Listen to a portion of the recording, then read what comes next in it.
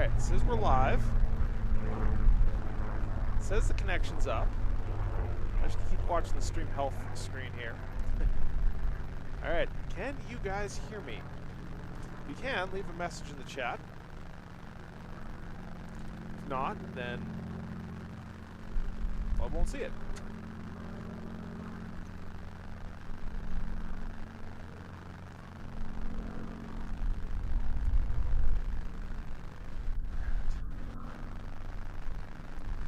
We have audio in. Perfect. Let me know if the stream is at all choppy at all. We're kind of running a slightly lower bitrate than I normally like to run, but should be alright. Should be alright. We're also running a higher bandwidth protocol. Or higher quality protocol.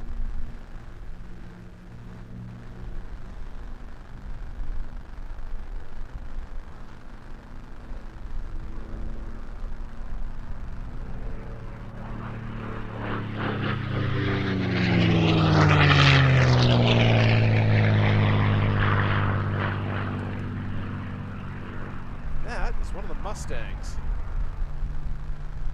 we've got a couple of these guys out here. Someone way up high. And that guy.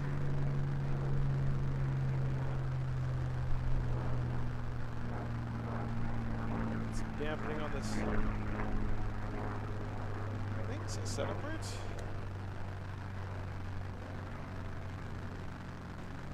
Yep. Audio has interference, eh?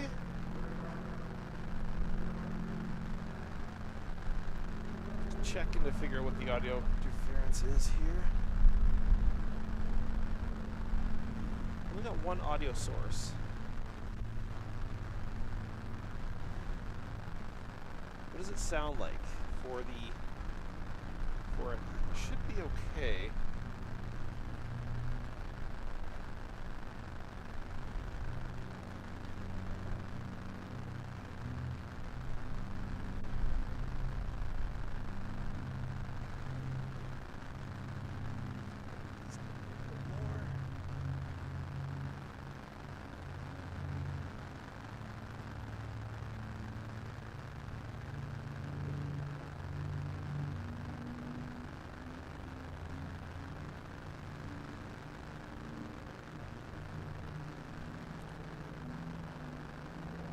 Someone flying around, I just don't know where they are.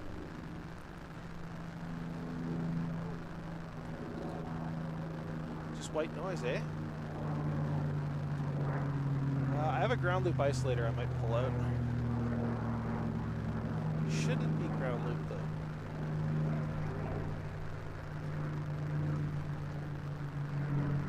Of course, the white noise might just be the airplanes running around in the background.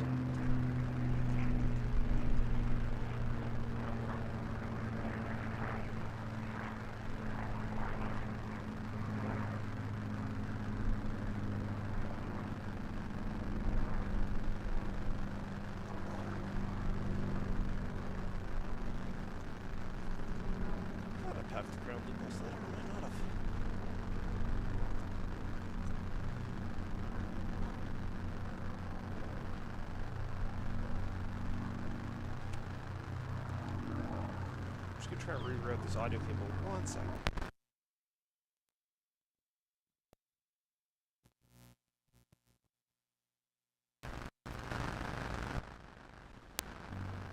See if that helps any.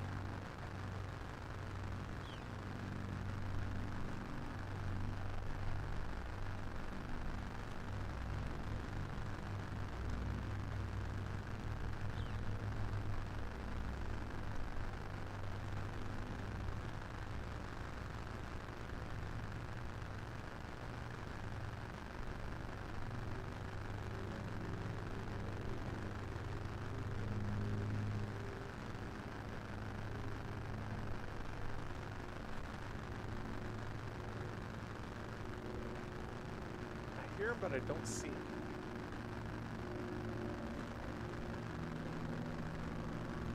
There he is.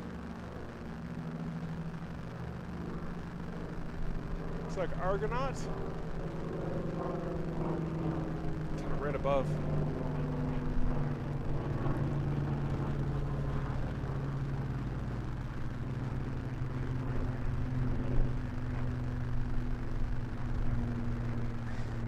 know, Noob Fisherman, why?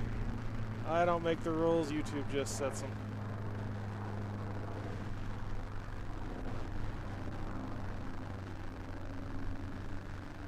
Let's see. You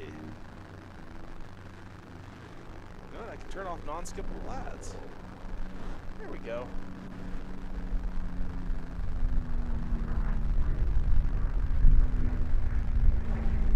I probably can, yeah.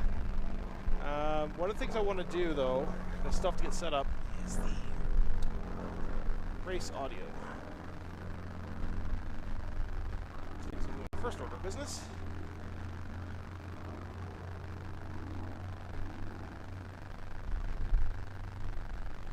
Know what's going on.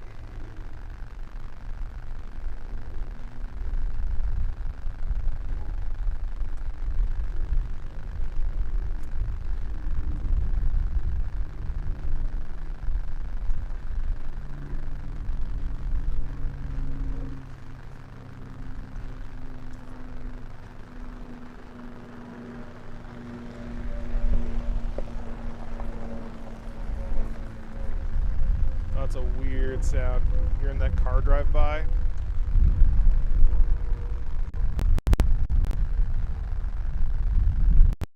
Alright.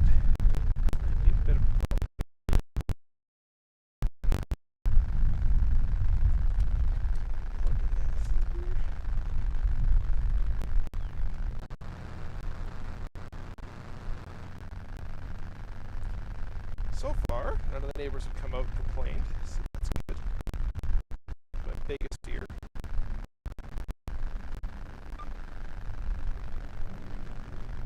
I understand.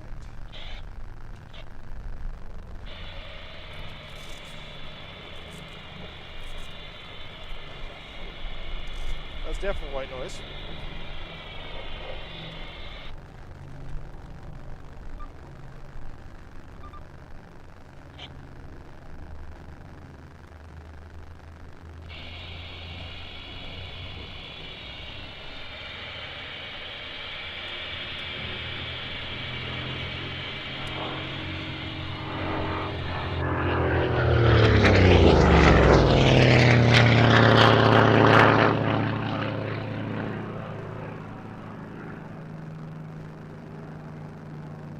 Might go with the long audio cable because this is going to get a little annoying.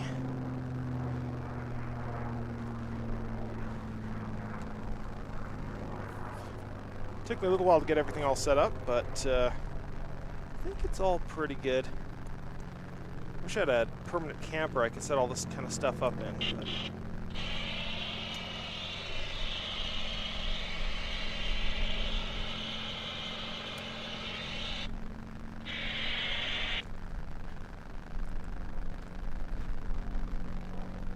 But this might need to be placed quite a bit further away. Just to not bother with the audio. And if I turn on one.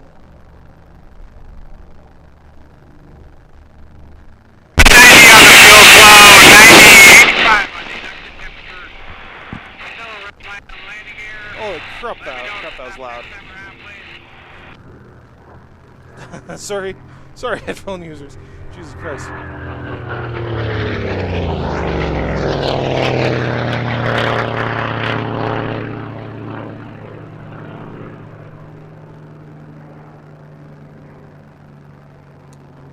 Cool.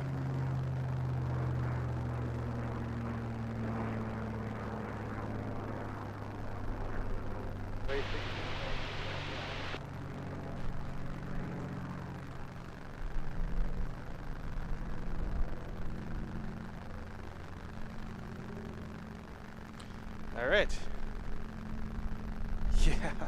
Yeah, I had my headphones on here, and God, that was loud.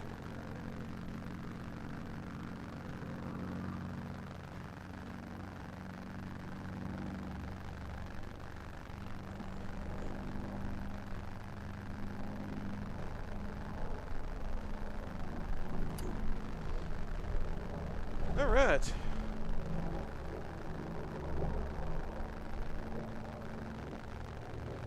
And I can pop on my phone, see how the stream audio quality is doing.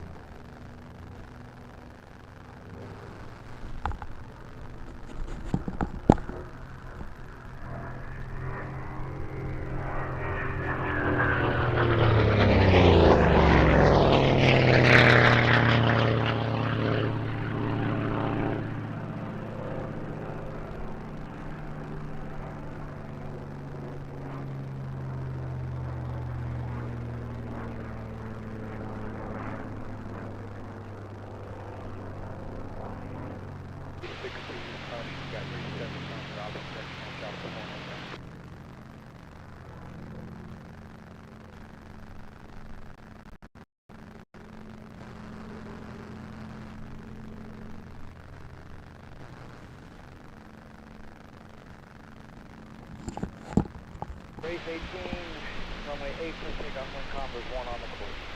Alright, so it sounds alright from my phone.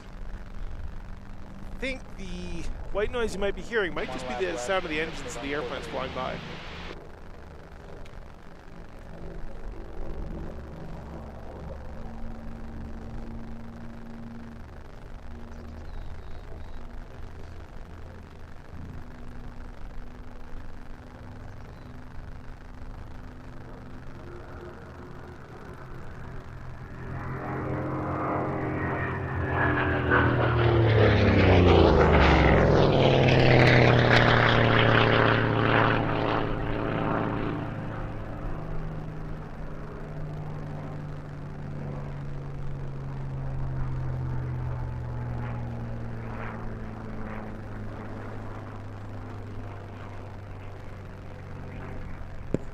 Alright, so today's mostly a shakeout day. I think I'm only going to have one camera running today, and I'm not going to have most of the overlays. Runway 8, wind calm.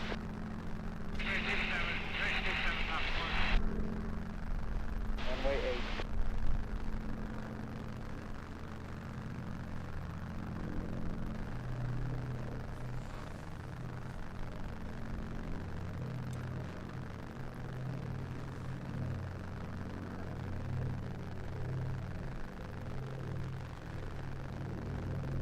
Yeah, there is one, well, there's pretty much always one plane idling somewhere up there in the sky. Things these mics are kind of sensitive, so if they're too loud or something, let me know and I'll adjust the audio level, balance a little bit different.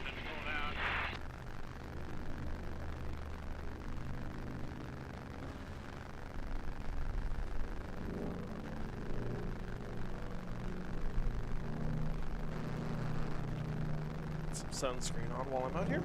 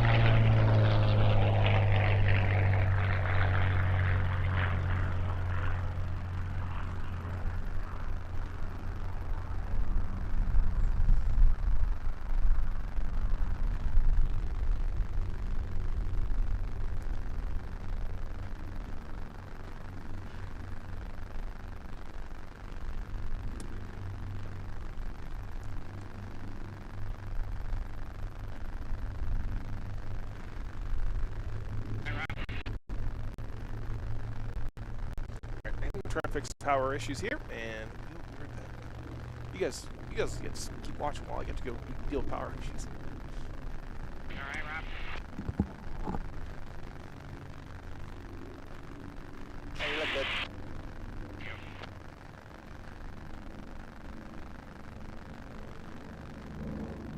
Race 18 is coming up on pylon 4.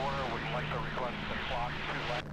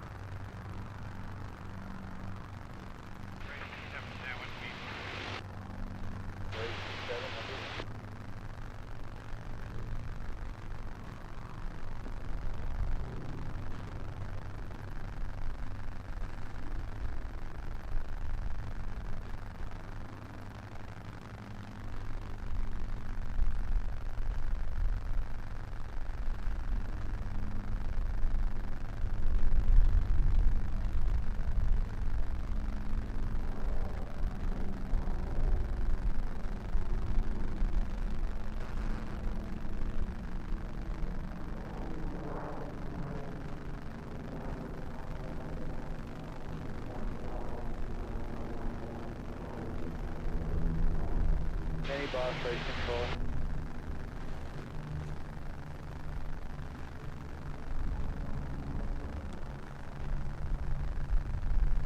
What's the other question? I wasn't able to hear it, but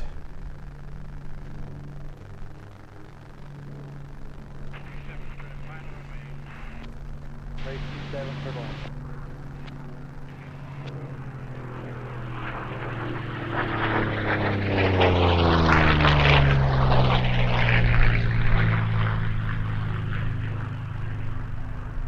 that's a Warhawk.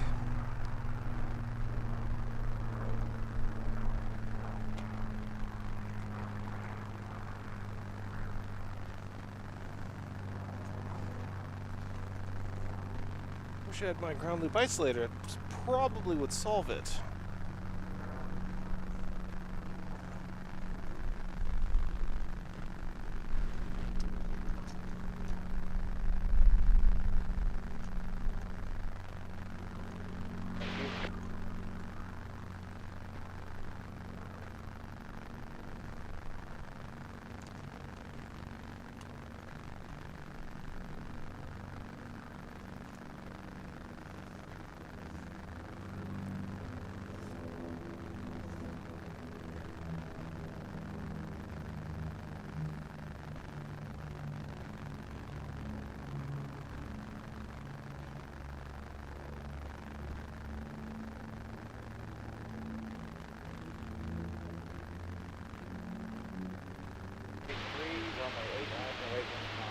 You're going direct to court.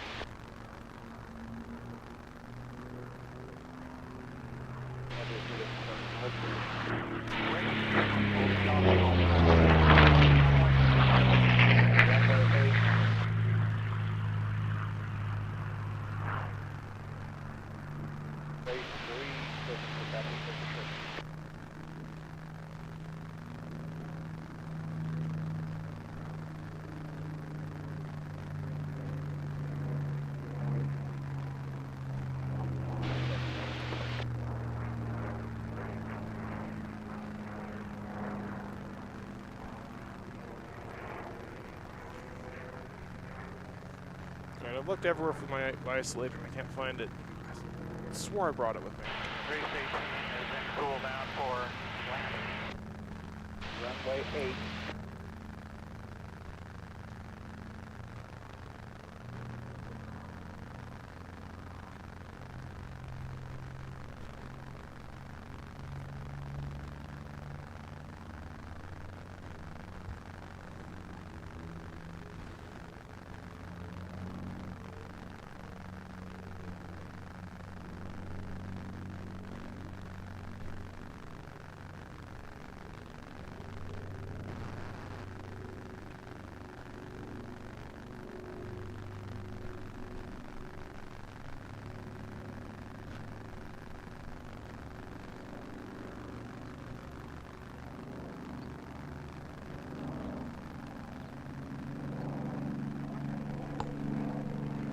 It's got to be between the audio interface and the actual video switcher.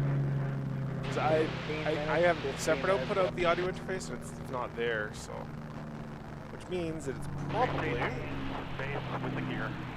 Race 18, turtle land. Turtle land, 18.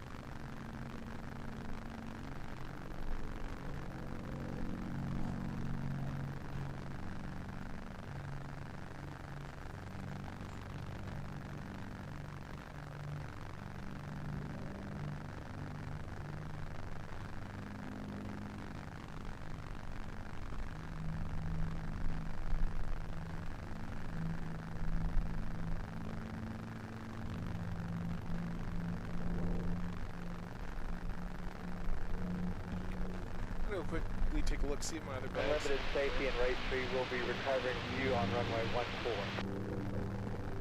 Race 3. Safety.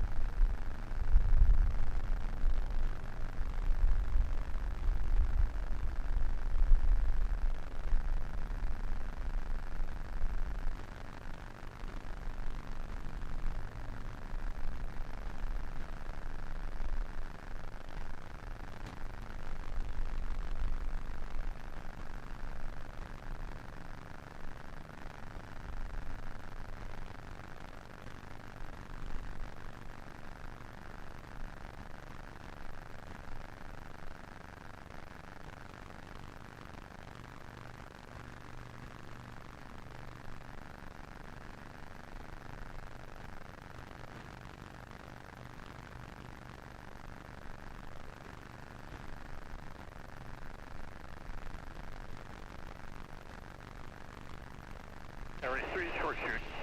33 clear on port.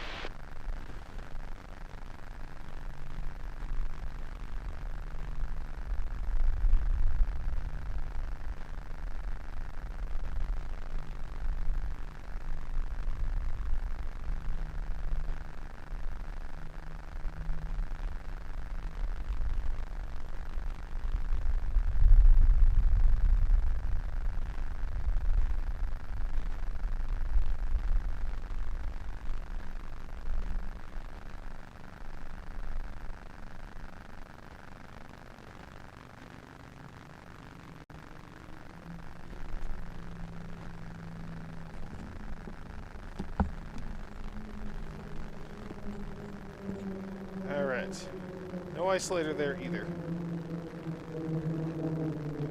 We might need to, a little bit later, actually switch over the EcoFlow onto gas power.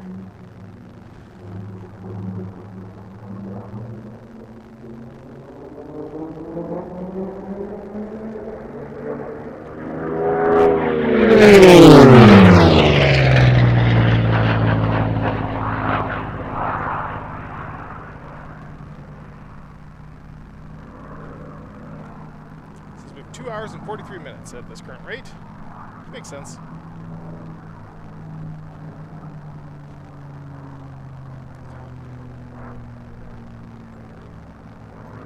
Try to move some audio cables around here too.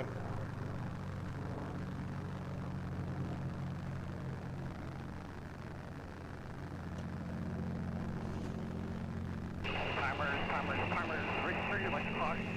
Next time around, 1 lap. Alright. Tell me if that's any better. Thank you very much.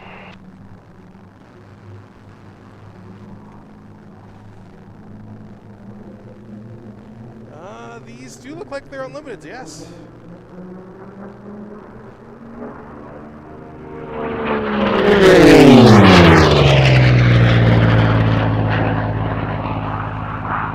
That's Bardall Special right there, doing its thing.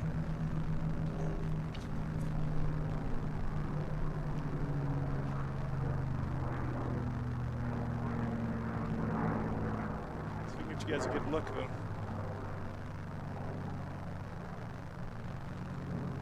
He is hard to keep tracking on, I'll be honest.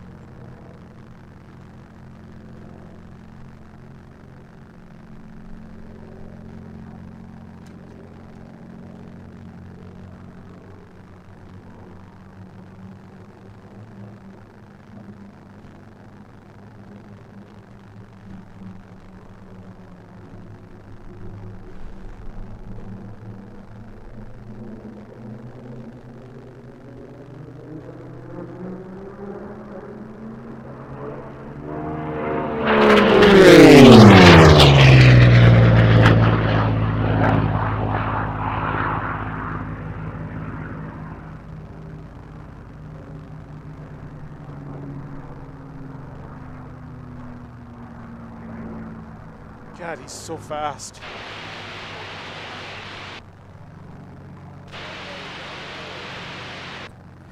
Yeah, and the planes are flying along, exactly. I've got some other audio cables here. I'm going to try and swap some stuff around here in a second.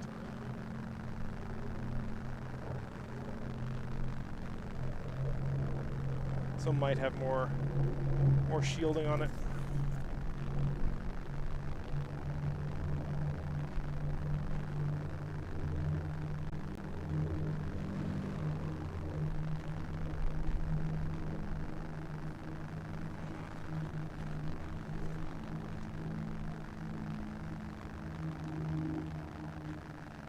Where did he go?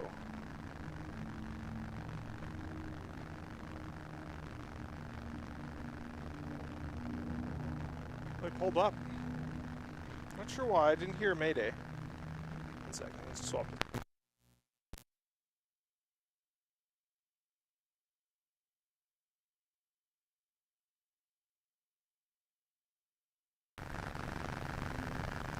Alright. Does that sound any better?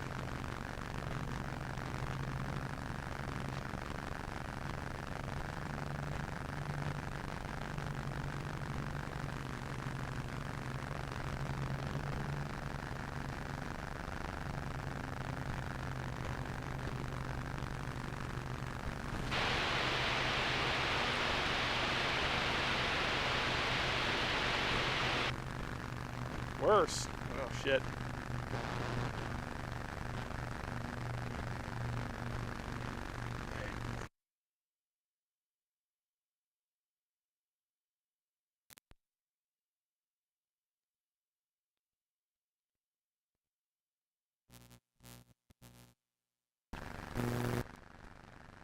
Alright, back to the original cable.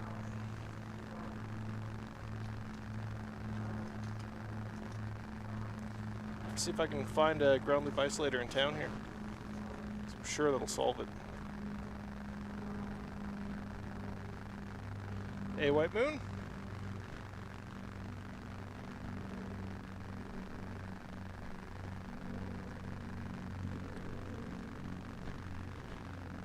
Smart, I'll just turned a couple laps up there. Don't know why.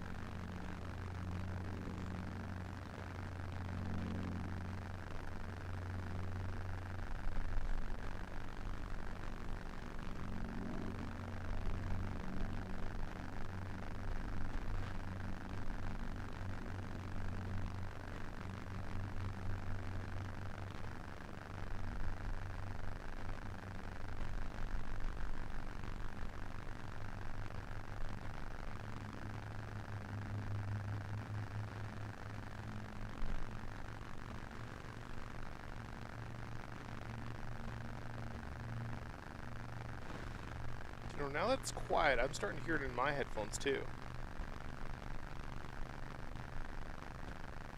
That might just be the power lines humming in the background here. These headphones are sensitive. Or these microphones anyways.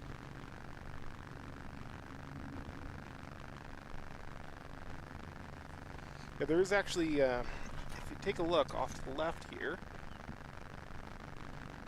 we are right next to a bunch of power lines. So it could be the whine off of those. These microphones are pretty sensitive, so. Not sure where Bardall is. He was up there in the sky earlier, ripping by, doing his thing. I might go see if I can kick the generator on so we're not doing so in an emergency right now, especially when there's not a lot going on. Because I do not have enough battery power. I don't have enough battery power to run all day. So the generator should be fairly quiet, and it is behind the car, so we'll see. We'll see. Be right back.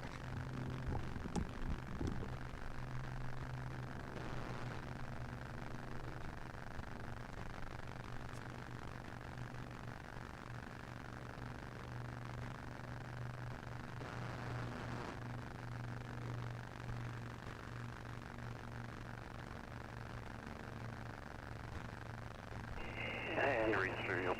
Exiting cool down for the left downwind, runway 14. Thank you very much. Safety's behind 3.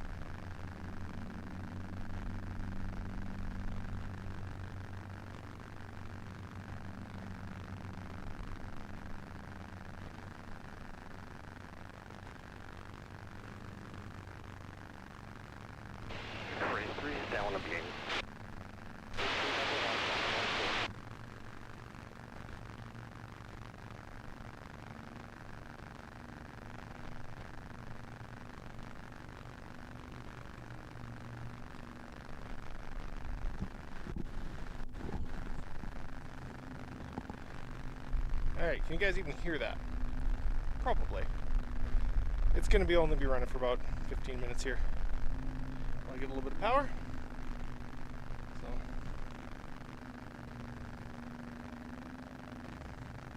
Looks like one of the neighbors might be stopping by. And race 3. Boost with the gear, 1-4. Charging 21 minutes. Roger, roll it in. 3.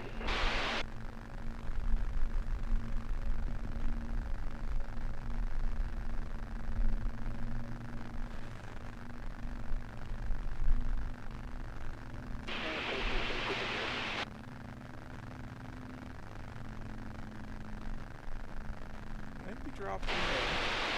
We got 2 guys on the course.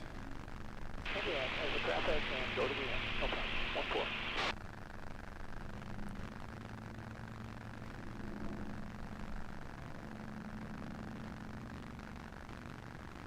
Hello.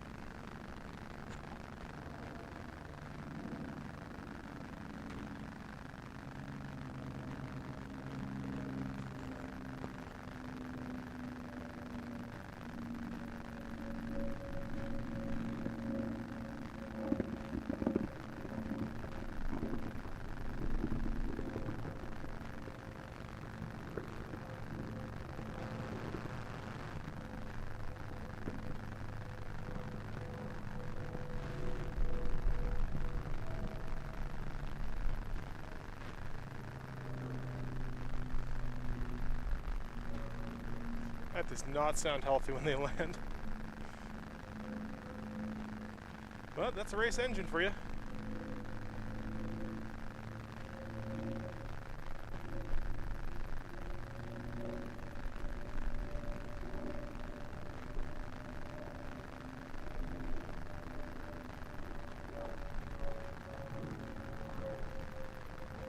See how much he's having to slip just to get it down.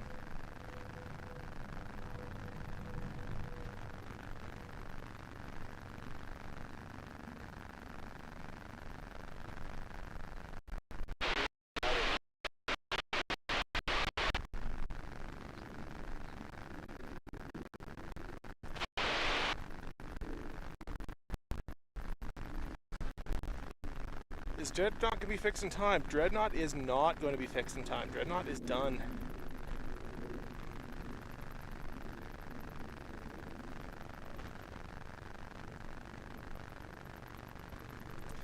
Yeah, so it might be that, it might be because the way I'm routing the audio goes through an audio interface and then into my thing, whatever you call it.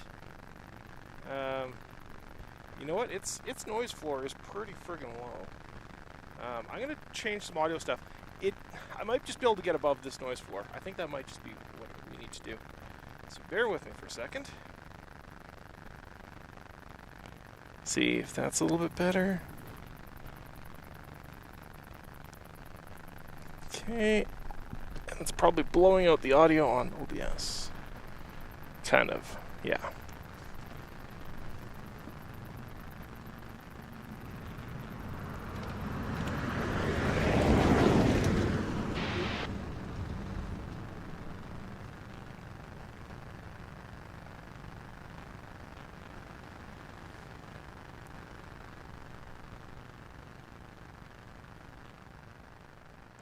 Put a 6 dB pad there. Alright, does that sound any better for you guys?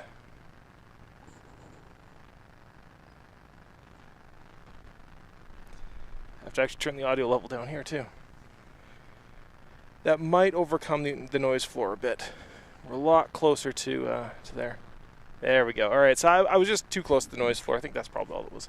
A little bit overexposed. That's probably true, because I probably have this set for recording mode. I do. We are one full stop overexposed. There we go. How's that? I know, getting things fixed in line.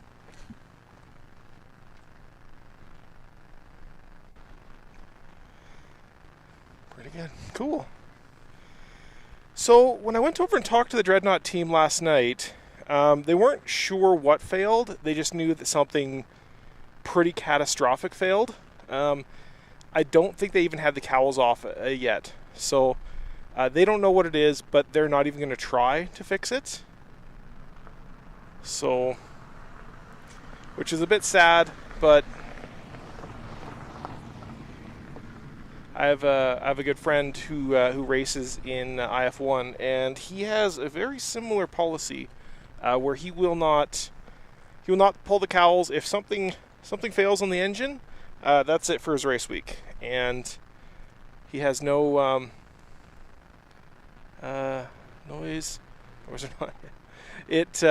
So he has a policy, personal policy, and I agree with him.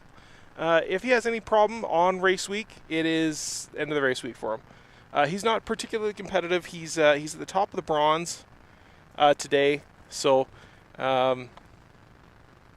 it's pretty much what his limitation is, and I agree with him. Obviously, with these big guys, some of them will try to fix certain things. Maybe they have an oil cooler fail or something. If they can get a spare part, and a lot of these guys travel with spare parts, then it might be worth fixing it. You'll oftentimes see these big warbirds sitting in museums for not museums, but flying museums, and it'll take them 6 months or a year or whatever to fix these things up. But they're kind of slow working on them. These guys here, there's like 8 guys who are ultra pros, and do a pit roam. Unfortunately, I can't do a pit roam because I'm not within the bounds of the actual area. So I'm way out on the backside of the Valley of Speed. But otherwise, I would. There's one guy. He's not live streaming this week, unfortunately, but he came up with this genius, absolutely genius golf cart situation, where what he does, he bought himself this golf cart, and he's totally converted this thing so that he's able to, it's got platforms on it, it's got camera mounts, tripods, everything. And what he does is he just drives around in this thing, so he doesn't have to walk anywhere. And obviously big events like Oshkosh and whatnot, it's an absolute nightmare to walk from one end to the other. So what he just does, he drives around in this thing, but he videos everything. And sometimes he'll do live streams, sometimes, so I was talking to him, he was like, well, I don't know if Starlink will work, because, the dish, we're constantly turning and stuff. I'm like, the dish doesn't need to turn. You just flat mount it. It's got a 110-degree view of the sky. You're good to go. The reason Starlink is even working for me is because, well, who saw the Starlink map from a couple days ago that they released, where they're showing coverage across all of North America, and Nevada had really good Starlink coverage. That's the only reason I'm able to even get this stream up, is because Nevada has better coverage than everywhere else in America, anyways.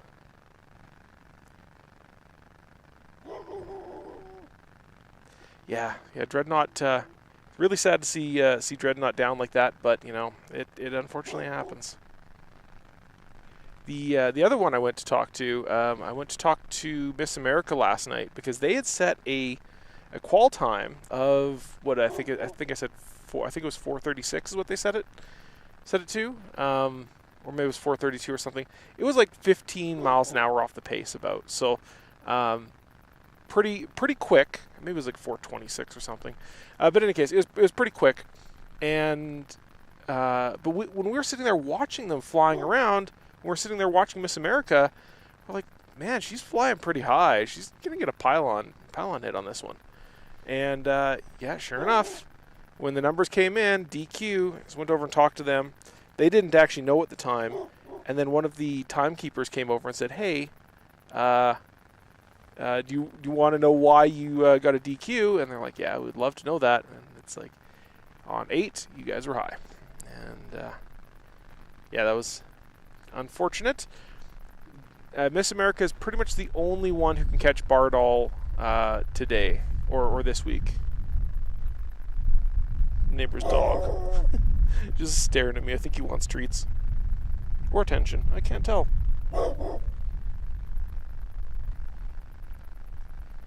Are you out by the buffer? I like to hang out. Races, and it's right near my house.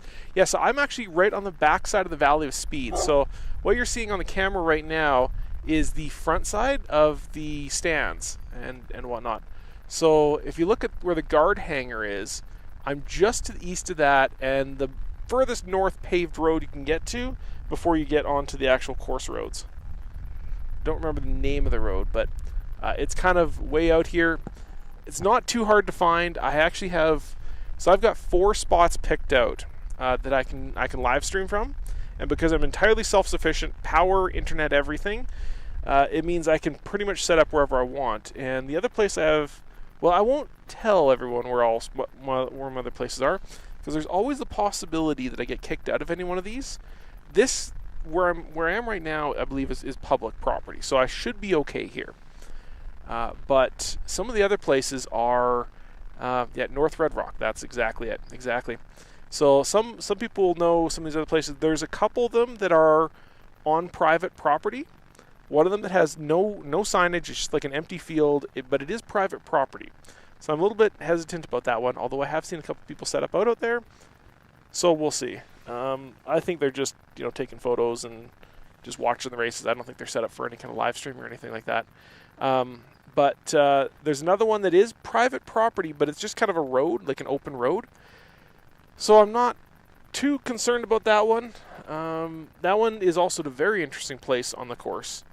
And then the very last one I have, and this one's, I'll tell you where this one is, because this is my last resort. If you find me streaming on the last resort, everything else has gone to absolute crap. And that's the top of Peavine. You can get some amazing shots up there, but it's so far away that all my lenses are going to basically be full bore in. So,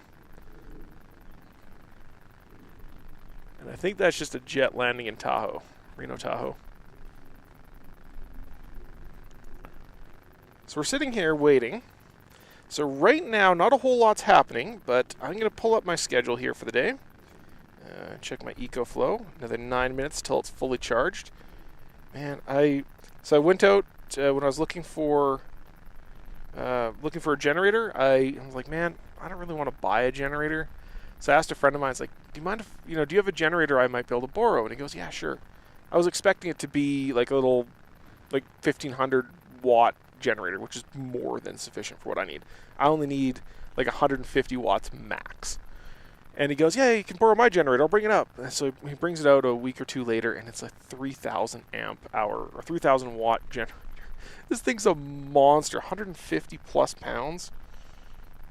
Good Lord. All right, so we are currently 10:36 in the morning, and so between 10:25 is the event start and 10:55 is the IF1 heat. So they might be lining up out there on the runway right now. I can't really tell.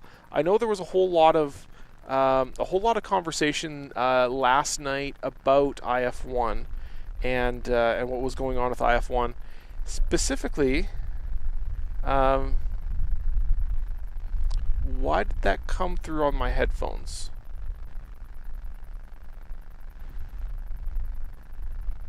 Weird.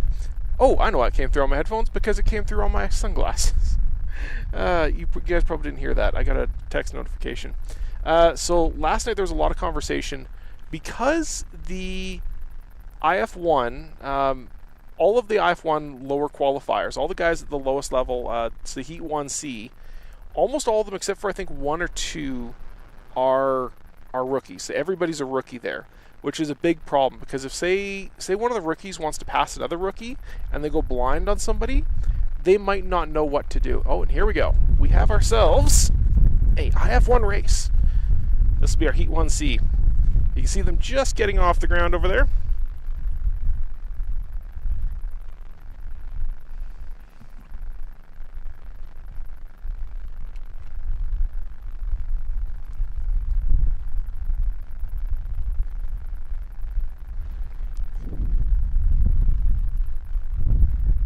Little tiny guys. Now we're getting wind noise.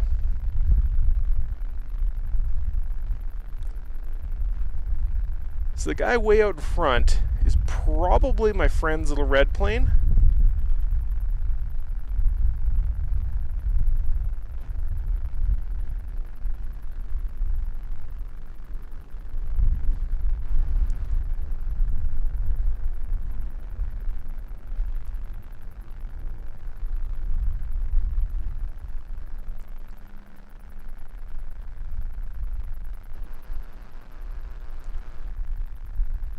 You can see how the guys at the back of the course there, the ones you can kind of see off to the right, so many of them right now are flying really, really high, and that's a sure sign of a rookie usually. They'll either fly way too low and get a pylon cut, or they'll fly really, really high because they're too scared to go close to the ground. And you see that guy out front, looks white. That might be Annie. Annie is an interesting little airplane, little orphan Annie.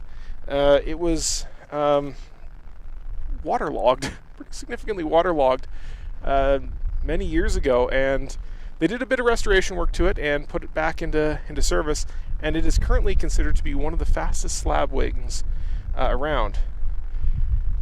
And you won't really notice it here with these Formula Ones, but the guys in the top class of Formula One, they don't have square wings, they'll have really elliptical wings. And those elliptical wings are significantly more, what's the word I'm looking for? Aerodynamic. a whole lot faster wings. These guys.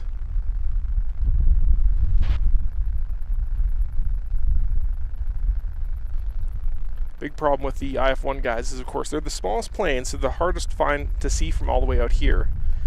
And they're about the furthest away from us because we're on the back side of the course. We're like a mile away.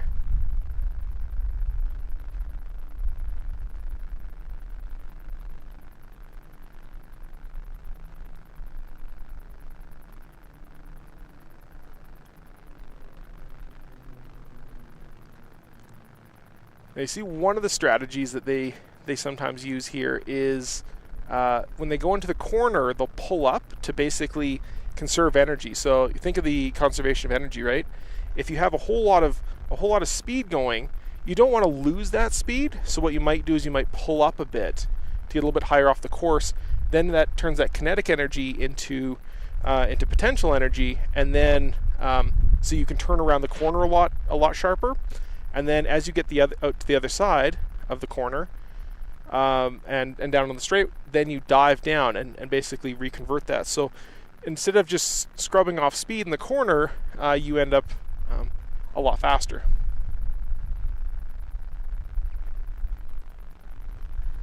Or at least a little bit faster.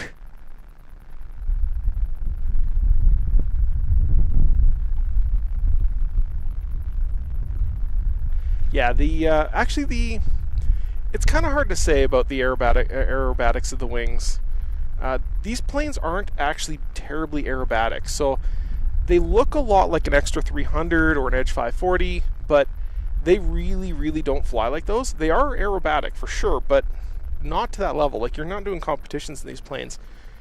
And most of that kind of comes down to them having really short bodies, but they got really, really tiny tails, which are designed to reduce drag. So Cassett's not a great performer.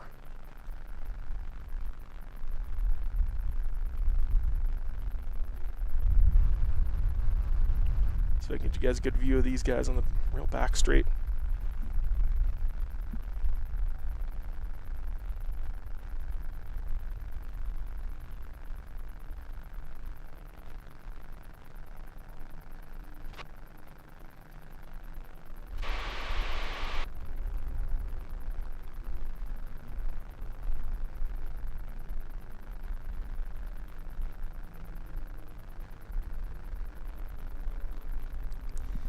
So back out here, we don't get a great view of Formula One, although T6 isn't too terribly bad. They do come out reasonably far this way, but the really fast guys are sport class and unlimiteds and jets.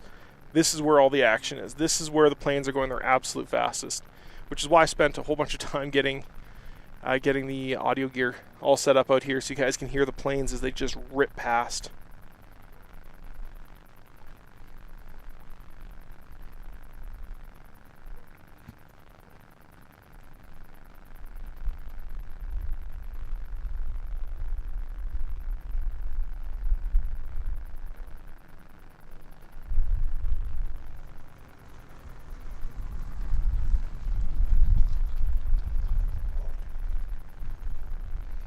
Neighborhood watch is coming by.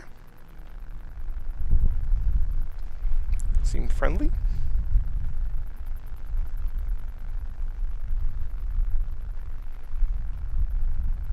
You know, if the neighborhood watch doesn't kick me out, I think we're good to go. So that might be my signal to start setting up a couple more cameras for you guys. Because I do have 2 more that I can get set up. And that means I'll be able to set up one of them with a really long lens, and then we'll be able to get some really, really cool shots. I lost track of the laps there, but I think we're around 6 or 7. So this could be the last lap. And what you'll see right after the end of the last lap is if we look, you can see kind of just off to the center of the screen there, what you'll see is the home pylon. And as the last plane flies past, or the first plane flies past that pylon, everybody else is going to pull up, and they're going to just pull up and just kind of rocket into the sky. And if you got lapped, that's it. That's you're down a lap.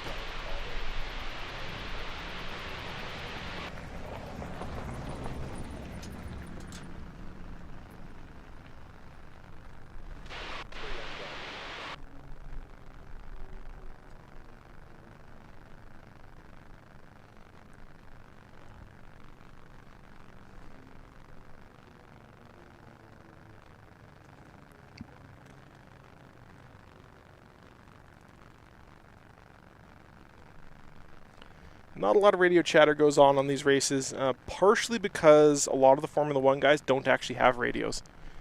Not all of them. Most of them are really getting them. I only know of one plane that didn't have it a couple years ago, and they're not required to have them. They're supposed to just follow the procedure, but that always makes me very nervous.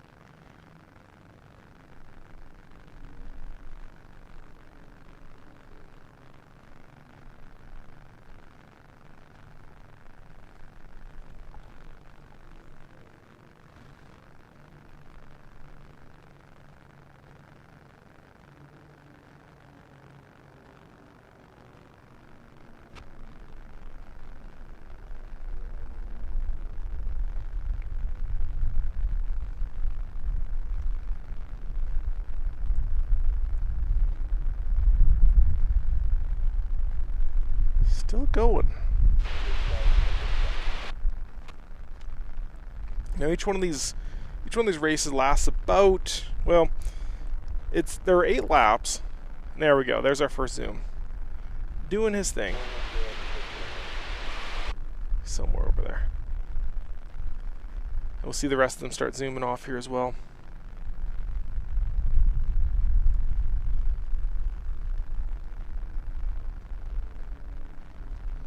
So next up on the course, let me pull up my schedule here. Next up on the course is actually Stoll.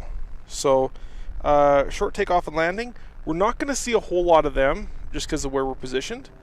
However, I'm going to go set up one of my other cameras, which has a slightly longer focal length on it, and we'll see if we can get that. So I'm gonna just keep this camera pointed over here, so you guys can see what's up. And I'm gonna go quickly get up that other camera. Should be fairly fast.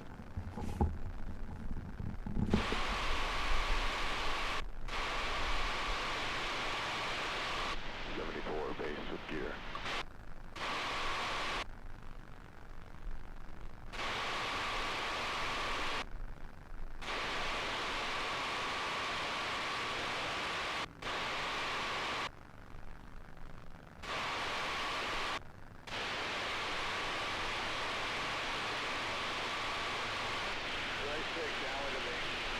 Race 9 base gear.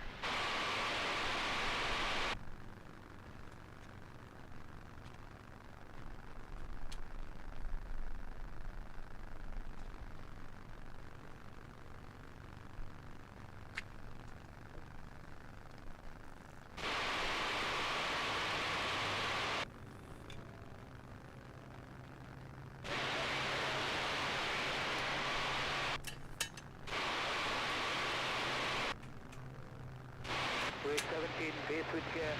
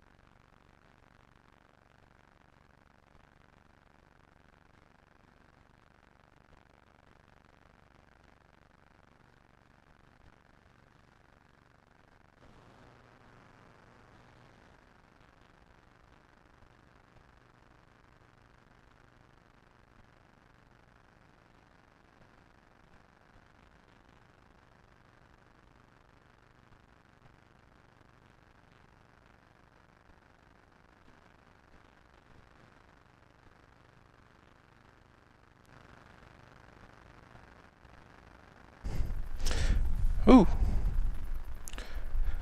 All right. Sorry about that. The one of the cards decided it wanted to be temperamental.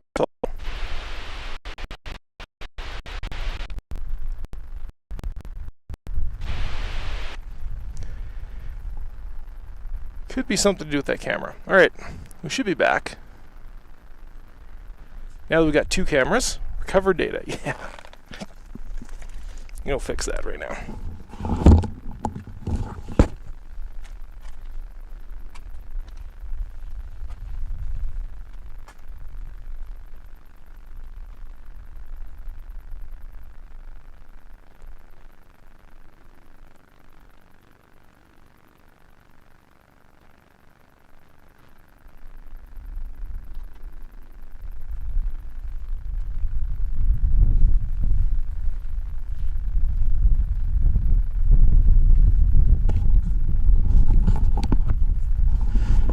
Alright, now we got 2 cameras running.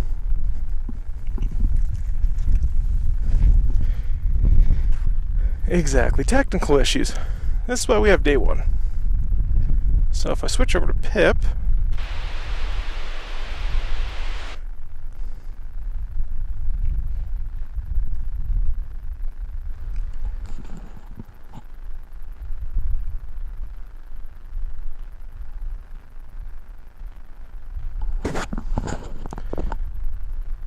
alright. Now you guys should be able to see both angles if you want. Which means we should be able to see stall drags fairly well. Reasonably well. Remember, we're like 2 miles away from here. I kept pressing enter. Yeah.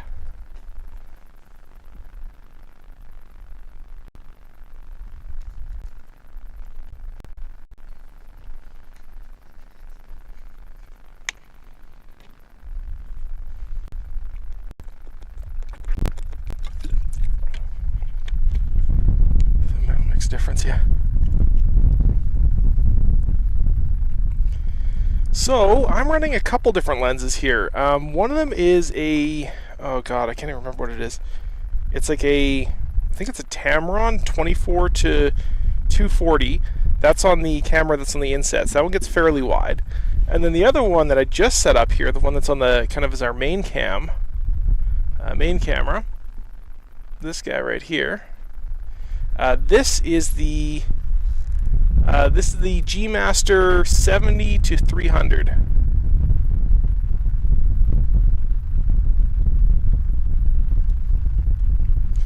As you can see, it's very, very sensitive.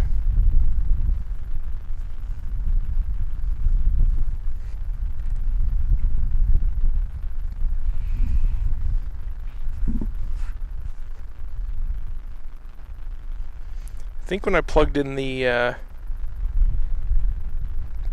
USB cable there, one of the things I never really realized until recently about USB-C bricks is the ones that have multiple USB-C outputs that do power delivery. If one of them, if a new device gets plugged in, all the rest of them have to renegotiate, so everything gets shut off. So if you have a device like my Zoom that doesn't have a backup battery in it, temporary backup battery, it basically shuts off. So, but I think we're all right for now. I can get this canopy moved around so I get a little bit cooler.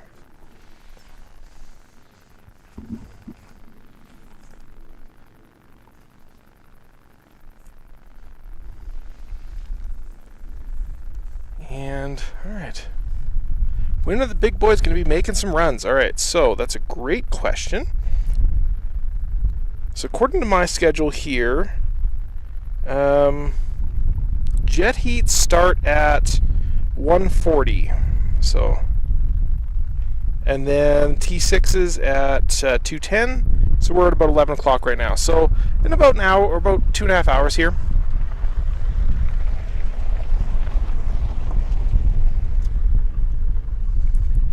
Then we'll also have the Sport Heat at 2:40 and T6 at 3:30. I do have some software that I can turn on that should let me display all this stuff on screen, but I haven't fully tested it. So you guys get to be my guinea pigs right now.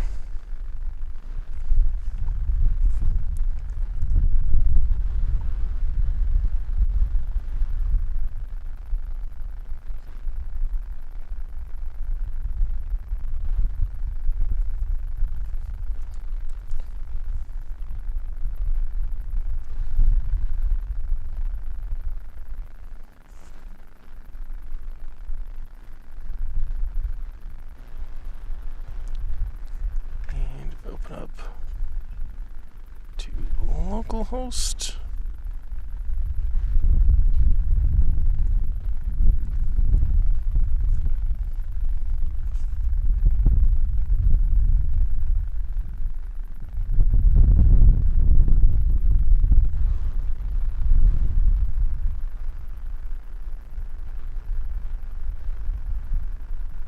There we go.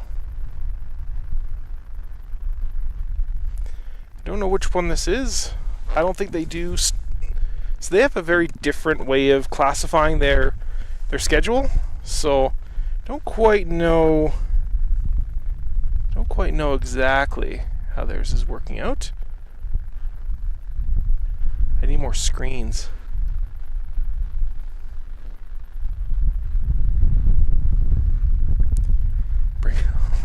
Unlimiteds, yeah. So, alright, stole drag. I'm going to load these in tomorrow morning, so it's much easier to just display them on screen. Heat 1. So, we'll call that one Heat 1. Hide. And then show. Hey, it works. So, Unlimiteds. Legacy Flight Practice, Unlimited Legacy. It looks like the only Unlimiteds we're going to see today are going to be at about 3:30. But that looks like a demo. Legacy Flight Practice. We're going to see a bunch of jets and a bunch of sports as well. So Sport, Heat 1D. So that's going to be a short, and I think they're going to be on the T6 course if it's a D, which is their medallion. P-51s roar by. I know, right? So we saw Bardol's special earlier today. We also saw Jeff Lavelle, although I didn't have the cameras running quite yet then.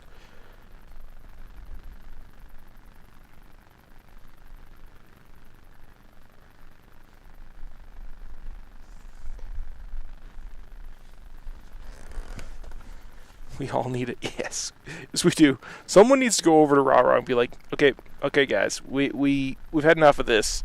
We need you guys to put some Unlimiteds on the course. Like right now, or we're all gonna get very mad at you. Wonder what it'll do. Probably nothing. Probably ask you for money. That's what they'll probably do.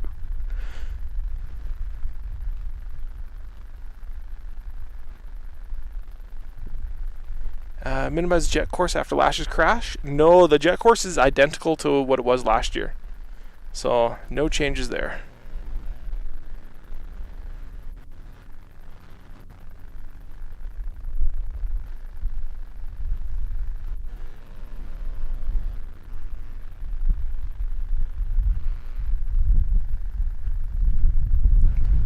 Alright, so let's load this in.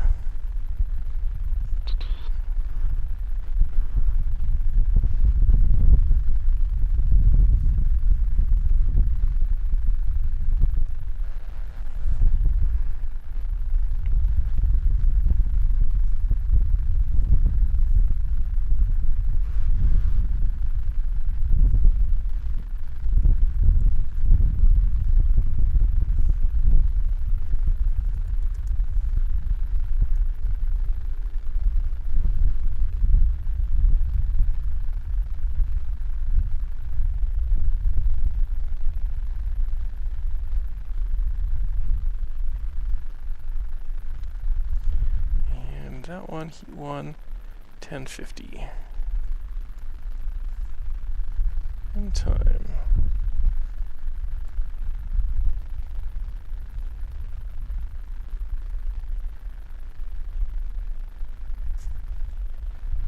they're going for a long one.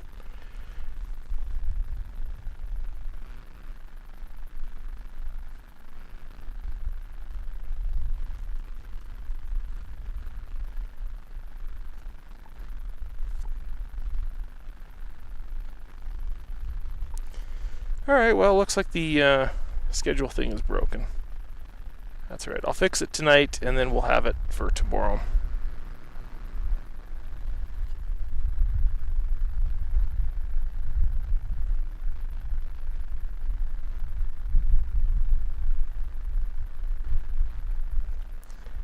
I need to put in racers here, too.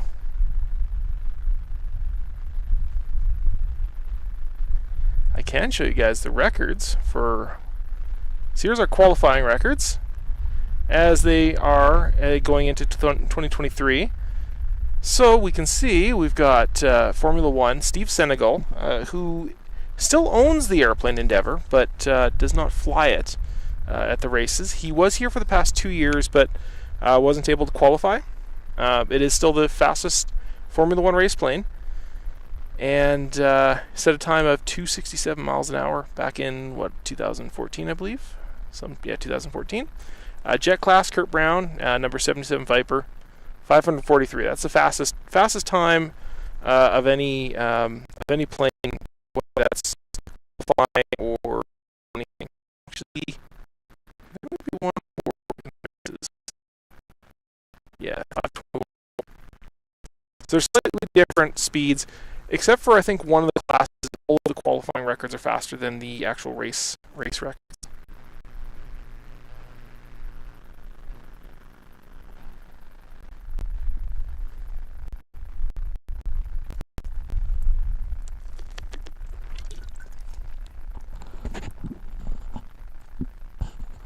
Need to stay hydrated. It's hot out here.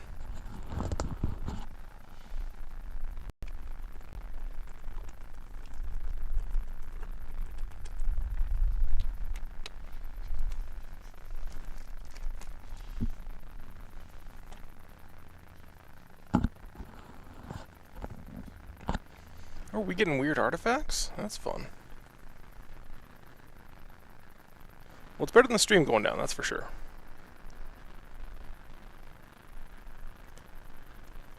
Race records, very similar.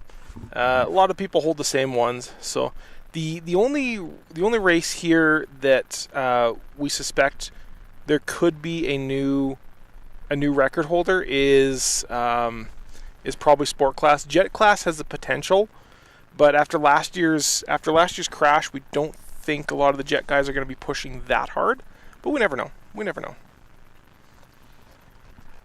And Formula One, but without Endeavour, Limitless and I think Afraid Not are kind of the only two front runners that could potentially get a record. But they're just not. They've been doing a lot of work. Those guys have been doing a lot of work. And of course T6, there's always a new record up for grabs. Those planes are always identical. We don't think that there's much of a hope for Unlimited though.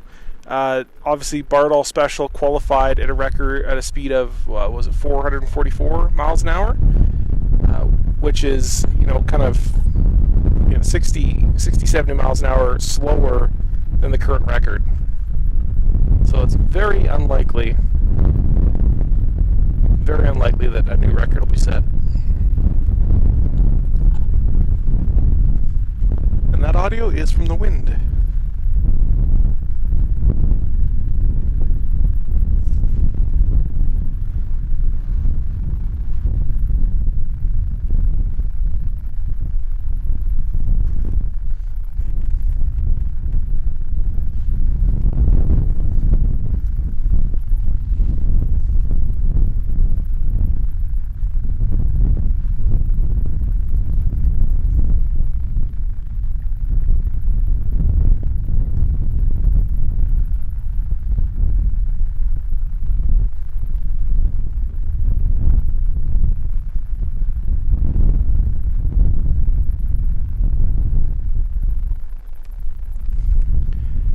Course length without moving the pylons after 2003. Yep. That's very true. That's very true. They did change the course length in 2003. So what Dick is mentioning there is, and I have a couple little videos that I've put together about this stuff. I don't have them set up in the streaming software right now. That's actually my plan for tonight, is to get that finished up. I want to make sure the rest of the streaming was working here today. Kind of a guinea pig setup. So yeah, what happened is, the way they used to measure the course length is it was just kind of a point to point. So if you can imagine all the pylons arranged in kind of a circle, they would just measure between each specific pylon. Well, a plane can't fly that actual distance. That's not realistic. So what they would do is they'd be flying outside of that, and they'd be flying around the edge of the course. And that meant they were flying a much longer distance. So because the way they were measuring time was based on how fast you can go around the course, how fast you could actually get around there in time, they would just basically take that time, the distance between each of the pylons, and distance over time gets you, your miles an hour. And that would show them flying a lot slower. What they did is they changed it in 2003 to an idealized course, and that was quite a bit later that they changed that. So that idealized course now, it's more accurately representative of their actual speed. So the speeds are more accurate now, but that does also mean that there was speeds from before 2003 that should be marked as significantly faster, but they never were. So that's kind of what's going on there. I've kind of always been tempted to go back and change some of those, although a bunch of the courses have changed in actual distances since then. So going back and correcting some of those. I have a friend of mine, I think, who did and found that, I believe it was, what was it? I think it was IF1. I think it was Steve Senegal.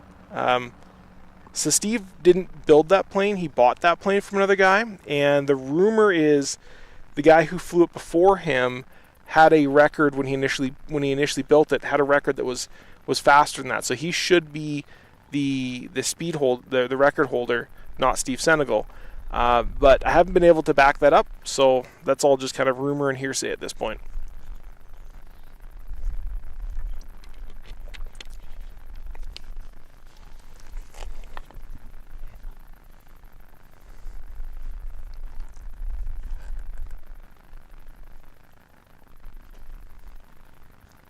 And you can see those stall drags going over there.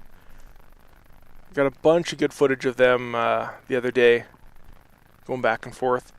We can see the stands out there too. They're starting to get a little bit filled up. Yesterday they were, at this time of day, they were completely empty, but they're getting filled up now.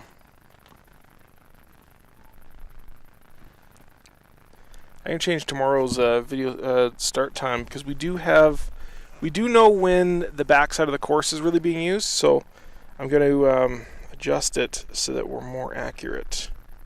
So I'm not sitting out here for like 4 hours waiting for planes to fly by.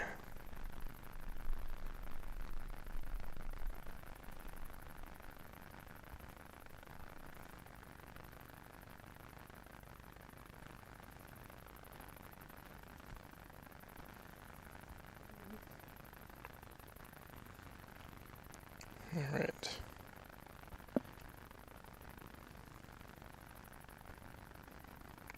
It's the full schedule here.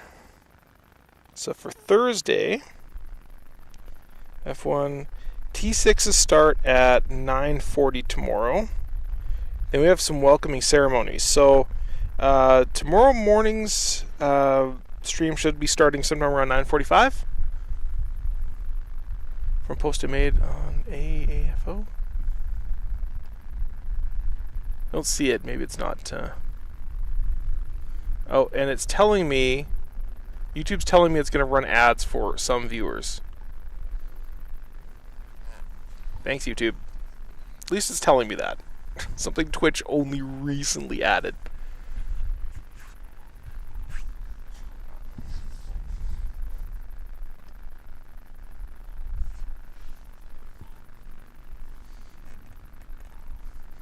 Used to have sunscreen this day.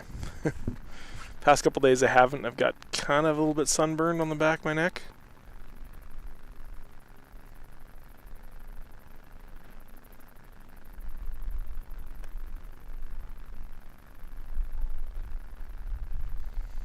I'm driving Friday, arriving around 10:30. Do I think parking will be an issue? Yes, parking is definitely going to be an issue this year. Little secret that a bunch of us used to know is if you drove. So when you're driving in, there was a convenience store. I think like a Sinclair's or something. And if you drove, and if you took a left turn there. So when you're driving down, I think it's like Stead Avenue, it normally kind of curves off to the right. Instead, if you took a left-hand turn and went down another street and then another left-hand turn shortly afterwards, just kind of following as far left as you possibly can, there's kind of a big beige building. There was a road that would bring you right to the back side of the pits. And if you bought a pit pass, like a GA and pit pass, like a little, this year it's blue, but if you bought the blue band, what you could do is effectively just park along the road there and then just walk right in. And it was really quick and easy and convenient.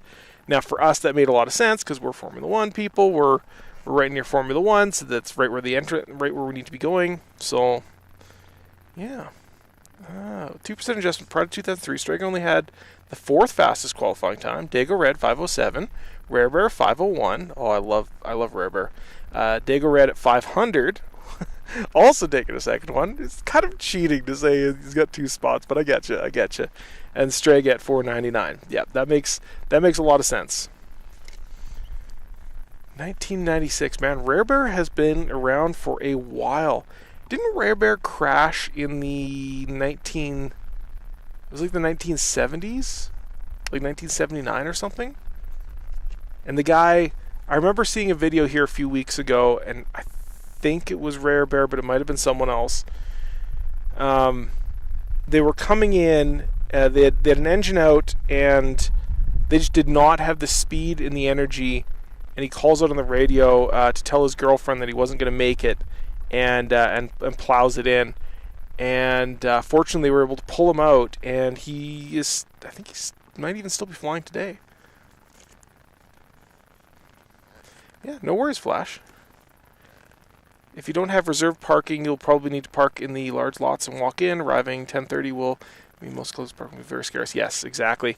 Yeah, if you don't have reserved parking, it's almost better to just say, you know what, I'm just gonna take the shuttle in. So a lot of the hotels have shuttles. I know Silver Legacy and the whole row had shuttles for the past few years. I've never really looked into it. I've always had to drive out, so.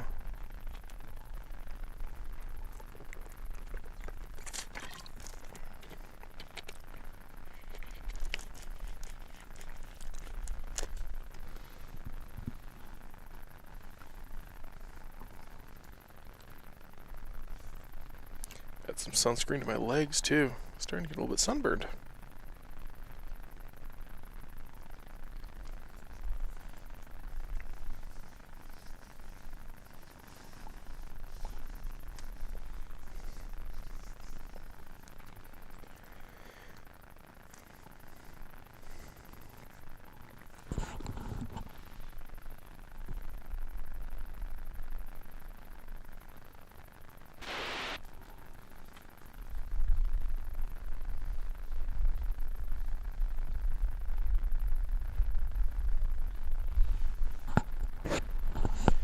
Another thing to watch out for too is that a lot of prices here at Reno have gone up. So I posted something on the Reno Air Race fan group here a couple days ago about the pit passes, which have all gone up by like 50%, something like that.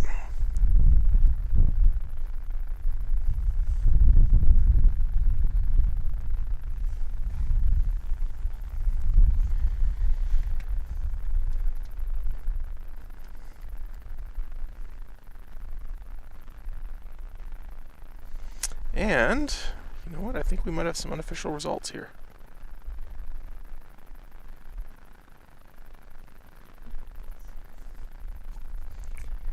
we do have some unofficial results. So, my friend Scott Holmes did a 178.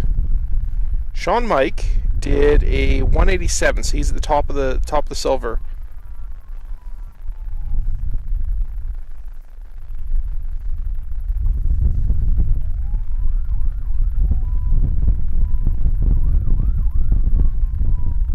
Someone playing around with their sirens, that's for sure. Push in Annie. Push is a he's got the fastest, as I mentioned, the fastest slab wing out there, and he's a rookie this year. His first time here flying in Reno. Did a 174, so his plane can do better. So it's just a matter of getting him up to speed.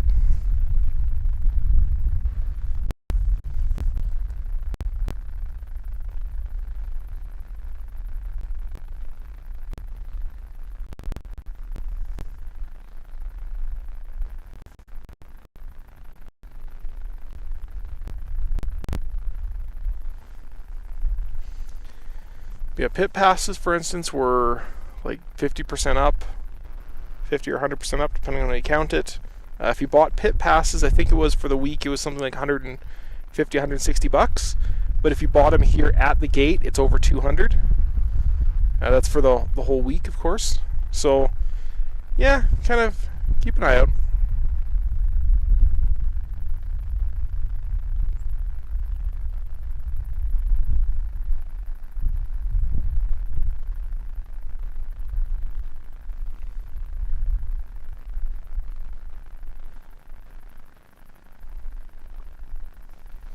We're just far enough away from race director that we're not getting much of anything out here.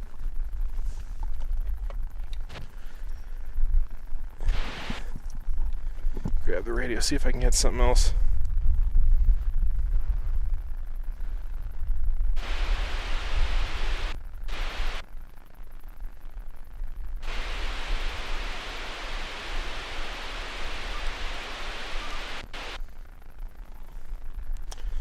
Yeah, nothing on the race frequency.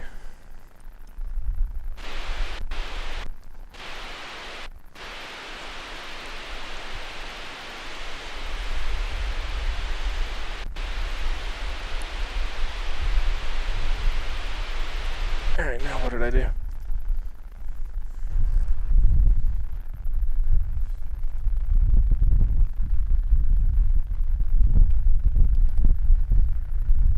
Has idled yeah, it really has. It's just been sitting there. I've noticed that it started the blade started spinning back when Formula 1 started. Yeah, no worries. I'm here to answer any kind of questions you guys might have too. So I spent enough time around the around here. I don't know all the details about everything, but I know enough of the details from just talking to enough people that starting to get starting to get a little bit silly. All right, let's see if I can maybe adjust the squelch. You know, the squelch is all the way at maximum.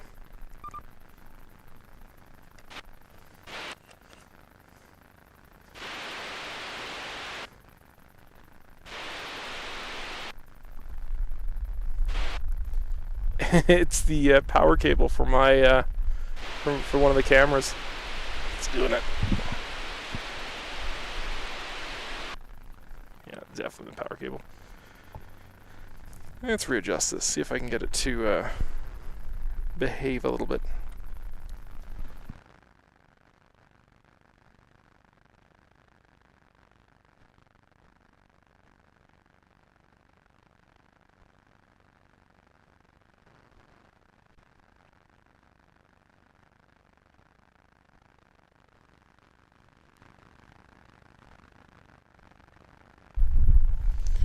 Alright, that's a little bit better.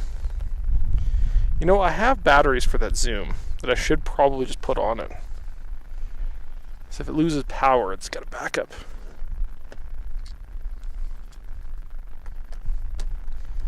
There we go, done. Turn on to record mode.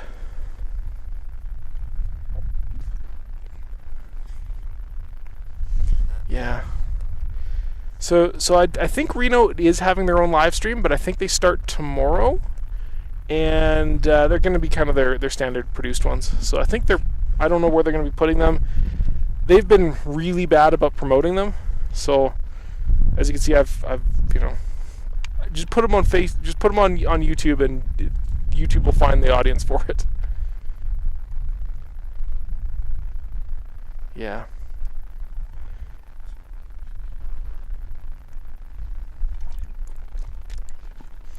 Yeah, exactly. There's I'm gonna try and keep especially when the planes are flying by, I'll keep the commentary a little bit minimum, but.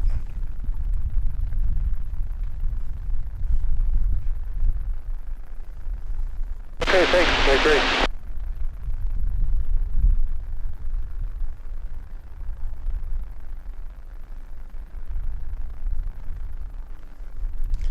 Helicopter might be taking off now.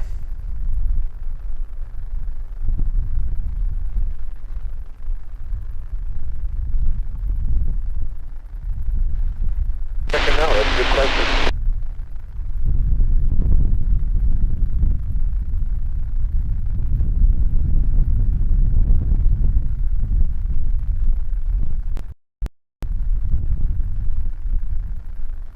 I don't think we need to worry about them. They're sold.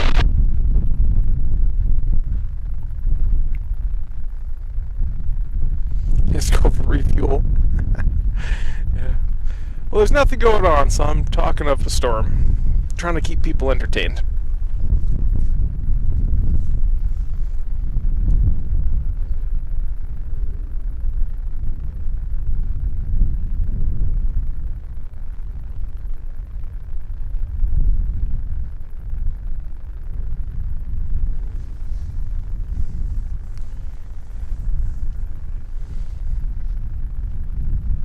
Still don't see much going on for.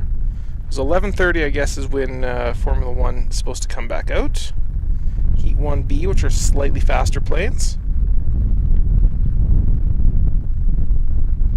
At 12:30 in about an hour is when we're going to have two more.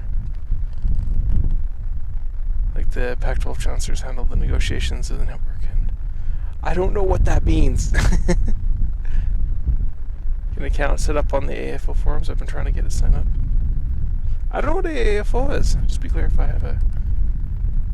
Yeah, if you have a reserved spot, you shouldn't have any issues. I don't know how they handle reserved parking because I've never parked over there, but I do know that they do have a different setup for reserved parking. I'm sure if you have a reserved spot that. I don't know if it's a reserved spot or just a reserved lot. If it's a reserved lot, then you'll park wherever in the lot. But yeah, I'm sure it'll say on the ticket. But yeah, if you have a reserved parking pass, you should be good.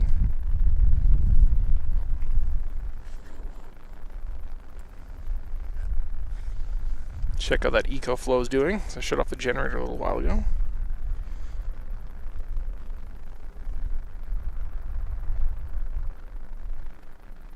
Getting 90 watts of solar. Formula starter, ground race control. And I'm only using about 113 watts to do the whole live stream. So I currently, at current rate... Yeah, we're going to get a vehicle across at Alpha 2. Is that okay? Currently have 8 hours and 34 minutes of streaming time remaining. Typical time to get there from Reno. Traffic flow is going to be horrible this year. Get here early. So if there's something you want to see, make sure you've left Reno at least an hour and a half to 2 hours before. Yep, we're running Starlink out here. I'm quite surprised actually that the stream is as stable as it is. Partially that's because I switched from RTMP to SRT, and that has apparently made all the difference. If you do see it drop off and start playing one of my videos, that's because the connection will drop. So it actually has an automatic detection in there where if the connection goes out, I'm able to switch over to another one, and the stream Stream shouldn't drop. The stream should stay healthy. You'll just get weird video instead. I'm also able to stream from my cell phone, although the connection is nowhere near as good as it is on the Starlink. So.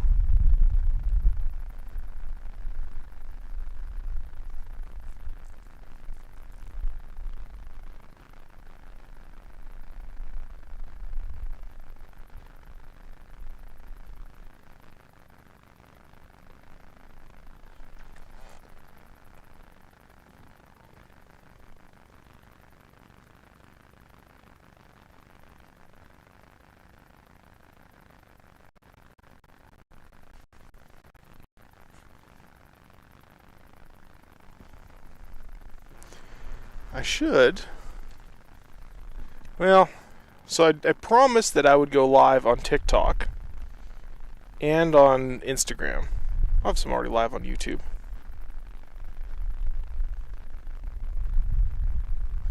I think I might wait for that for a little bit later. I'll just go on off my cell phone for that. Maintenance building there. Great spot to watch. 200 feet from the pylon. Yeah, no kidding, eh?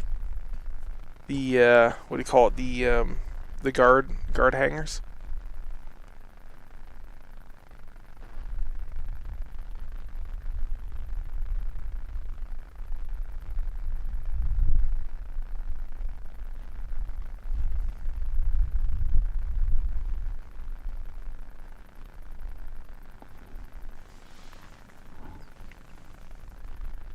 It's so weird hearing the audio from my stereo microphones in my headset, because whenever I hear a car driving by, I'm like, oh, is a car coming up behind me? But no, it's just from the stereo headset.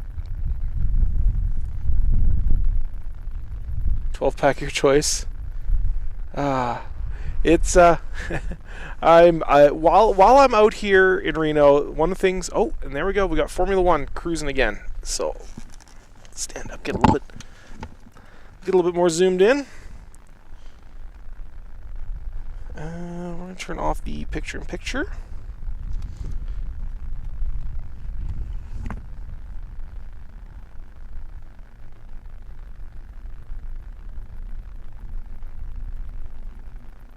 So these are the medium speed guys.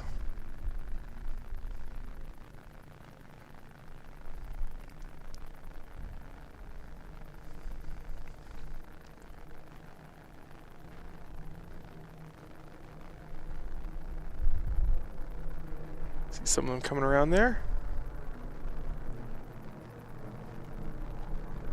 Gorgeous. I don't know how much you guys can see on there, 'cause it's kind of hard with this this scope. Might zoom out just a tiny bit here.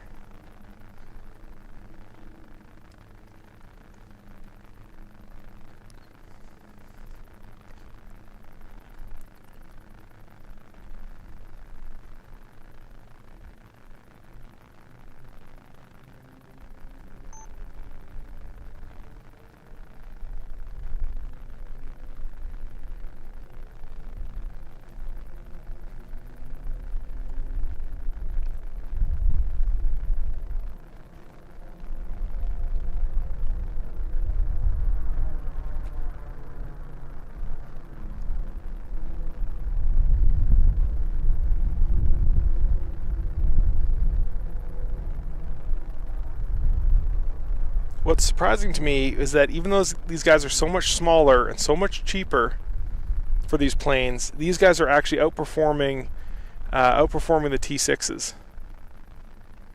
Yet they have a much smaller course. It's because the T6s don't handle all that well.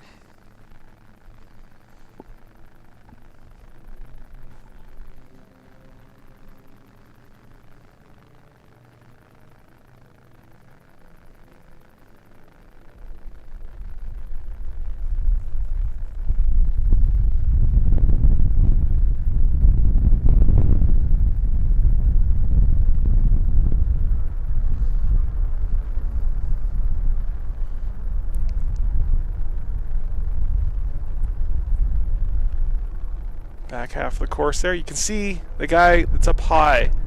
His wing there is a very different shape from the slab wing guys. They have a specific requirement of size for each of their wings, and those wings happen to be the same square footage as a what do you call it? A sheet of plywood. So 2 sheets of plywood stuck together, that's what your wing size has to be for the Formula Ones. Now some of them make them fairly shapely and longer, which makes them much faster.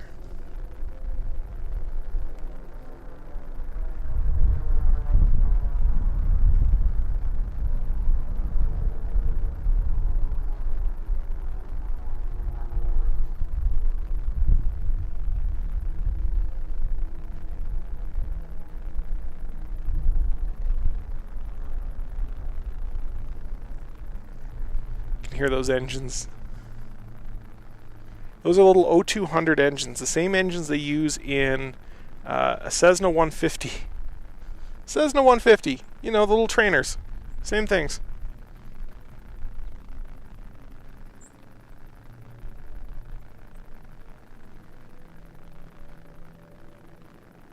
Yeah, these guys are doing 200 plus miles an hour.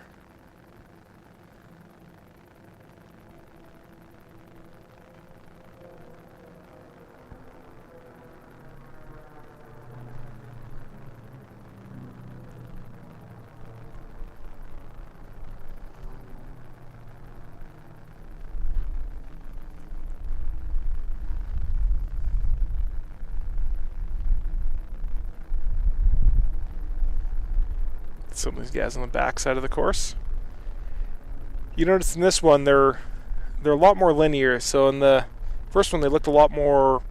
They were all over the place. These guys, most of these guys aren't rookies. So most of these guys know what they're doing, and they know how to make the racing line work well for them.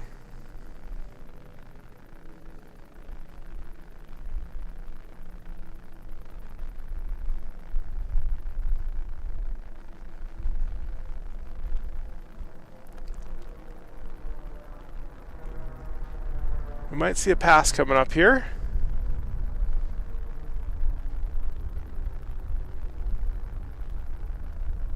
Two planes going super high.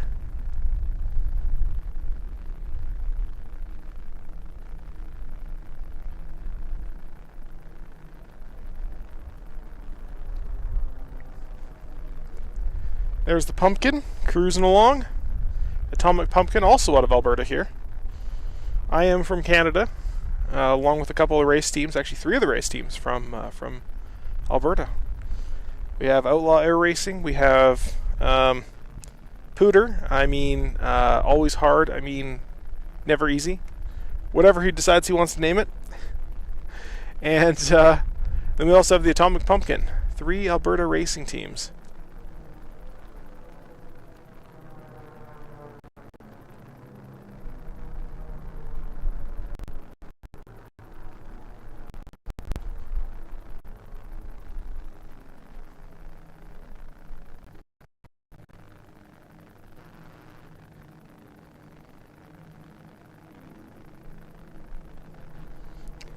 There's Pumpkin just lapping somebody. That's Blair Hamilton. She's out of Calgary. So, Alberta, but, you know, slightly far away.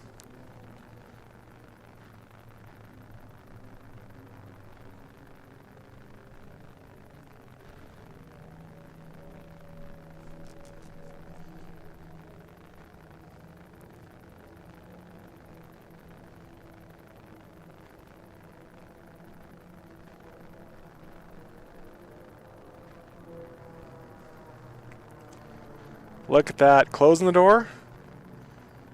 No, he went and widened out. White flag, recovery runway 8, wind 1003.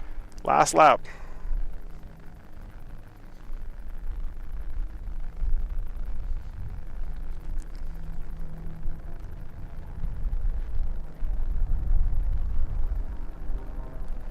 Who is that that's trying to... You can see them right there, right above that pylon right now. They're just slightly faster than the guy in front of them, but they're having the hardest time because when they're racing, they're not allowed to pass on the inside. They have to pass on the outside. And if they don't have just enough speed, they can't make that pass. And look at this. You can see he's just faster. He's not going to be able to catch him. Not going to happen this time.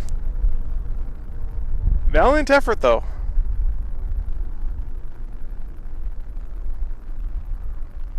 Checkered flag, runway 8, wind 060 at 4. There we go. Checkered flag. You can see them all zooming off there.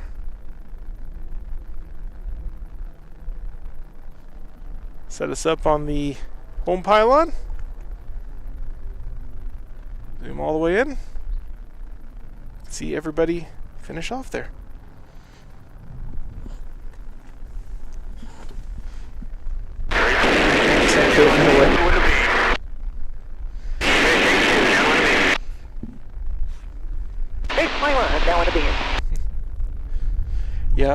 Yeah, exactly. So even though they're running the same O200 engines, they are running them much faster. So they're not what's a Cessna 150. They maybe somewhere around 2,700 RPM maximum. That's what mine is. That's kind of the standard, 2,600 RPM. These guys will be running 3,500 to 4,000 RPM. Helo's finally out of fuel. Right, 52, base of gear. Base 21, base with gear. Down to beam.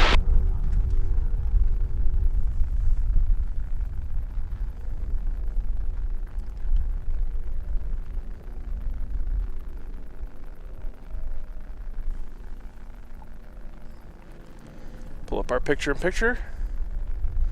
Yeah, 4,000 RPM. Yeah, it's quick. It's a lot of RPMs.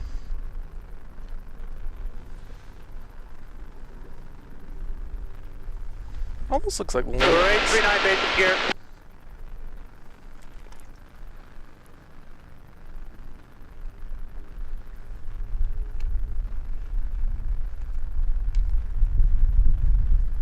Base 48, down the beam.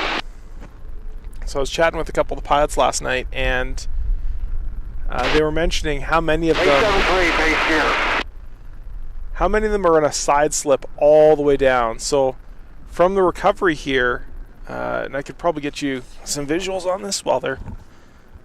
Base 37 base gear.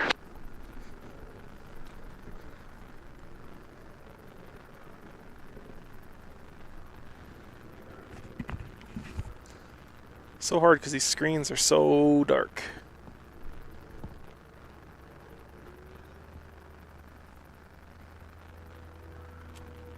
Base 48, base with gear.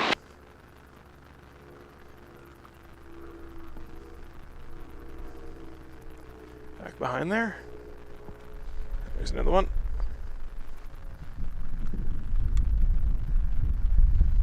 Also behind there. Base 26, base with gear.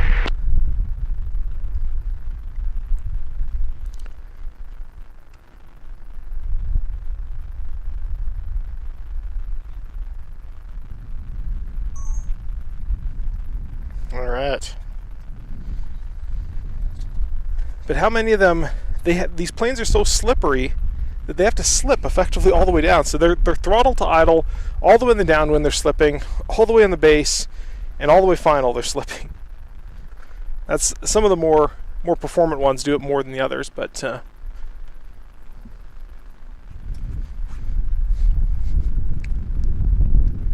don't want to waste too much recording time because I've only got limited recording time, so I don't want to record nothing going on.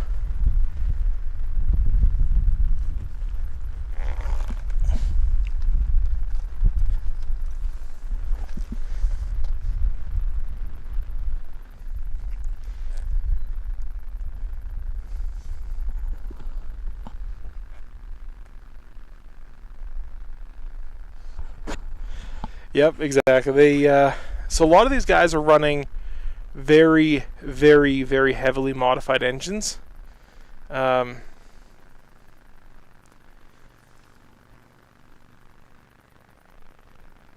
Is there going to be any... You know, this little heart icon is very annoying. Any racing after this year? Yes. There should be.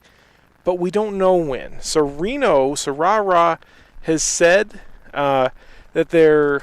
You know, they have a few different places that are interested, but they don't really know where.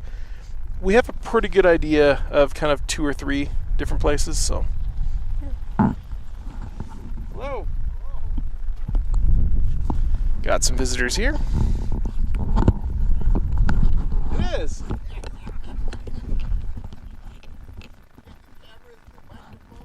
Oh yeah, we actually got almost 100 people watching right now. So. Yeah, online. Yep. That's why the Starlink's running. So we got everybody's watching, having fun. Not a whole lot to see right now because it's just Stoll Drags and IF1, which are, you know, a mile and a half that way. But later when the Unlimiteds go by, this is going to be the place to be.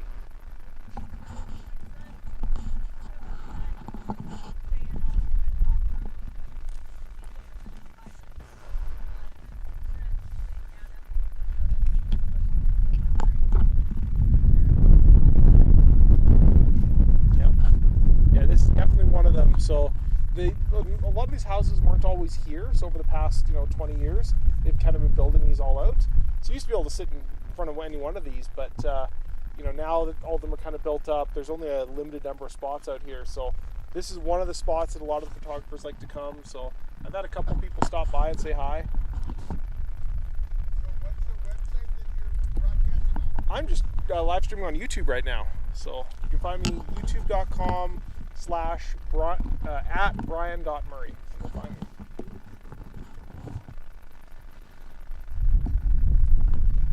I got someone who just mentioned he's watching from Germany. So.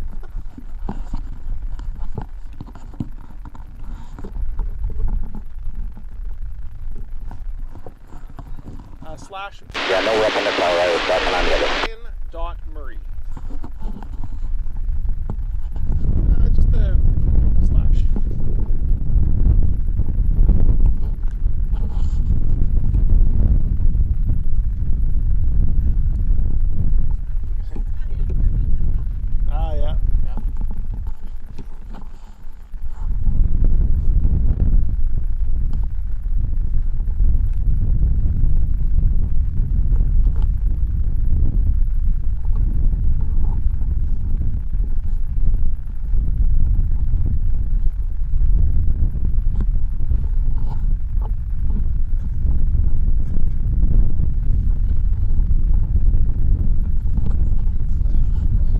Yeah. Brian.Murray, or you can just search on YouTube for Brian Murray and you'll find me.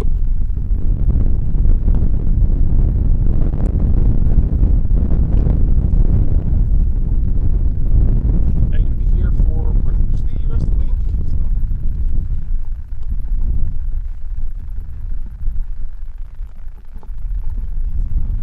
That's the one.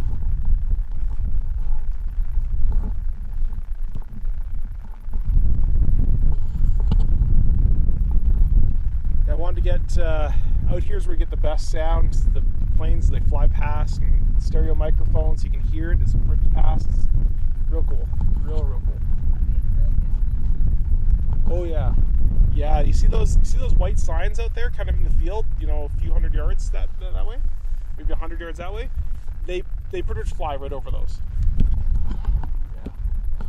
And they're doing, 400 or 500 miles. Well, I guess the jet's 500 miles an hour, the Unlimited's 400. So this is the valley that they come back in. Exactly, yeah. This is what they call the valley of speed. Yep. Yep. Yeah, I've had. I usually do grandstand stuff as well. I've been doing media stuff for the past 2 or 3 years. I didn't get a press pass this year, so I'm out here getting a completely different angle.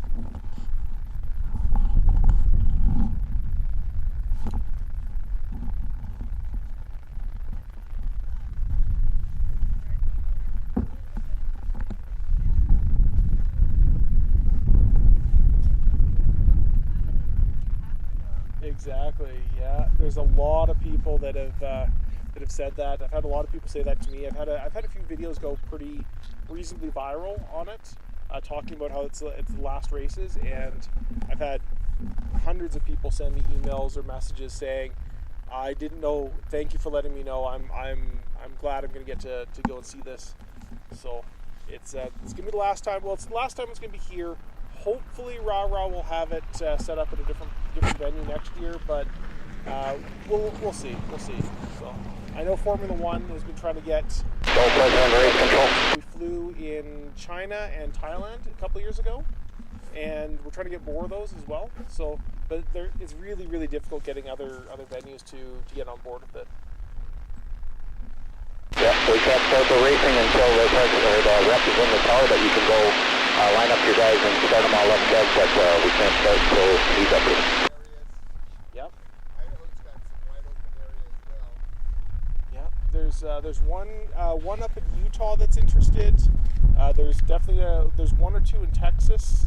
There's a couple others as well. So lots of options. I'm from Alberta, from Canada, way up north. Ooh, I think 2013 was the first year I came. So I've been for about 10 years. Sorry, say again? Now, I wasn't here for every single one of those years, so this is probably about my 5th or 6th time out. Yeah, I see him head this way. There was a period of time in there where I was starting a company, and it was just, it took all my time, so I couldn't come down.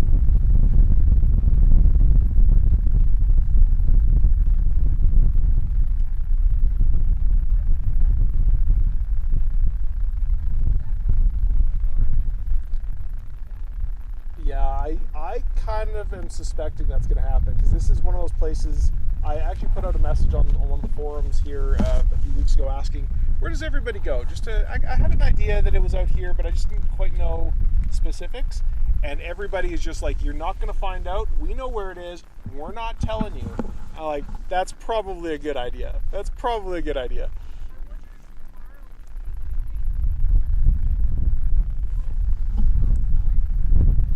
Yeah, exactly. I think tomorrow is probably a good day as well. I'm going to try and be out here early tomorrow and all the other days as well, so I can get a prime spot with all the cameras set up. But yeah, it's going to be it's probably going to be a bit chaotic. Actually. No rep in the car yet. Stand by. Unfortunately, no, I don't have a tent. Unfortunately, I was actually tempted to. I would not kid about that. Winter vans, and then kind of throw a bed in back there and all that stuff, but I just kind of ran out of time.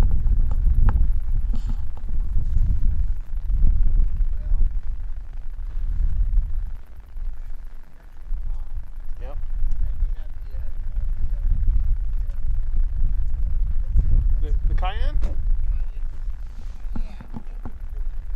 Yep. Well, it does have a trailer hitch, but yeah, it's a very small trailer it can pull. It's not exactly. Yep. Yep. I love this car too. Yeah. So you can go now.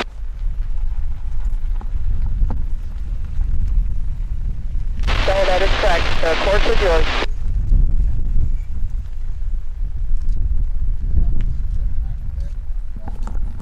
Ooh, very nice.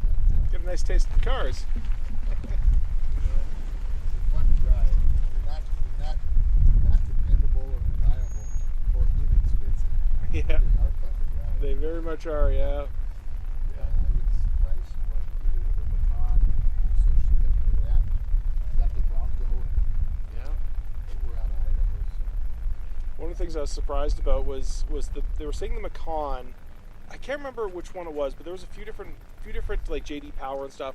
They were rating it like as reliable as like a Toyota. I was like, that doesn't make sense. But hey, this thing's been very reliable for me. So mind it, it's only 5 years old. So.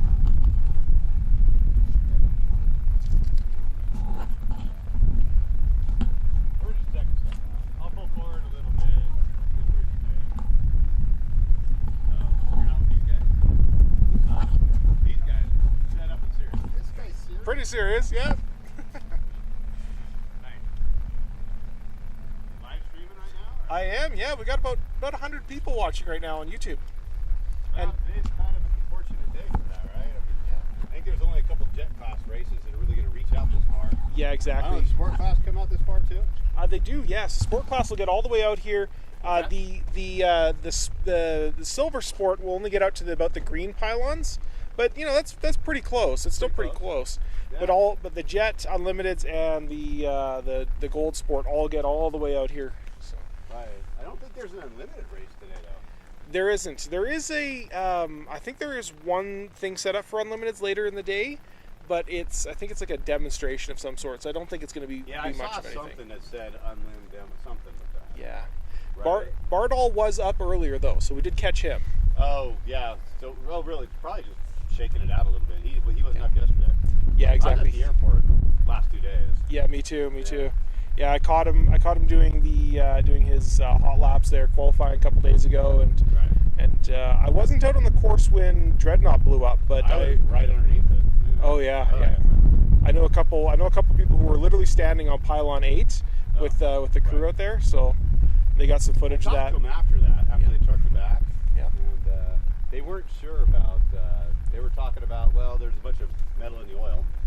Yeah. They go, maybe it'll change a jug out or two, but from what I read, it's done. Yeah, when I was talking to them, they said they're not even going to pull the cowls apart. They're going to leave it sitting there and Right. bring it home on a trailer. Good fortune. But no, I hadn't. Used to come out here all the time. I used to be on that hill in the 70s and 80s. Ah, yep. That was the spot, man. I grew up right over that hill too. Moved there in '72. Nice. Yeah, and then when they closed that desert off, because I was, my younger self, I was like middle school or whatever. We would go up there and we would build blinds out of sagebrush, like a duck blind. So we would build blinds out of sagebrush. And we would stop early, watch all the sheriffs running around. Right up to where yeah, it was. That was like one of the best heat towns. Yeah. Then I joined the Air National Guard as a firefighter. Worked there. Did that. And got. I can tell you a ton of stories on all the different manias I was on. That was back in the 80s. That was back in the late 80s, all the way through the 90s. All of those.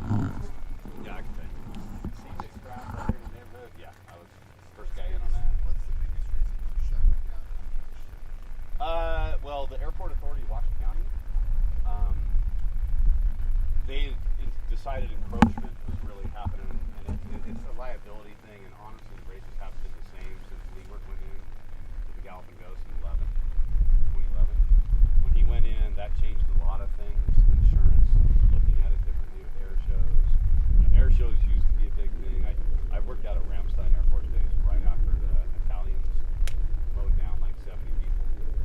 With that. So that was they're just looking at air shows differently, from a liability standpoint and all that stuff. So the Airport Authority of Washington County and pulled a permit. Yeah. So that's because you got all these houses and all the possibilities now. Right. Used to be fun back in the day when you, like I said, standing over that hill. There's actually some great YouTube videos. Standing on that hill from back in those days, those guys would come over and they would haircut you. I mean, they would be like 10, 15 feet over the top of that ridge. One of the guys I was with one time, he looked at this plate, he was coming straight at him, and he actually just said, "Fuck this," and jumped down the hill. Yeah, and that dude was that close, right over the top of the hill. I can't remember which plane it was. Lefty Gardner was one of them. There were certain pilots that flew really low, really close. They changed the rules on that too. So Rah-Rah changed the rules on that and raised like a height limit with that, because those guys used to be like below the pylons. Yeah. So that was another thing. Yeah, low flying and high flying. That's what got Miss America yesterday. She was flying that? too high. Miss America? Yeah. Yeah, but then I saw a no qualifying thing Yeah, it's because she flew too high. because she flew too high. Yep. So you can't fly too low and you can't fly too high? Exactly. Yeah. The idea is you can't fly too high because if you're too high, you might not be able to see the person underneath you. And then if you can't see them underneath you, you could end up descending on them, or they could end up ascending into you. Oh. You might not see each other. So. No, I mean, I get it. I mean, that, like I said, that AT6 collision I worked out here, that was kind of the exact thing that happened. They were all coming down the chute starting, and one guy came up, Big Red was the one that actually survived, but he came up underneath them. Do you remember that? I don't remember seeing that. No. So Big Red was an AT6, and the chute comes this way, right over this neighborhood. Comes this way, and Big Red was on top. Guy came up below. I can't remember. Funny thing is, because I actually worked the guy on below, but came up underneath. Big Red landed. That guy, he started going in and flip-flopping, and then his wing folded and just started really rolling in and hit a guy's garage and pulled him. I don't know if you want to hear the details, but it was like Snap the. You ever play Snap the Whip as a kid, where you can kind of lever that thing?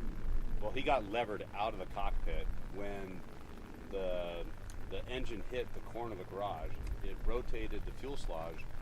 That threw him on the sidewalk or on the driveway, and it pulled him out of the cockpit, and it blew the top of his head off, all kinds of other stuff. And there was not a solid bone in his body. We pulled him out. He was like a bag of jelly. Really hard to move, actually. You know, when you're moving a body, usually with bones, it's pretty easy, relatively. But when it's a big sack of jelly, it's not nearly as easy. And you got to scrape up all the other stuff. But that was right over there. It was right down the road.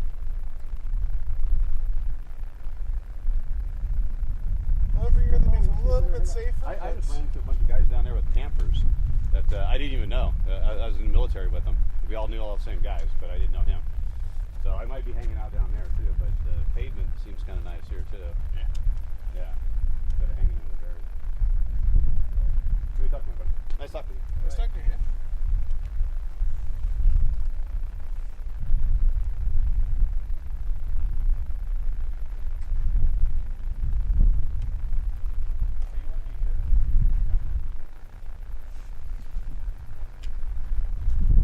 Maybe a few more details than we needed to hear.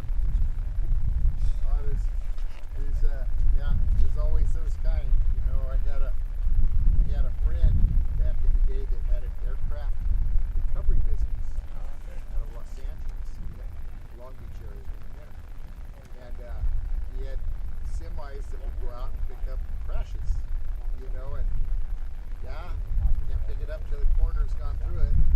Sometimes the coroner would leave parts behind, and Yeah. they picked up crashes, and they picked up major airline crashes, and I'd seen some.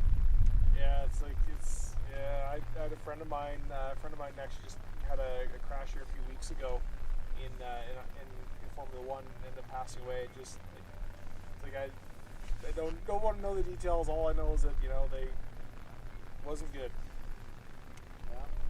Yeah, that's what makes it exciting. Yeah, that is true. That's the other side of it. It's at least a little bit dangerous. It's not like it's not that they're flying It's not bubble wrap bowling. racers. Right? It's not bowling. Yeah, exactly. It's not bowling. So, do you mind if I ask to explain your setup here? Sure. Yeah. This is actually I've actually got another camera too that I don't have set up here. But the idea is I've got both these cameras set up, and they're kind of both running the stream through this little device called an Atomos, and this allows me to deposit and put them all together. Okay, so this is a continual running. Yep, continually running. Yep. So it's all coming into here over HDMI, so it gets an HD stream, which gets put on the computer.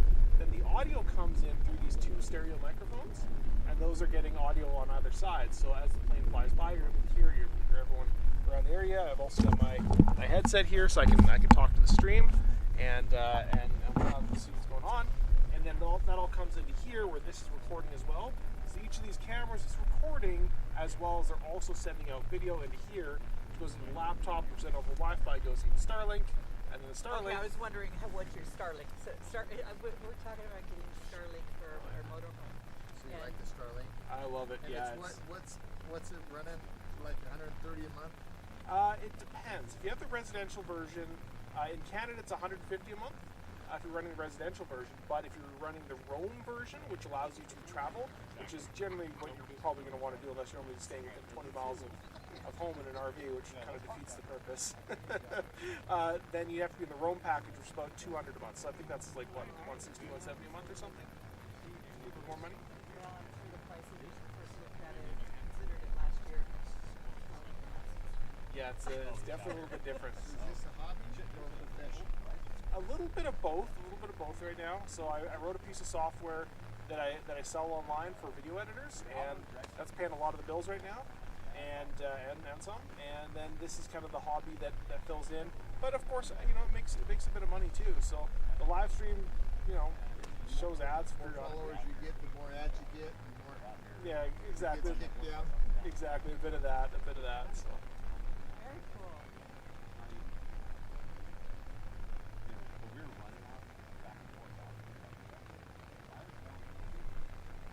What do you guys do to own several Porsches? Well, what did you do to own several Porsches? Yes, some good fortune. Some good fortune. I was a longshoreman Oh, okay. and made some good investments along the way. Yeah. That seems to be what gets most people nowadays, is that good investments. Yeah.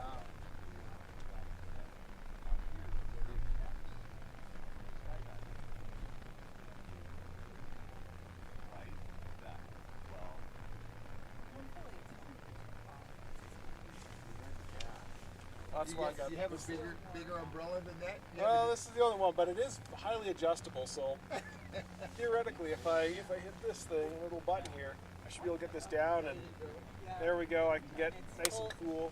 Full reflective. Exactly, keeps the heat away. So it's doing pretty. It's doing a pretty good job. So how long is the drive down from Canada? About 24 hours. So it's long. you got a lot of stuff out here. I do, and I have to pack this in and out myself. And I was trying to get some friends, trying to con some friends, and it's like, hey, you want to come out and be a cameraman? They're like, no, we don't care about air racing. I'm like, all right, well, fine. Either my friends really care about air racing, in which case they're in the pits over there racing, or they don't care about air racing at all, in which case they're back home. No kind of middle ground. Now, you're currently running off an inverter, and then then the generator recharges your inverter. Exactly. So I got that little dealie there called the EcoFlow. Shoes on, all kind of give you a bit of a tour around there. Something I've been needing to do as well for the channel. Get that set back up. So yeah, the little EcoFlow there. That's really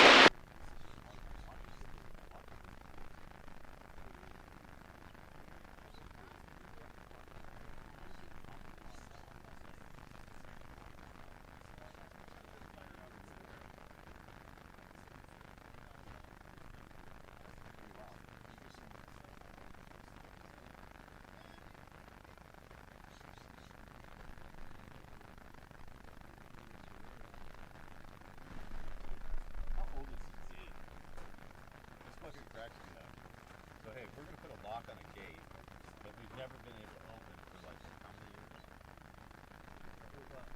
Being an airfield guy, you see it all the time. You see gates that it's like they all have names, right? They're all numbered, they all have numbers and everything else. But that gate has not been open. That's it. Yeah. How long? And why would it, right? Yeah. Oh, and then you got the double lock.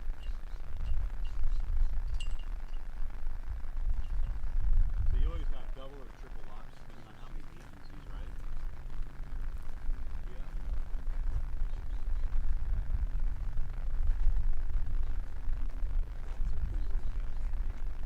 Oh, it is. Yeah. Have you ever driven out that way?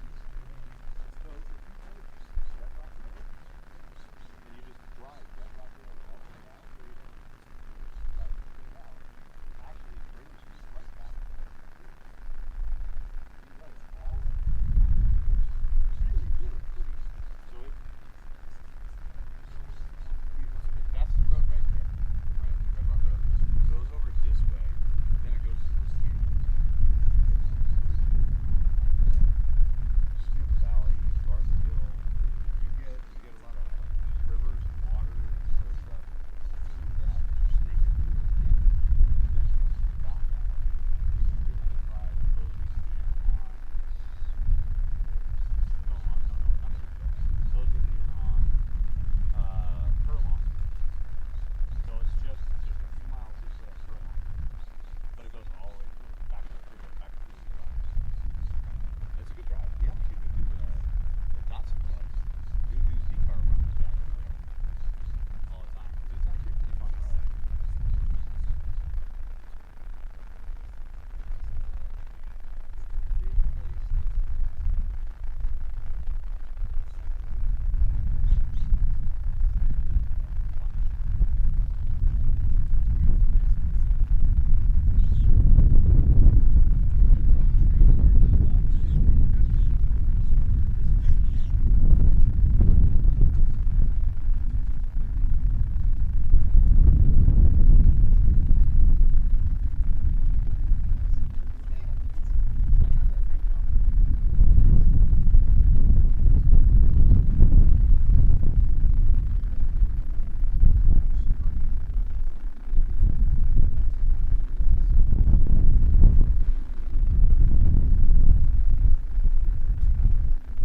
Minutes left in the still period, 5 minutes left.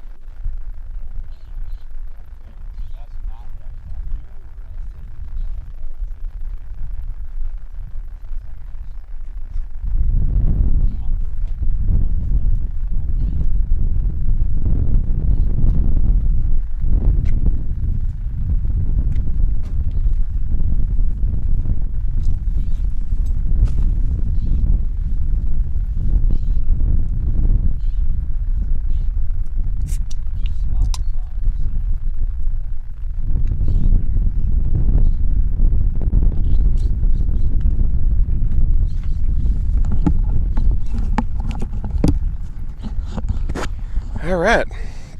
How long is the race course? I am back. I was chatting with some nice people that have stopped in. So the race tracks, you can actually find all that kind of stuff on the race data, but I'll read them out to you here. Let's see.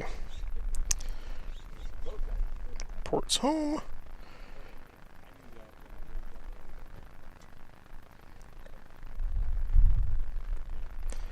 Alright, so for the Jets and Unlimited,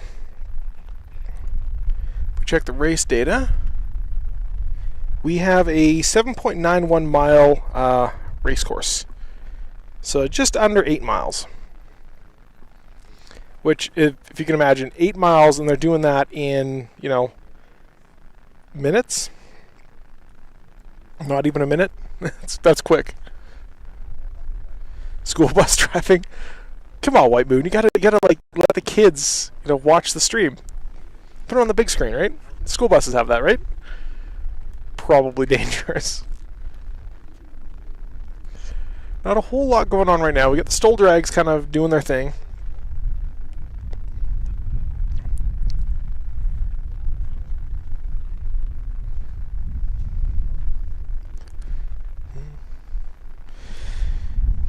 Yeah, to be fair though, Daniel, I would, I think that there is certain TOS limits, terms of service limits, and I think we will probably a wind coming in here. Let's see if I can block it a little bit, but there's like, I think we're okay there, but certainly we don't want to be necessarily giving gruesome details, because that's it's not exactly what people will necessarily want to come in for, especially because I actually just had a friend here about 2 or 3 weeks ago just got into a fatal crash flying his Cassette Racer. So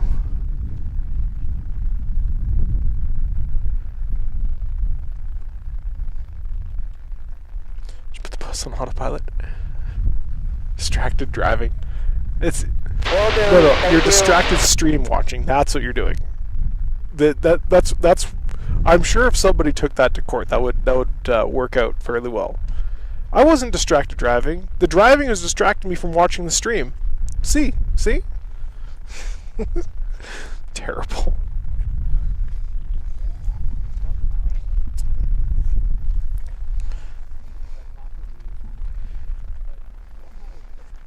Yeah, exactly, Daniel. It is the risk, and they do accept it, and that's one of the things that I mentioned in the video I did about it, that the races aren't ending because of the crashes. They're not ending because of the danger. They're ending because of other issues.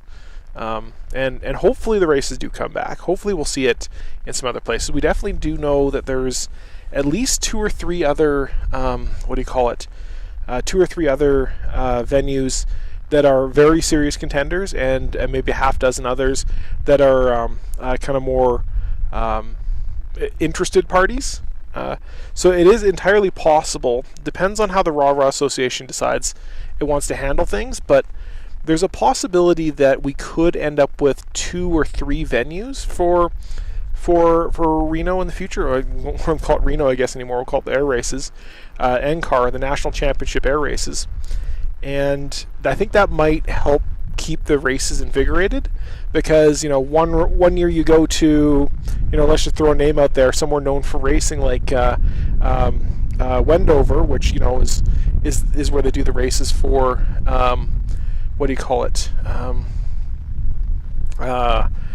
the land speed records. And if they do, if they're a place, and then we have another place, say in Texas, then the locals who are from like Wendover might, or Salt Lake or whatnot, they might go 1 year, but they might not be interested in going the second year. But if it comes back in 2 years or 3 years, then they're going to be interested again, because they'll see it on TV and get excited again. So that tends to be what invigorates people, especially if they can have. I'd love to see multiple races every year.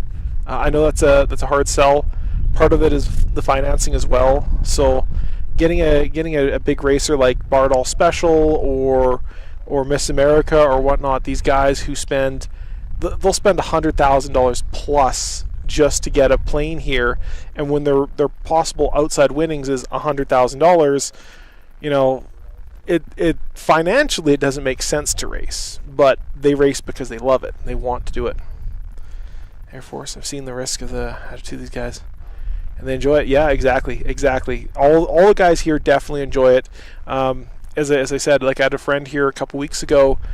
He actually died in a plane crash from getting ready for Reno here, and I'll tell you, I don't think a single pilot.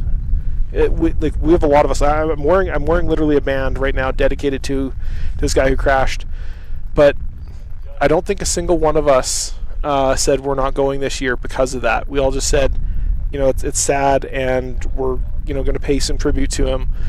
But at the end of the day, you know, he did what he loved doing, and he died doing what he loved doing, and that says something. You know, it doesn't matter that there is a risk because we enjoy it. Now, we don't take unnecessary risks. We don't, you know, the pilots don't take unnecessary risks. We do everything we can to limit the risks that the pilots have to take. So certain things, like all the pilots they're all wearing parachutes, for instance. They all have to do a bunch of qualifications. So, for instance, they have to do a half roll one way, a half roll the other way, and then a half roll with a roll back, I think it was. There's a very specific regime that they have to do to test that they have the skills to do a race. So that when they're up there, they don't, you know, they hit a wake of another plane, which is almost guaranteed to happen, that they don't make the wrong decision, get flipped upside down, and then pull back on the stick and drive themselves into the ground. So, you know, we want to be, the pilots, they do a lot of training. They have to be at a certain level of skill.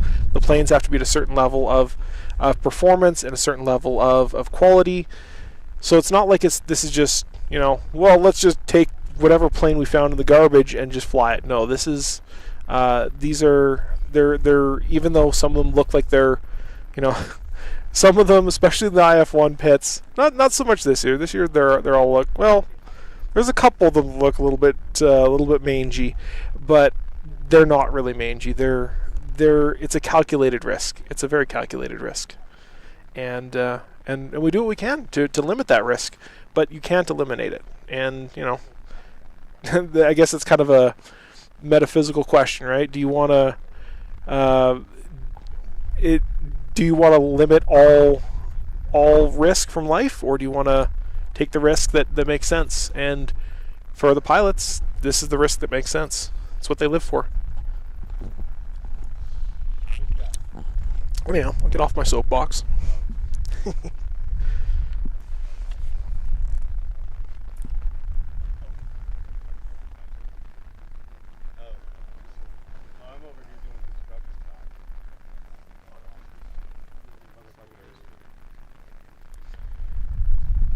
How many unlimiteds? I'm not sure exactly how many unlimiteds are there. We do have a list, so I believe it's reports.airrace.org. We'll get you there. So let's go aircraft.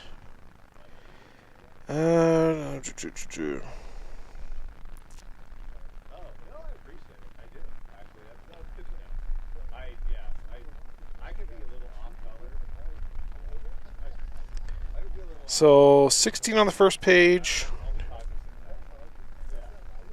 Looks like another 6. So we've got about 18 or so racers, it looks like. So if I did something stupid. Oh yeah, I'm gonna put you on big screen. Wait, what's the chicken dance? I don't know the chicken dance. Anyway, Make one up. I'm just saying hi.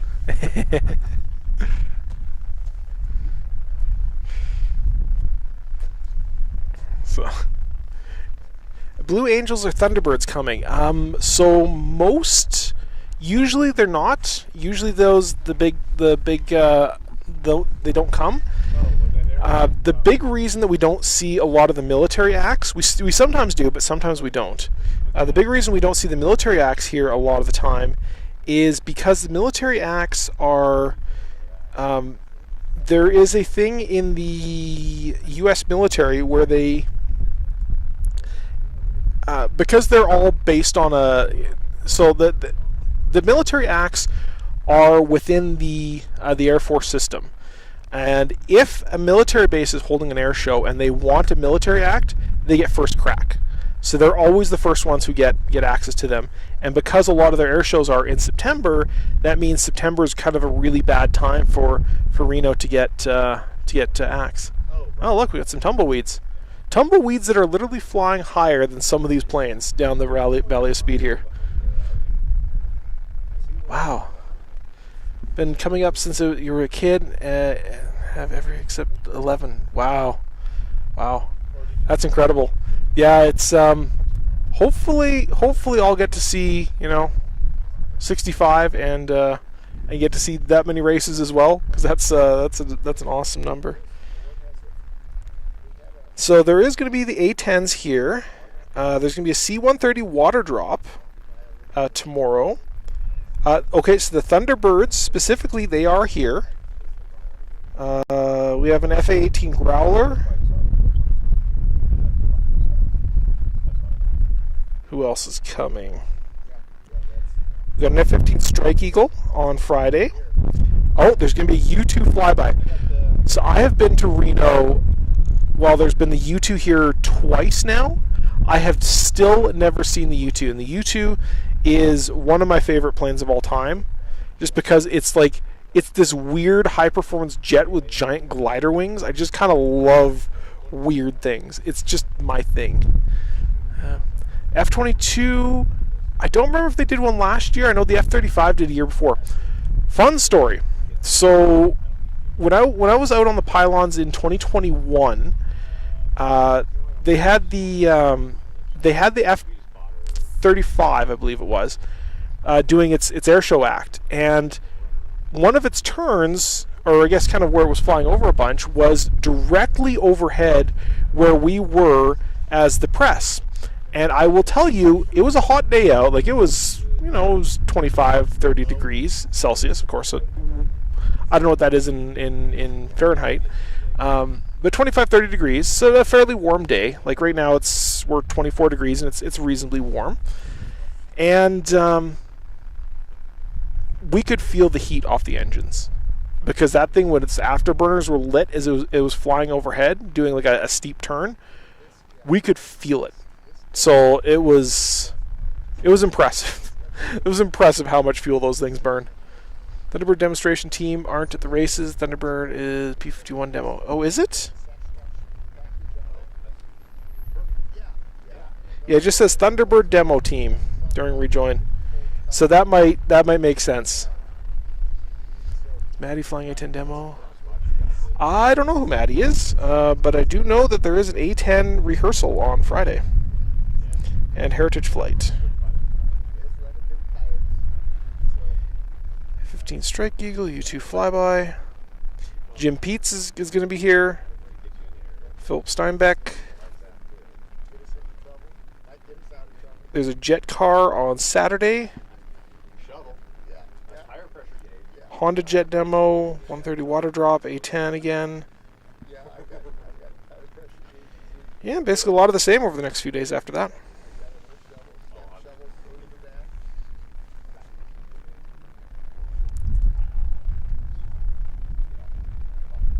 Oh, and there we go. There's our gold heat. I'm going to stand up here a bit and give you guys a little bit better view.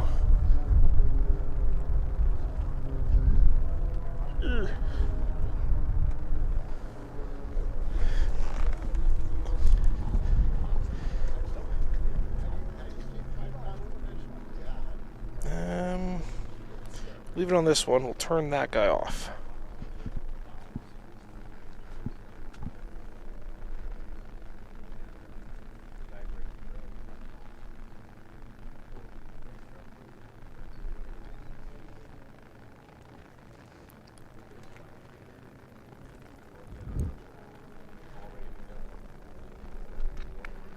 So that is definitely Limitless way up front there. You can see him.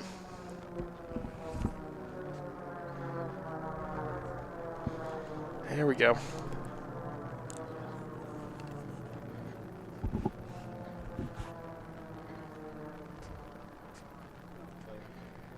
So Limitless is a really cool airplane, built by Justin Metters. He was handicapped about, I don't know exactly how long, but he has basically endeavored his entire life to make sure that that doesn't keep himself down.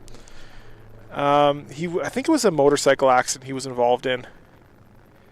But what he's done is he's taken this airplane and built it entirely from scratch. It's called a snowshoe. And it has all hand control, so he's able to fly this using only his hands.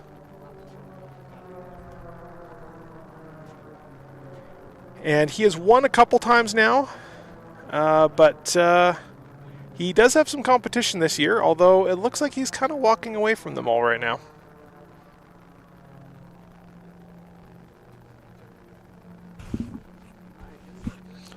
And you can see how fast he's going. So he's already a half a lap up from the last place guys. Actually, a little bit more than half a lap up. He's about 3/4 of a lap up, and we're what, 2 laps in? Look at him go. Just crazy, that plane. Absolutely gorgeous.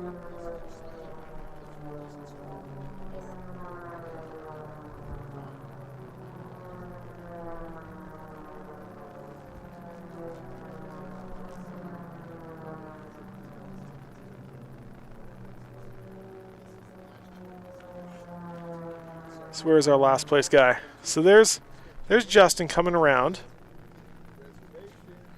And there's our last place guy just down the back straight.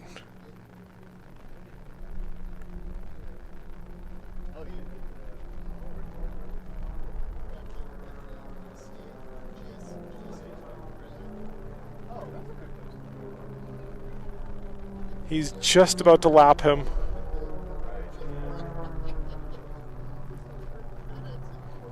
This is the gold race too. Remember, these are the top 8 performers in this entire category.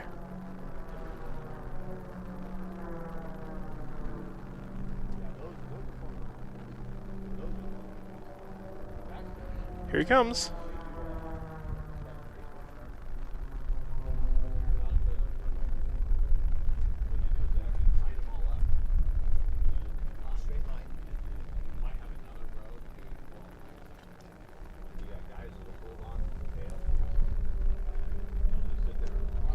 And there he goes. He has now lapped the last place guy. Oh man. Second place I think is about to as well.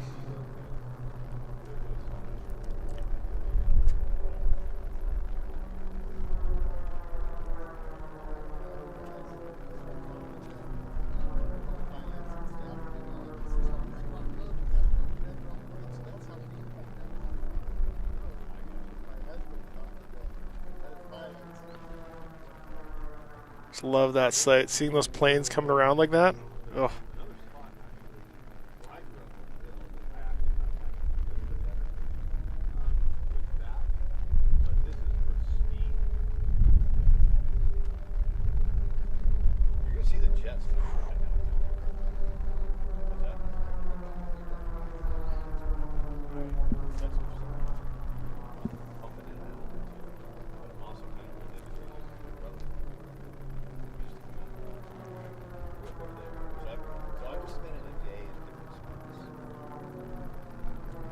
Ooh. Who is it that looks like Justin's battling with?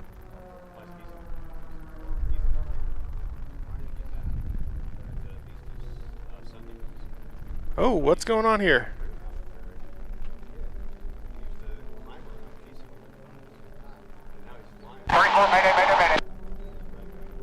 Alright, we got a mayday on the course.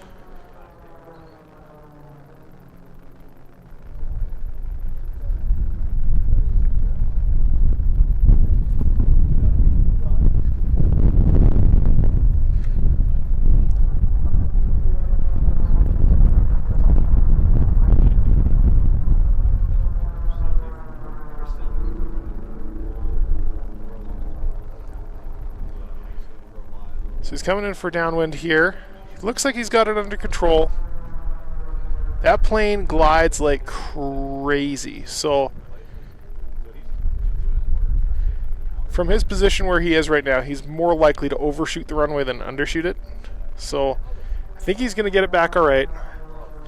The rest of the racers are still operating.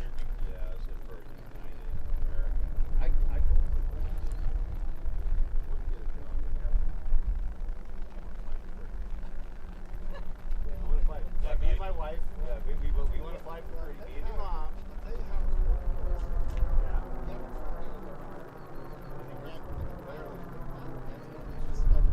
Justin's on final there.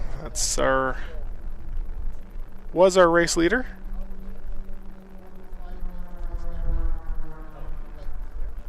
And all the planes are off the course now. We have one other plane off the course over here. He might have just been our race leader.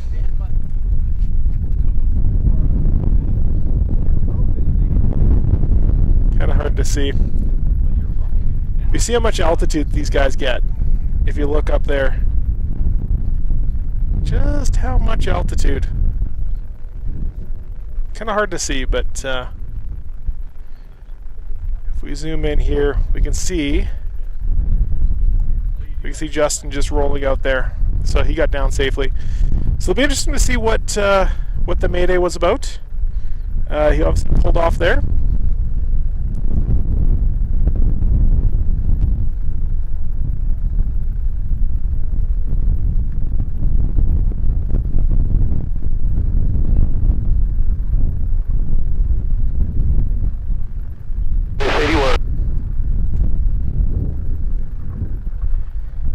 Keep an eye on everything as they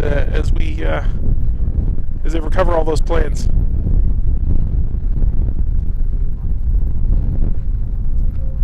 don't know if you can see this here.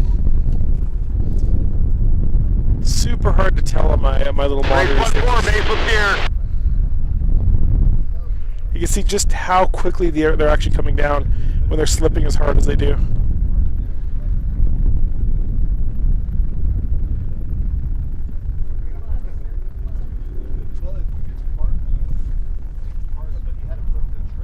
Race 85, AQQ, downwind of beam. It might do. Give you guys that view.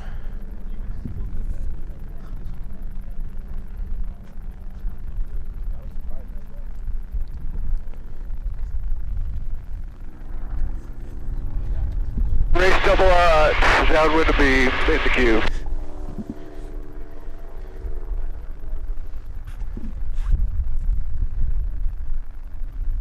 So the current air temperature is 24 degrees Celsius, which means it's cooking. It's cooking.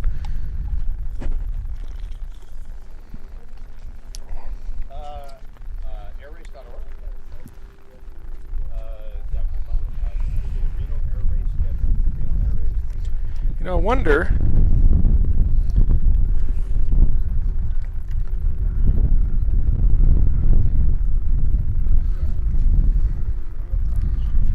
Go in here.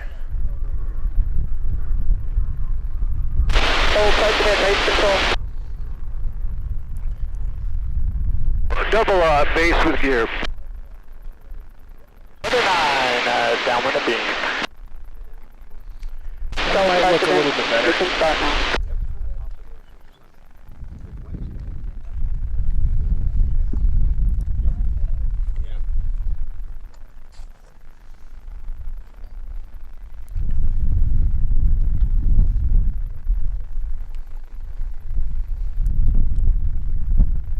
Hello, Bubbles. How's it going?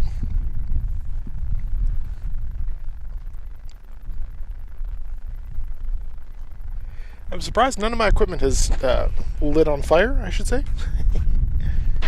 49, base with gear.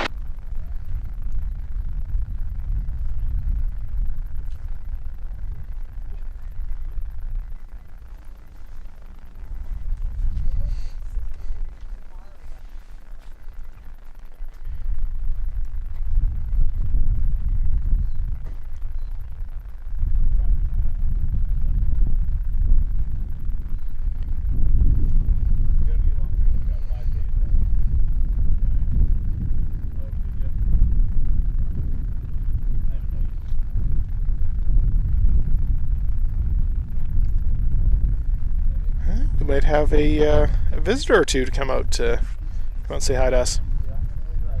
Cherry-picked Ireland, Australia.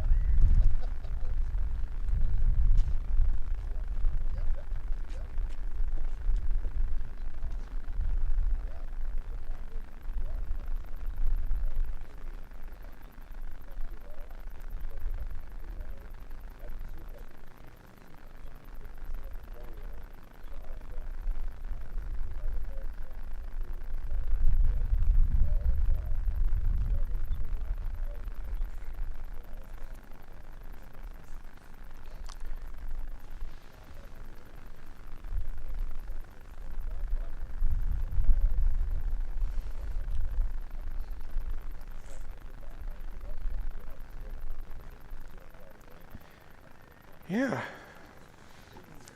All right, so let's check our schedule here.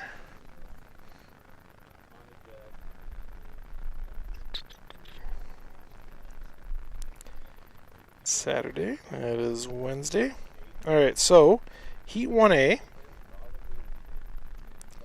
So we have some Stoll for a bit here until 1:20. So in about the next half hour. And then we have Jim Peets, a performer. He's quite popular. We've seen Jim do performances several times here.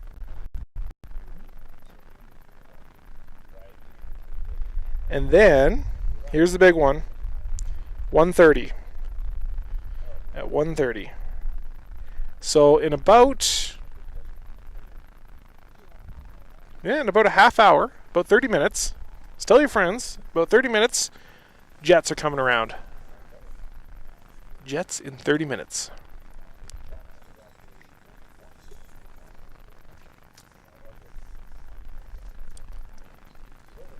Stoll, President, race control course is yours.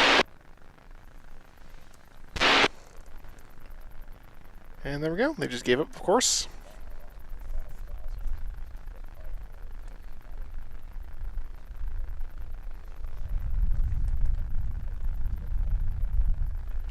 So while I'm able to get some of the radio transmissions, I'm not able to get all of them, partially because some of them are being transmitted from behind the guard towers, or guard hangars, sorry. Some of them are being transmitted from places behind some of these ridges along the course. So not the best reception everywhere, but it does. We're able to get a lot of stuff. So like we were able to hear that Mayday, for instance.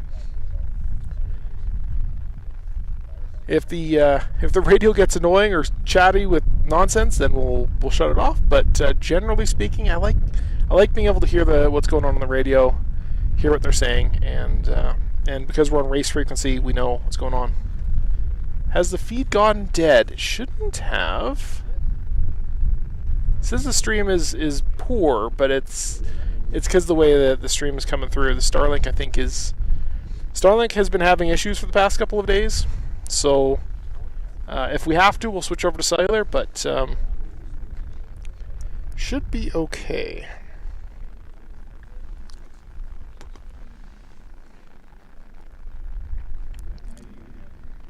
Statistics says we have uptime. Throughput, our average throughput for the past hour or so is 3.5 megabits. So, yeah. If the stream does go down, everyone all at once yell, you idiot, the stream is down. So.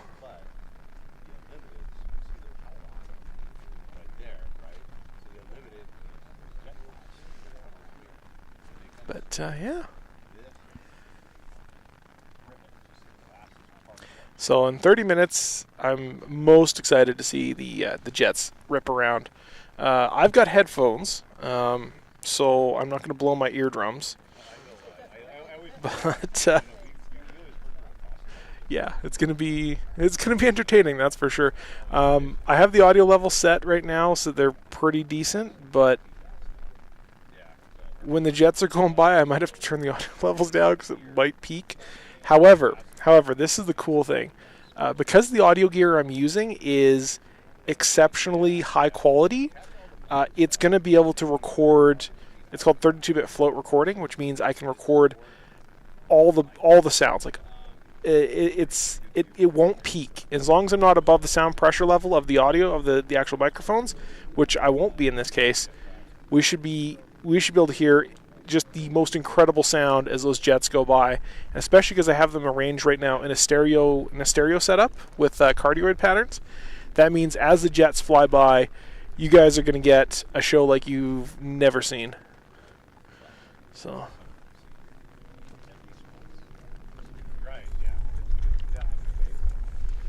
So if you have a TV or a good sound system, turn that part on, because it's going to be worth it. It's going to be worth it. And I am recording all this as well, so some of it I am. Yeah, so sad this is last year. I agree. It would be really nice if it was. Now, hopefully we'll have more. Medallion heat scheduled. So this won't be. This is going to be. Let's see, Wednesday. Jet Heat 1B. 1B is what we're looking for. And let's go check our Heat 1B. So our pairings. You know, I should check my software, because my software will actually notify me when things are... well, apparently I broke it. Well, I'll figure that. That's one of the things I'm going to figure out tonight. Sorry, so... Oh, I know. It's pointed the wrong year. That's why it's not telling me. Alright, so Jet Heat 1B. We are going to see we're going to see Cool Breeze, Al Hoover. We'll see George Ryan, Miss Independence. We're going to see Bob McCormick. Oh, this is a cool one. We're going to see Matt Guthmiller in Alpine Thunder. Matt Guthmiller. He is a rookie this year and big-time YouTuber. One of my favorite YouTubers of all of them. He bought a jet in this past year or so here and has apparently put on enough hours, which means he's been flying the crap out of that plane. And it's going to be interesting to see. I don't actually know which is his plane. I haven't actually walked around too much of the jet class pits because they're just so far away. But the jet class, he is so he's going to be in a blue L39, so the more slick-looking ones.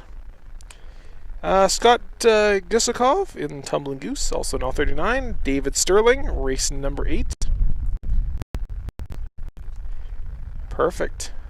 The Texas Fuga is the last one in last place. 413 miles per hour. So T6 Big Red. I'm pretty sure Big Red's here. Let's go check our T6 race data qualifiers.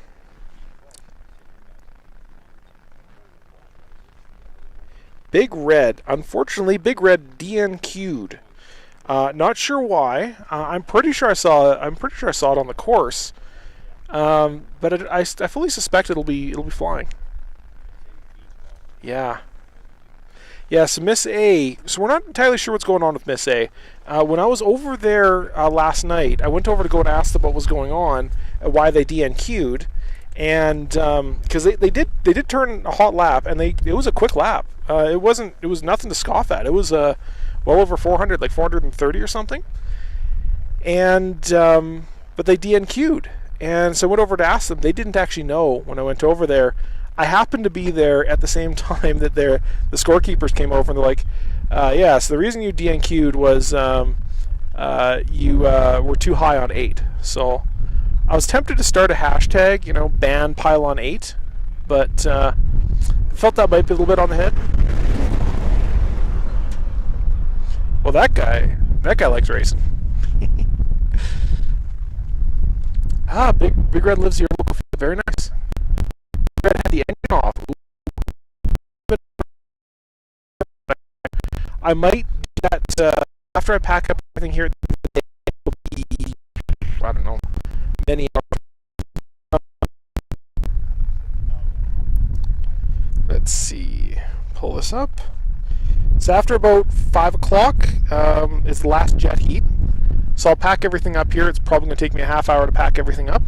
Once all that's packed up, then what I might do is I might take a head over to the pits and see what's going on and get the insider scoop. That's one of the hard parts about being this far out on the course, is that it's difficult to kind of get the scuttlebutt of what's going on. I kind of have to rely on some friends and stuff to pick up what's happening. For instance, I'm texting a friend right now asking what happened to Justin.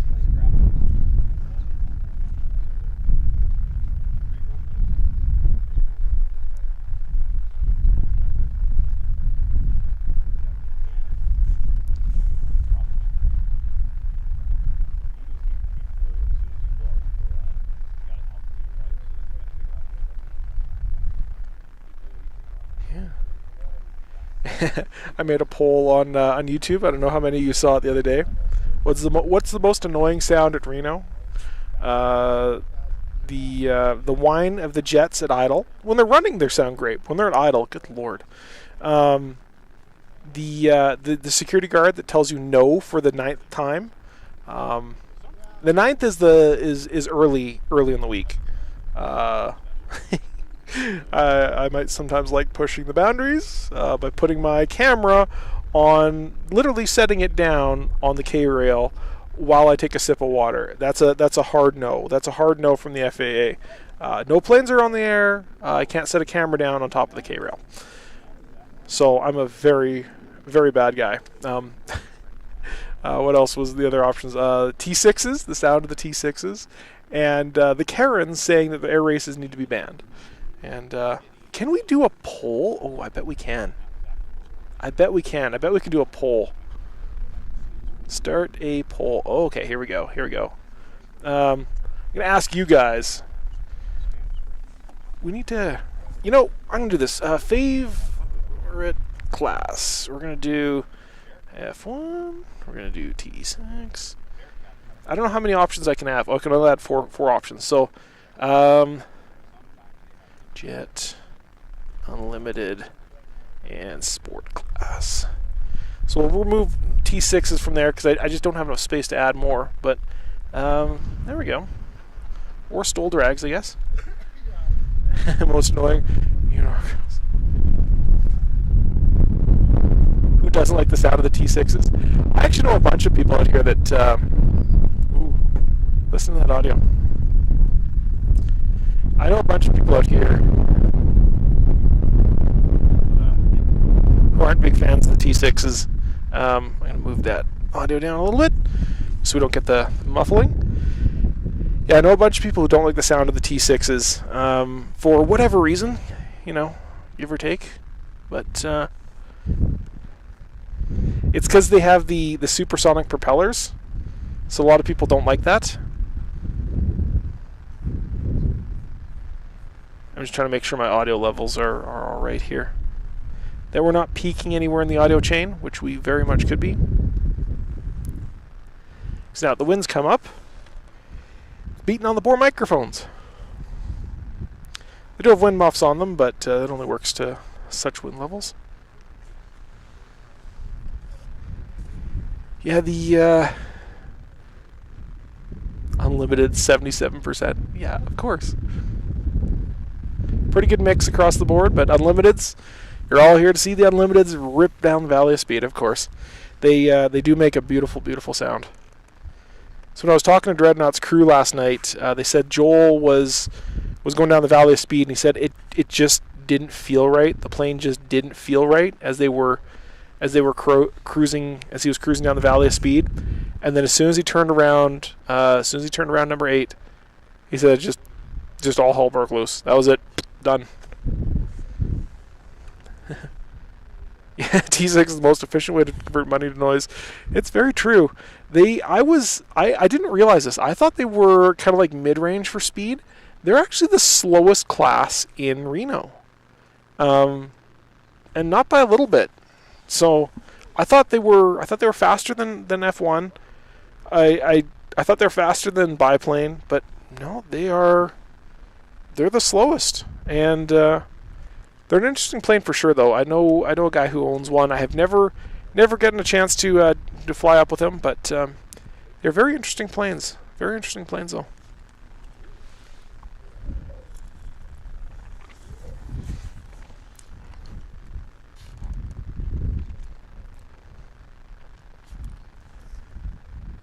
We call them, of course, I'm from Canada, so we don't call them T6s in Canada. We call them Harvards. And don't quite know why, but we call them Harvard in Canada.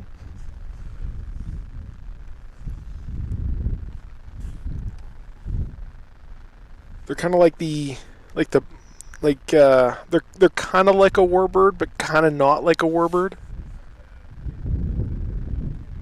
Because they're mostly used for training, I believe. I think there is a military that does, or at least did use them. They put guns on them, gun pods on them. Or maybe I'm thinking of the L-29.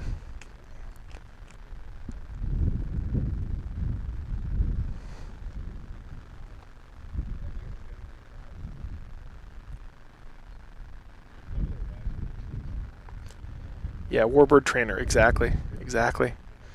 Yeah, it was pretty sad when that girl Devin crashed at Oshkosh in a T6. Yeah, no problem, Bill. I'm very much enjoying this live stream, and I'm very much enjoying entertaining all of you guys, or at least trying my hardest.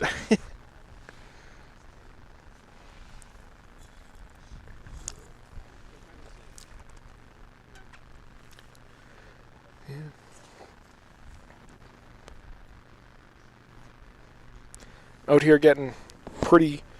I'm going to be a lobster by the end of the day for sure. I've got. I don't normally put on sunscreen, but in Reno, it's pretty much required. And of course, I forgot to buy a big tub of sunscreen. A big tub of sunscreen. So I just got these stupid little. It's like a toothpaste bottle. But it works. It's enough, I think, one per day.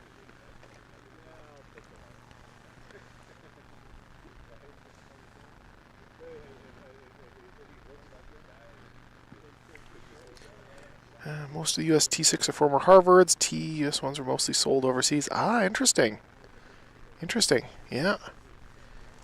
My grandfather, when he got back from World War II, was offered to buy one of his Spitfires, one of the Spitfires he flew.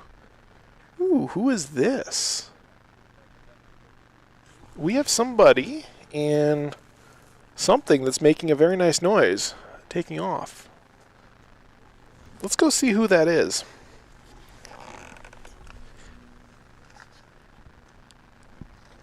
We're going to switch over this. Get rid of that.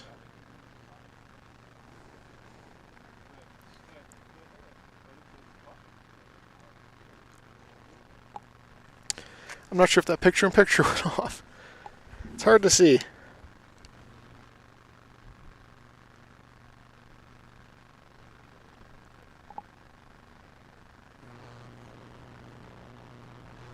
Looks like it's on. Now it's off.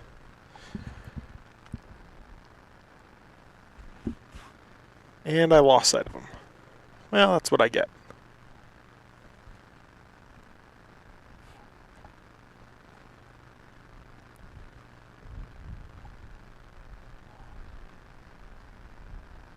Wonder what that was. Well, either way, the stole drags are doing their thing.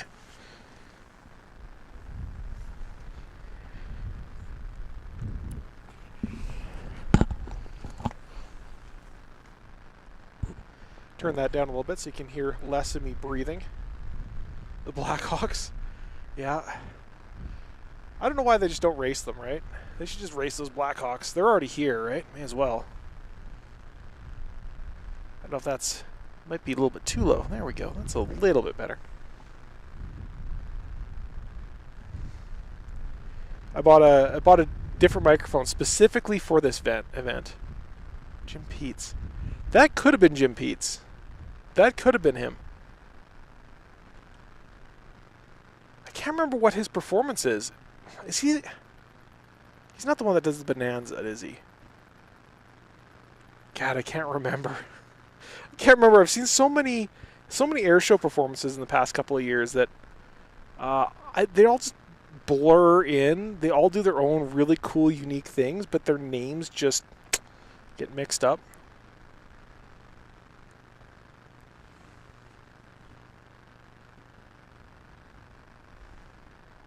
the tally light's still on, whatever. We're just burning storage space on these cameras. I decided not to record in 120 frames, which is what I was doing last year. So while I'm doing the live stream, I'm only going to be recording in 24 frames a second, which means I also have to do the live stream in 24 frames a second. But the live stream is going to be in 4K, or the live stream's in 1080, but the recordings are all in 4K. So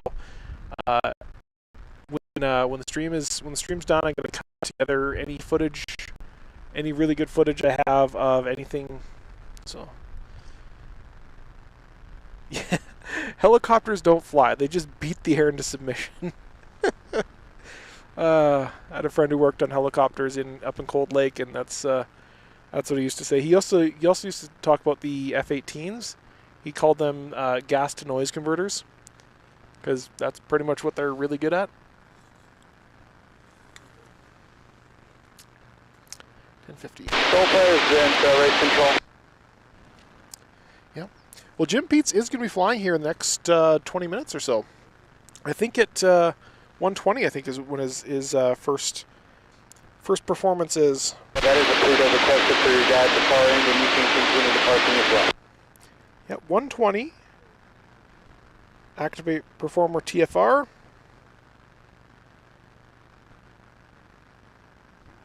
Oh, you know what we can do?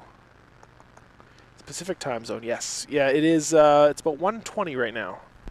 What I'm going to do, I'm going to go over here on the, because we can't really hear much of the noise.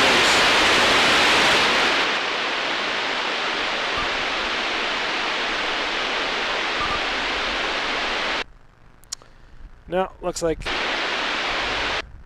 I'm just getting static on the performer channel. So I do have all the radio frequencies that the race is using. I can't give them out. I know other people. It's not too hard to find them. If you have a scan mode on your radio, you'll find them. But they want to be very clear, very careful not to give those out, because the last thing you want is some guy who's sitting there in the stands. And I saw some guy do this. He was sitting there in the stands a few years ago, and he just kept sitting down on his radio, and he couldn't even hear his radio going off. And he would just sit there, and he'd keep sitting on this thing in such a way where it's like, how is he not pressing that button? And I eventually just tapped him on the shoulder. I was like, man, can you move your radio? I don't want you hitting that button. You're on the race frequency. Someone has a mayday, and you move your ass just to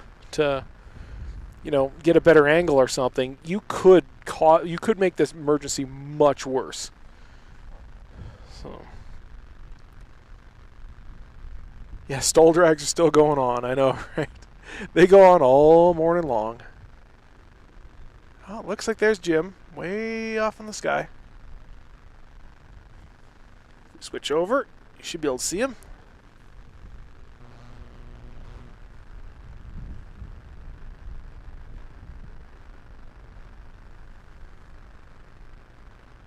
So Jim's kind of doing his little thing over there.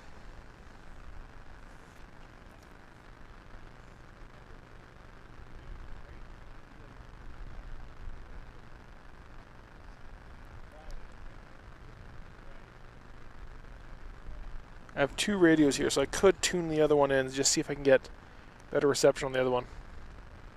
It adds aerobatics, yep.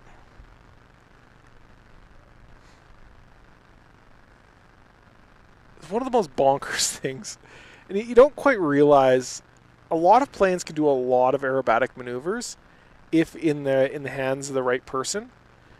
The problem is getting them in the hands of the right person it's difficult. It's very difficult. So for instance, remember when Tex Johnson, there's photo, I don't know if there's footage, but I know there's certainly photos of it, where he took a 707, a Boeing 707, and rolled it with a whole bunch of press on board. And my understanding is they weren't expecting to do that. He just kind of did. It'd be kind of weird to be like, yeah, we're going, it is a 1G maneuver, but to do that with a bunch of press on board, that'd be a bit of a disaster if someone got hurt inside the plane, because people aren't necessarily strapped down. any wrong calculation and you're in a world of hurt.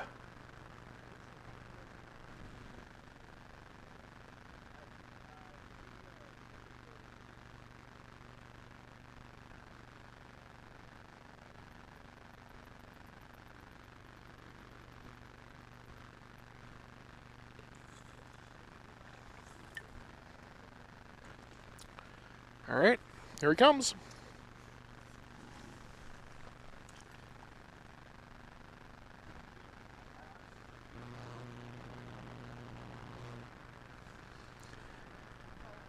Let's see if I can at least get some of his show in.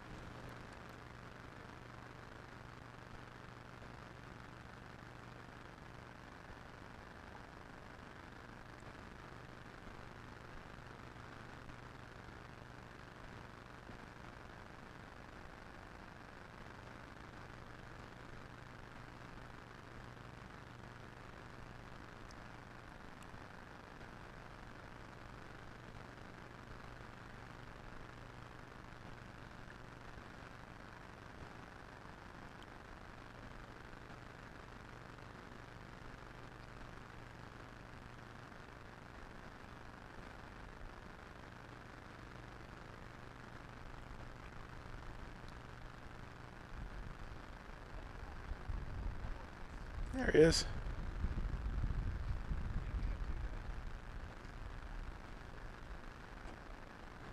There he is.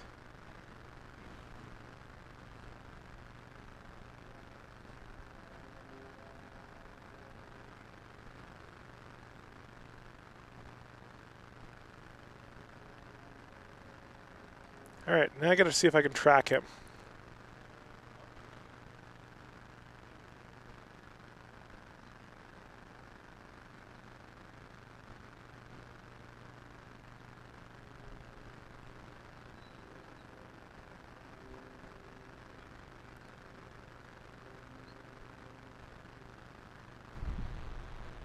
Nice thing about them is they have smoke, so you can find them.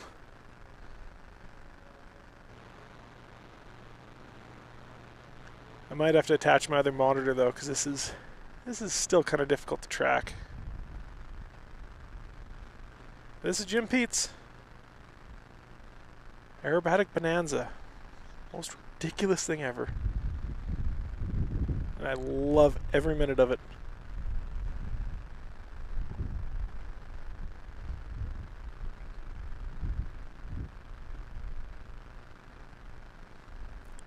It's like the weirder it is, the better I like it.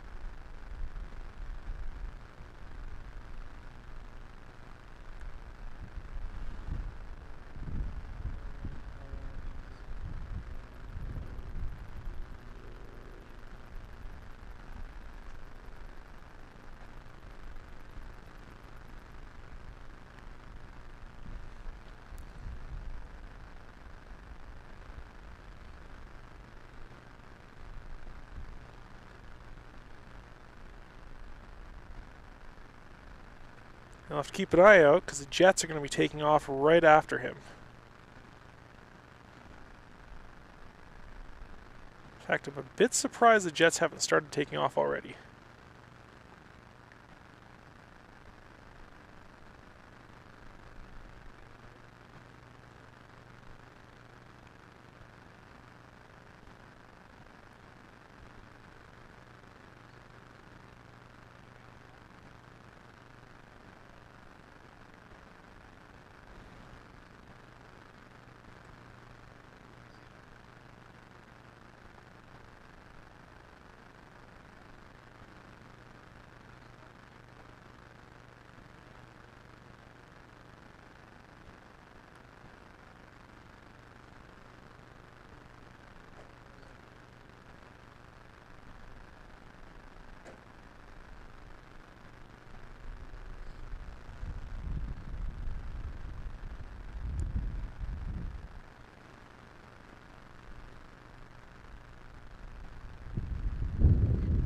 Just lost track of him.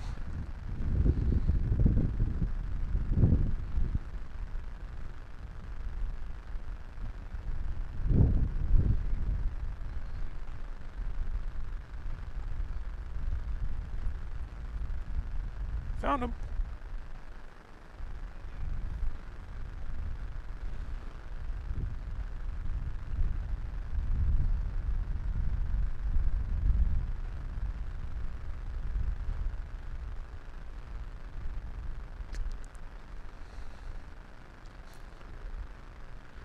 One of the things about aerobatic routines like this is that a lot of the time they're set up so that you can get the best view from one angle, which is, the show line. But then on the back side, it's usually less dramatic.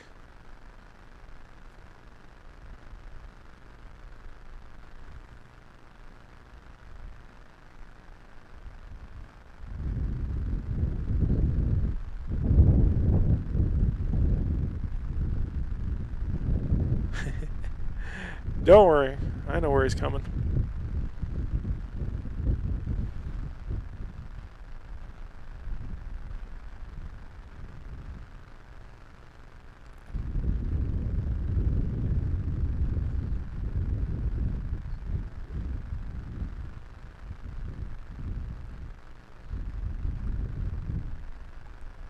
It's kind of crazy. There's actually a pretty big drop off on that backside of that mountain there.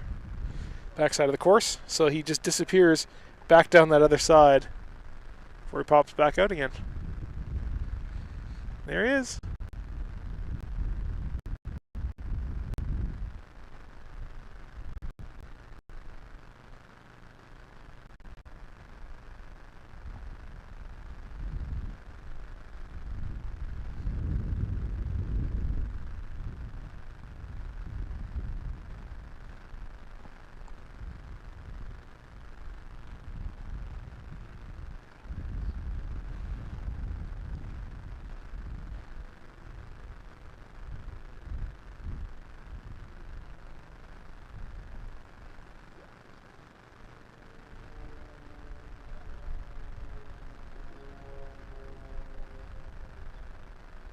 Well, there's my microphones.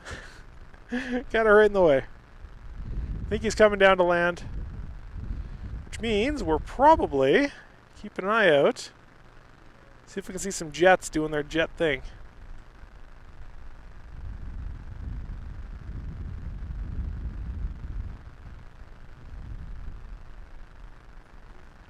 Readjust this tripod because I did move it a little bit.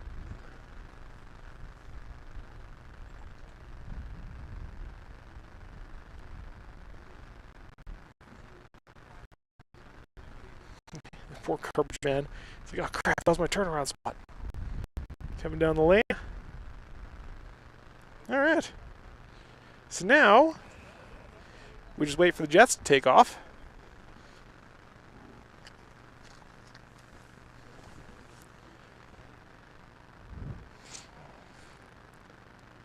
Waiting on a new heat exchanger. Ah, that makes sense, yeah. So when I went over to check on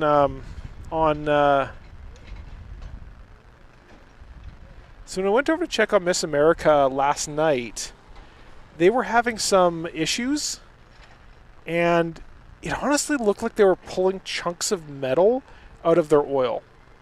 But I'm not 100% sure on that one. So they took, I happened to get there just as they were taking a bunch of the oil screens out.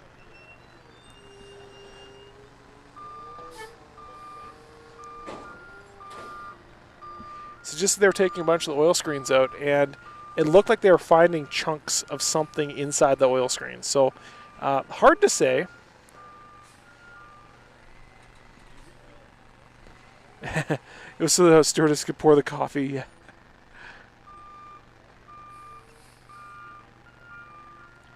Dash 8 he rolled.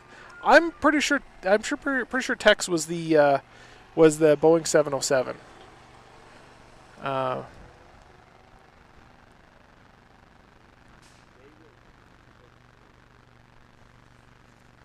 Saturday screens were clear. Yeah, I have some footage that might say otherwise, but it did look like they did seem mostly clear. But I know they were looking at things, like they were holding something in their hand, and I don't know what it was. They're kind of being coy about it, so hard to say. But Miss America is our current best hope to give Bardol a run for her money. I've been watching. Did they do anything to honor Crichton King yet?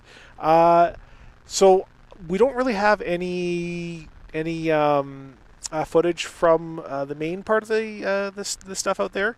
I did talk a little bit about Crichton. I'm actually wearing a band from him that his family made for him, and pretty much everybody who knew him. So down over in the IF1 pits, if not everybody's wearing them, but a lot of people who knew him are wearing these orange and blue bands, and that says "Blue Skies and Tailwinds." And I could probably show you that on the stream here too. Let me go and do that right now. But there's going to be definitely some more honoring. We have a banquet for IF1 as well, so we'll probably do a little bit of honoring them there. Let me just go and.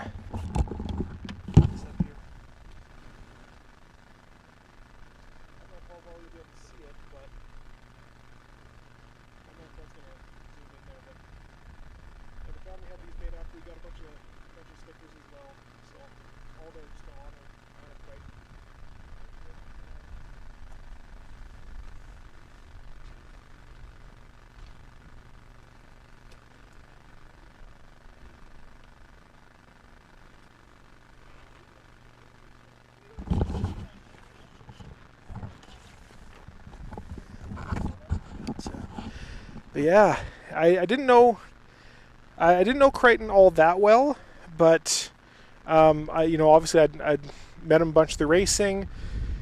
I think he was in China. Pretty sure he was in China, and met him in Oshkosh actually. He actually introduced me to the Padies when I was in Oshkosh, not this year but last year.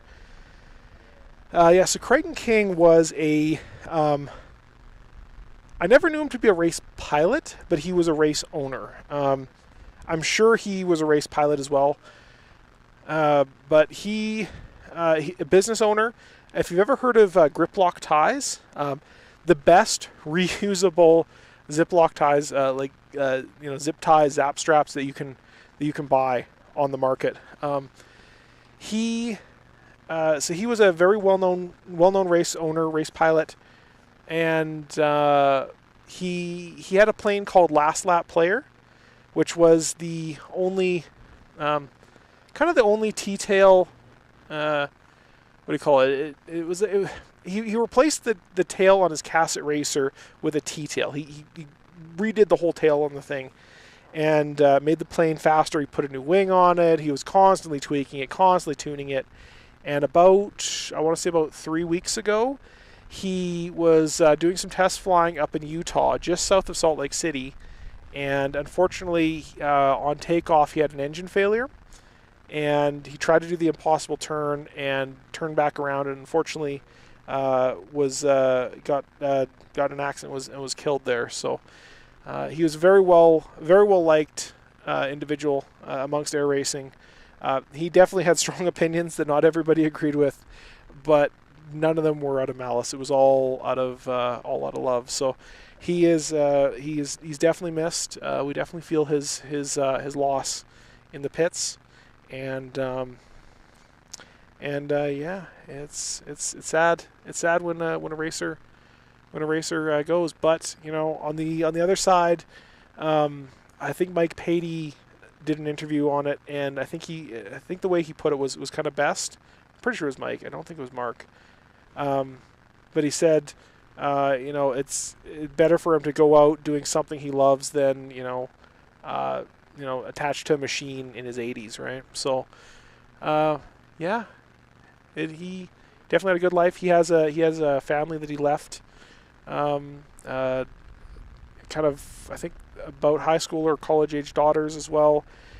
He had the business, Grip Lock Ties, which, as I said, are by far the best ties you can get. I'll say that said that before, and I'll say it again.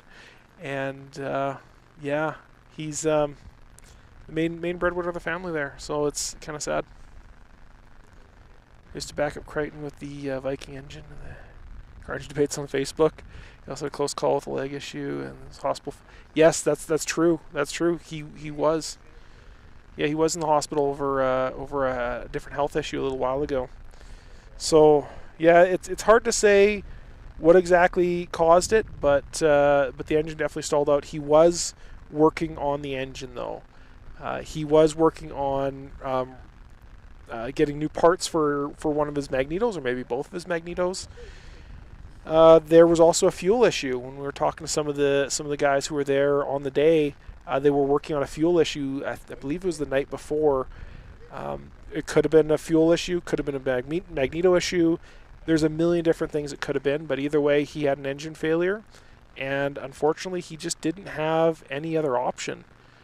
Because he was doing it over a populated area, because he was doing that testing over a populated area, there was very limited possibilities for him. He couldn't, if he went straight ahead, there was a very real possibility that he might have just crashed into a road or a building and hurt some people on the ground. So instead he opted for the impossible turn, and with the planes aren't exactly, they're very aerodynamic, but the problem is their L over D is not great in a lot of race planes. And just didn't work out.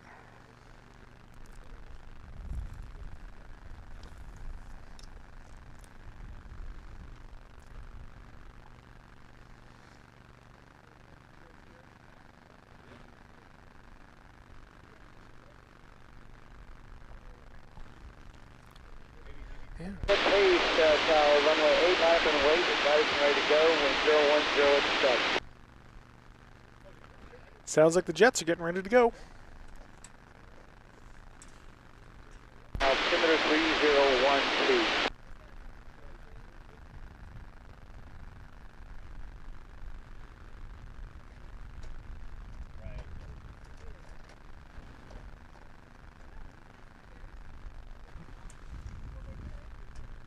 We're already set up, bud. There you go. And she's even in the shade.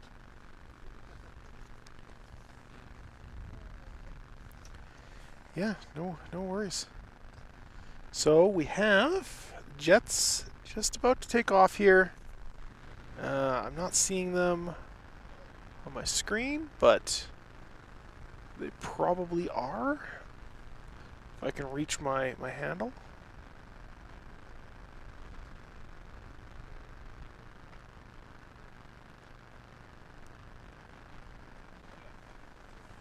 We'll get a better view here in a second. Picks up planes as they fly over my house on their way to the P-Vine. Yeah. That's my ultimate backup of backup of backup. That's my number 4 spot. If I get kicked out of all these other spots and I'm going on the top of P-Vine Mountain and doing everything up there, I think I'm okay though. I think I'll be alright. But we'll see. We'll see. Just check my power.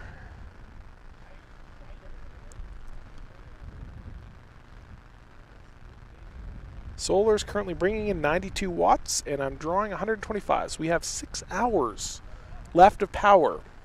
Free energy. I'm not the first person to say, solar's the best thing, but you know what? Solar can be pretty good. Pretty good when you need it.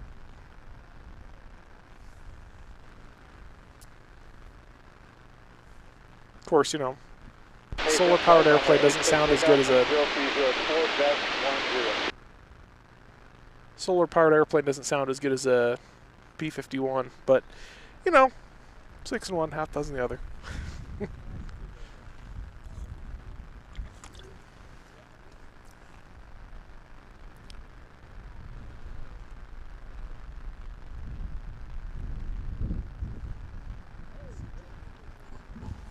Sorry? Yeah, they're scheduled to launch right about now, so... And there they are. I hear noise. That wonderful, wonderful jet noise. Oh, yeah. Weird. Yeah, if you just search my name, you should be able to find me. I should be, because I'm live, it'll also boost me in the algorithm. but I've also kind of co-opted the name. My own name, of course, but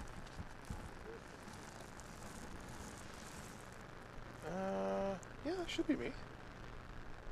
Yeah, it's me. And there's the live stream right there. Oh no, ads. Oh god. The 0.0001 cent you get for watching an ad.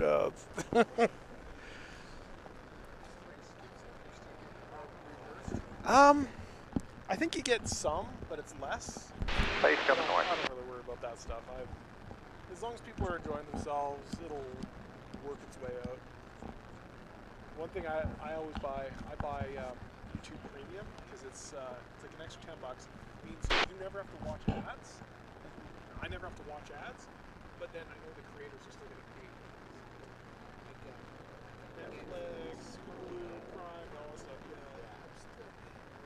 I know, right? I canceled all of them except for YouTube and Prime. That's it. Because I'm good. As you can see here, I might be a shopaholic.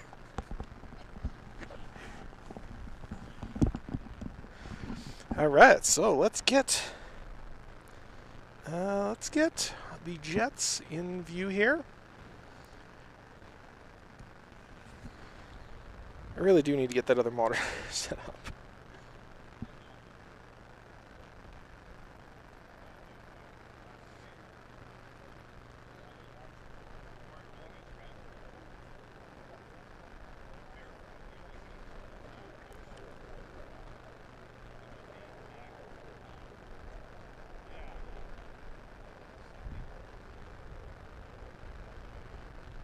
Alright, so what they're doing right now is, you'll notice, if you haven't been to the races before, let's see if I can get these guys up front. It's a little hard to find them on the viewfinder.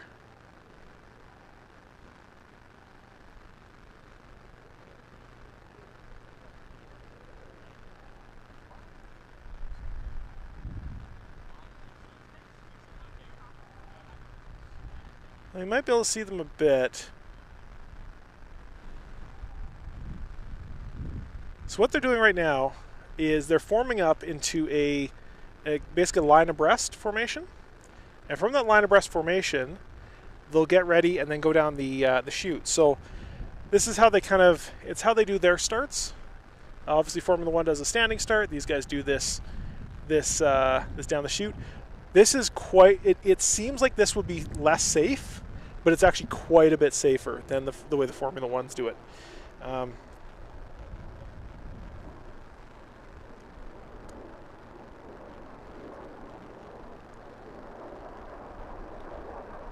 Let's see if I can forcibly focus.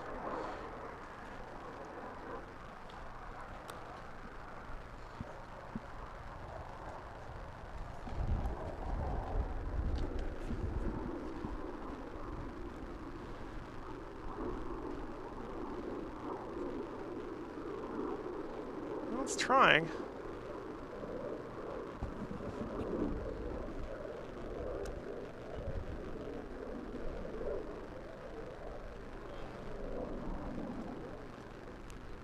Now I think I got him. There you go. So they get into that line abreast formation. We're not going to be able to see them until they actually come down the chute, which actually gives me just enough time to put this back over here into this direction. And I'm going to go grab that monitor so that I can actually get a little bit more zoomed in for you guys. L39s, yep, that's the L39s. This.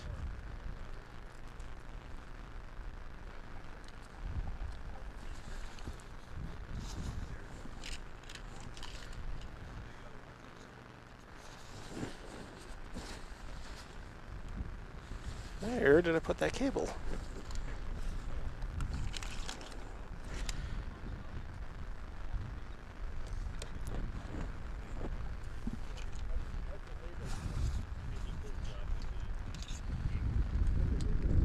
Sorry? Oh, it's got to be probably 10-15 seconds. Starting the left turn, Jed. Should be pretty quick.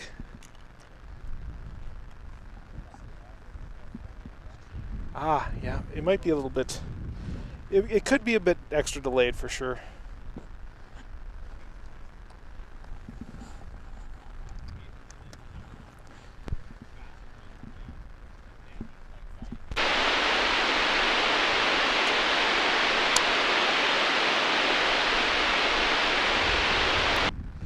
All right, I gotta find one more adapter here, and I'll be right back.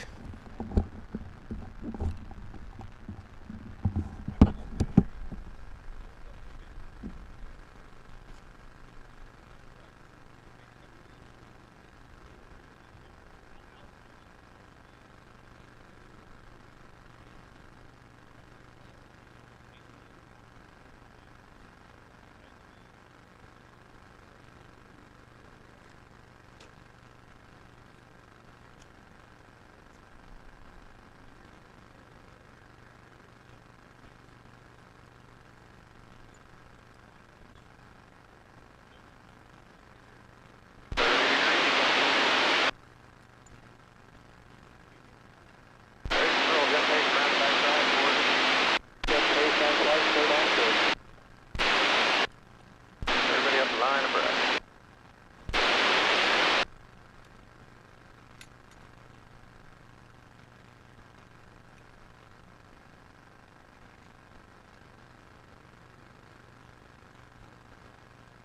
Four looks good. 1-2 slightly further forward. Everybody else hold what you got. There's 249.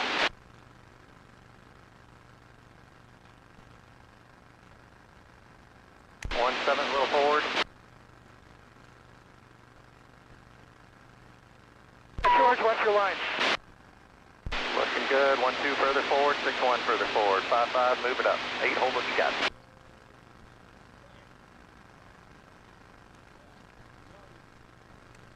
5-5 further forward. Everybody else hold what you got.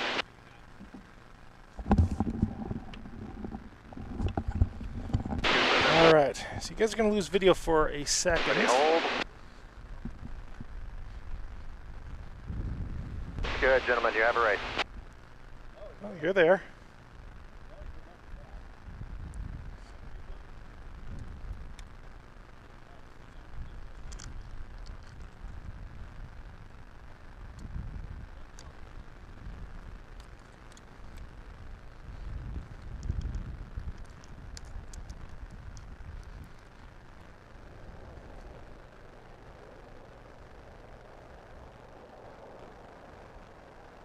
Good start, good start. That's better. Now I can actually see what I'm filming. Probably helpful.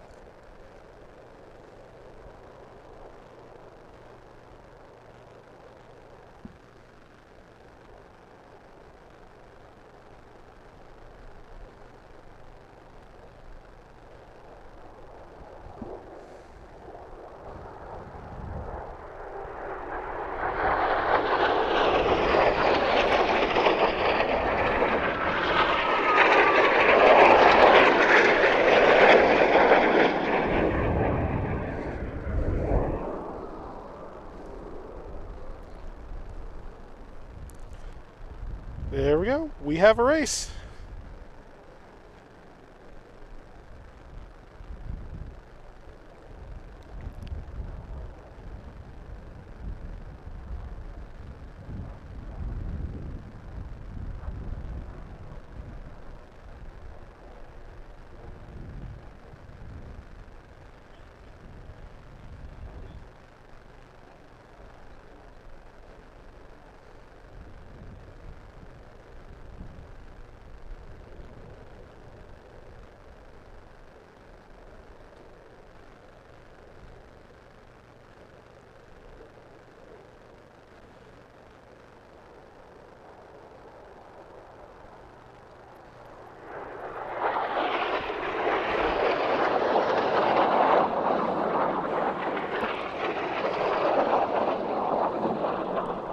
I think this might be Matt Guthmiller's.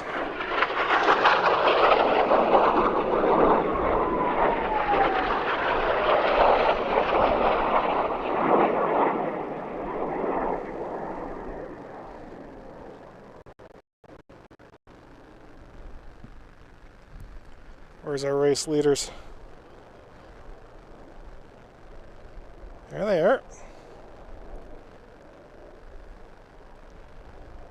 Definitely gaining some traction on him. Look at him go. Just a slightly better line will get you that. They're only like a second apart, but look how it looks like they're so far apart. It's all just relative speeds.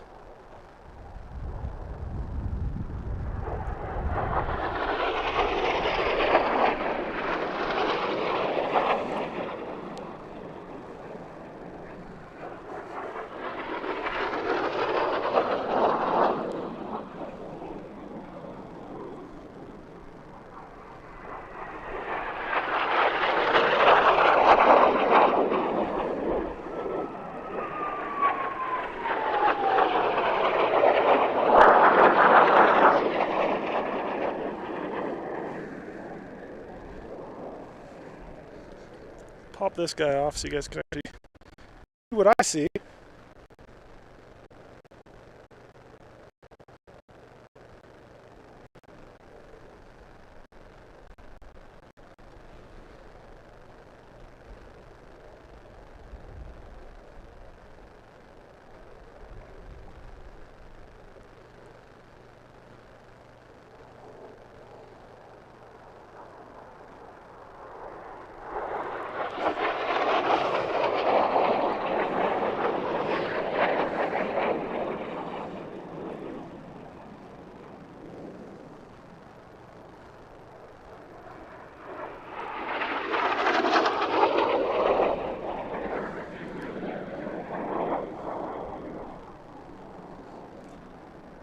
Now this is the B class. These are the slower of the fastest guys.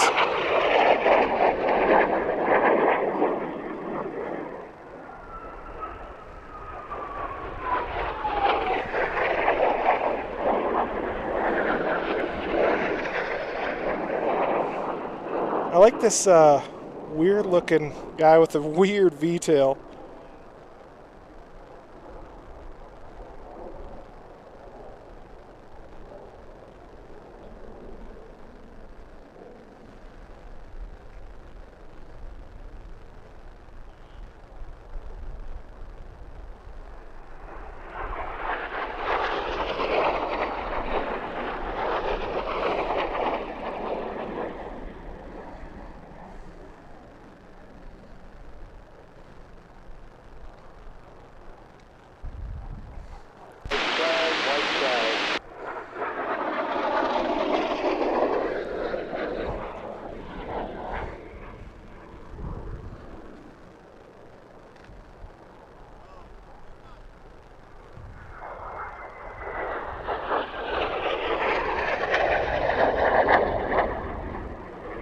I think this is an L39, can't remember.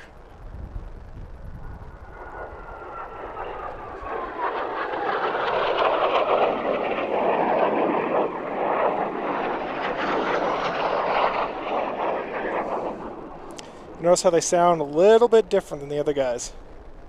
Different engines. The reason they're actually less aerodynamic than the other ones.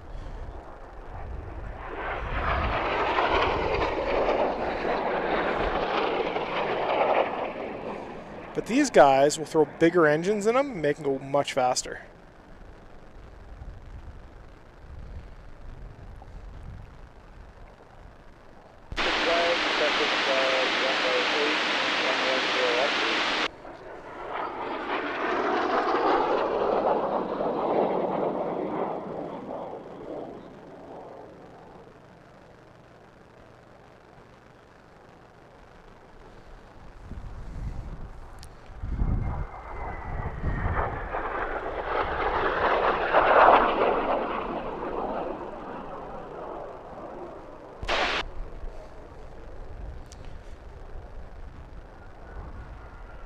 Obviously that V-tail guy.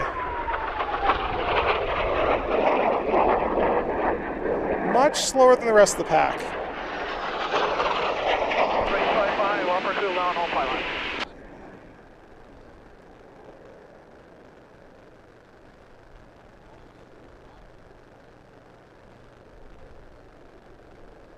Look how much altitude they get. They probably get 2,000 to 3,000 feet easy out of them.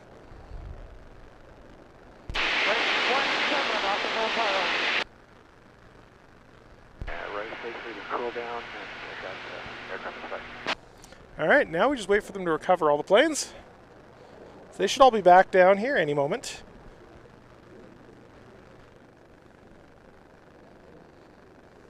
Fuga Magistar, that's right. I can't read the chat while I'm trying to film at the same time, otherwise I lose tracking on absolutely everything. It's an absolute monster. Let's get that inset back in there so we can kind of get an overview of the track, see what's going on.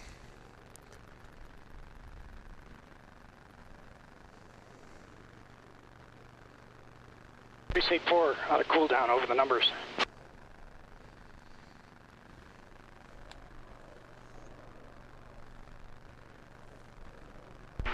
Space here.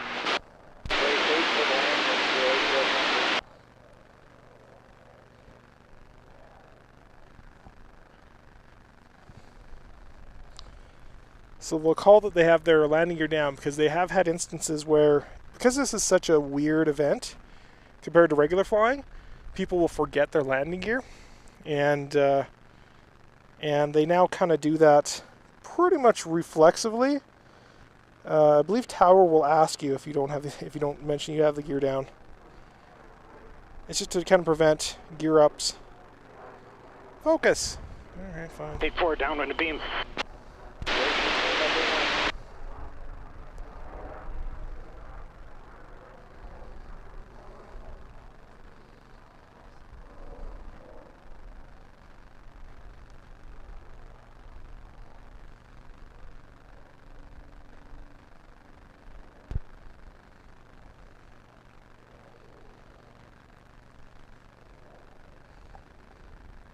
Forward base gear.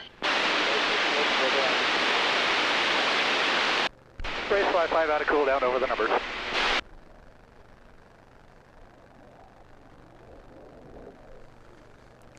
All right, where's our Fuga?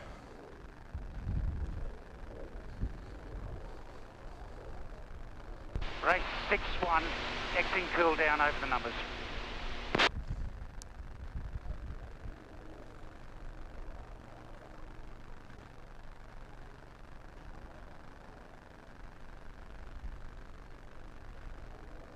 Race 55 downwind of beam. Race 55 number 1. I do have a focus button that I can press. Switch focus on and off. White balance.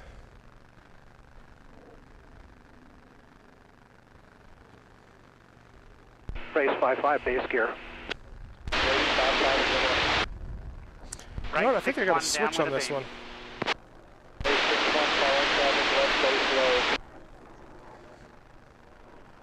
road. 1-2 radio check. Go ahead.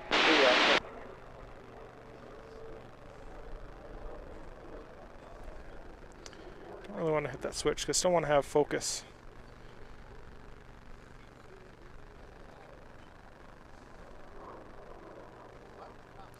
Sometimes I just want to focus lock. Race 1-2 exiting cool down over the numbers. Race 6-1, base gear.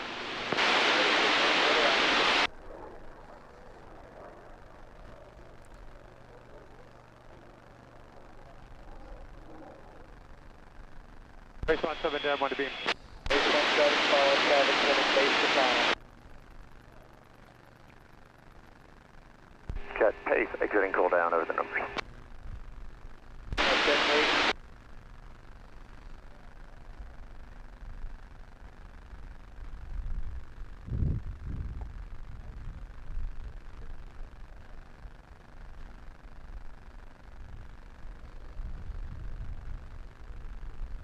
Race 1-2 downwind of beam. Race 1-2 follow traffic just starting base.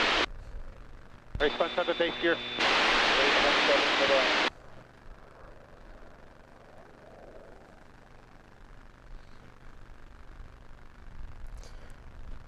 Race 1-2, that would be Matt right there.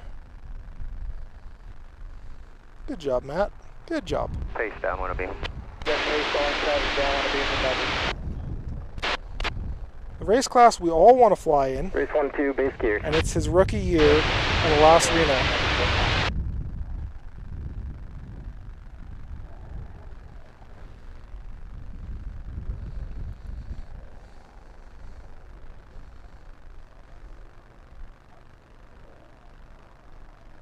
jet pace base here. All right, let's lock her in there. Turn off recording so I can save some space.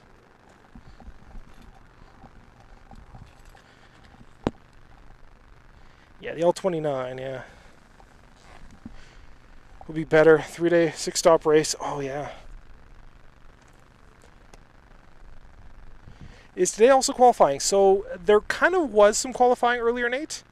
For about the first hour in the morning, they allowed a few more. What military shows?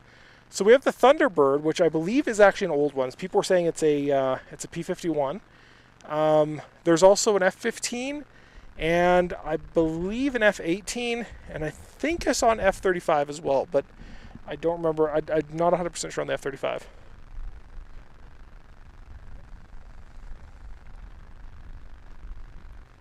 So, why are you glad this last year? Citizen standing one home out here. Freaking love the sound of P-51 rip around. That said, I'm happy this will be the last year. Interesting, yeah. I can understand why. So, if I'm being honest about the Reno Air Races, I think they needed to switch a venue. You could feel it. You could feel it in the atmosphere here. I've been coming for about 10 years, and people are saying, yeah, it changed a lot after 2011, and it definitely did. I never came before 2011. I didn't know there was races until I saw a video of that crash. I said, oh, wow. I hope the races continue so that I can go see them. And,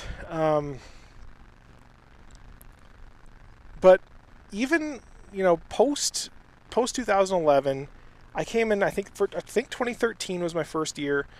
I think I didn't come again until 2018, 2017, something like that. And I definitely came in 2018. But 2018, 19, 20, not 20, but 21. So I've been here for a bunch of the years.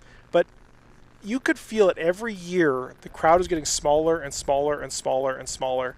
And part of that is because the bulk of the crowd naturally has to come from Reno itself.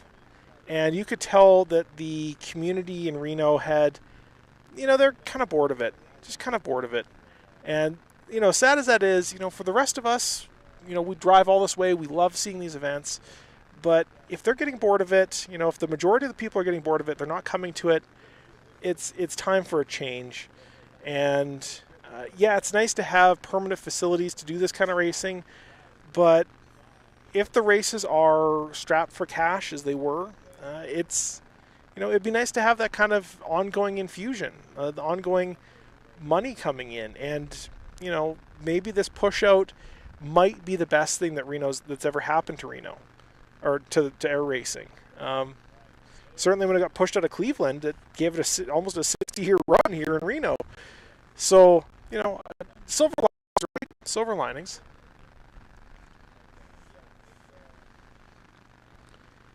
Traffic sucks. The dogs love the jets and the risk of crash.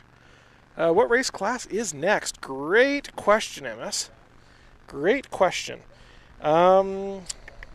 So, our next class, Wednesday, we just saw the Jet Heat 1B. Next up is the T6s, Heat 1C. And that's going to be a 5-lap race.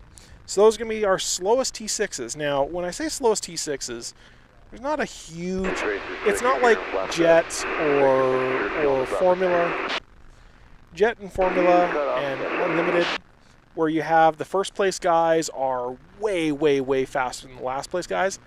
In T6s, the planes are all very similar speed, very, very matched speed. It comes down a lot to the pilot. There's a video from Hoot Gibson here a few months ago where he said he would race any race class out here in Reno except for T6s. And the reason is because they all get grouped up like that.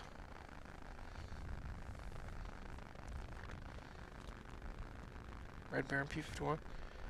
Hospital and wrote back to us. Left a big impression on me. Yeah. Oh yeah, it was the Red Baron. That was 1979, wasn't that? Keeps you in control. That was that 1971, the Red Baron. That one, I think that's the crash. That one looked like there was no way he could have survived that, and yet he did. It was just absolute miracle. Absolute miracle.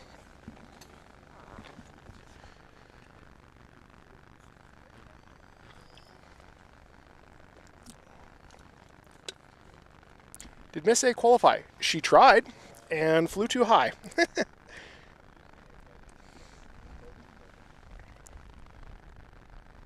Since 89. On roof since 89. Wow. All right, let's go see these guys form up. So these guys have a much different entry procedure. Well, I won't say much different. It's very similar. It just happens to be in a different orientation.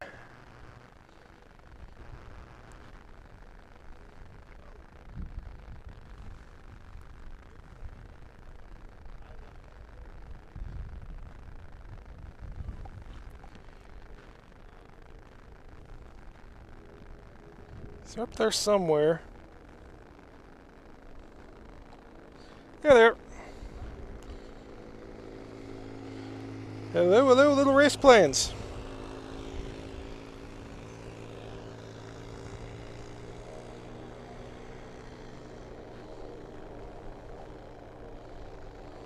Gentlemen, let's start bringing it into a close trail. So someone was asking earlier about Red Baron. Now, Red Baron DNQ'd. So if Red Baron is flying, this will be the heat that it's flying in. I think I might see it up there. A little bit hard to tell. A little bit hard to tell.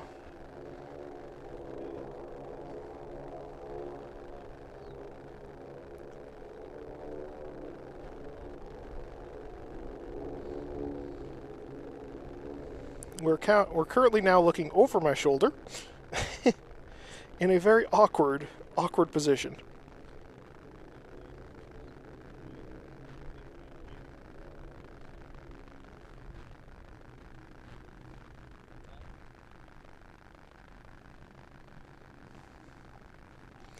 All right. Let's try moving around the other direction. See if I can get... Let's use these racers nice and easy. Let's move it into a right. That's fine.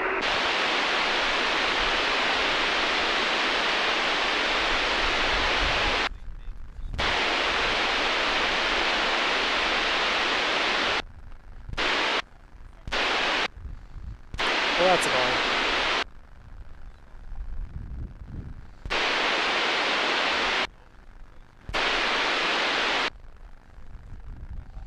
Ooh, sorry headphone users.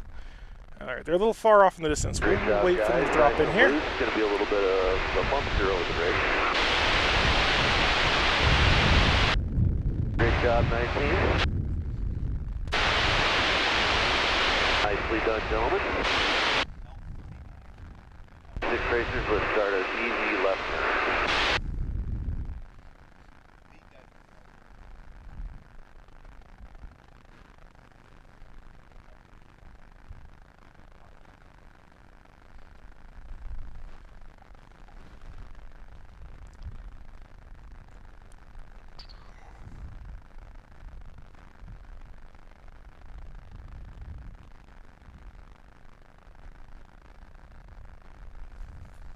All right.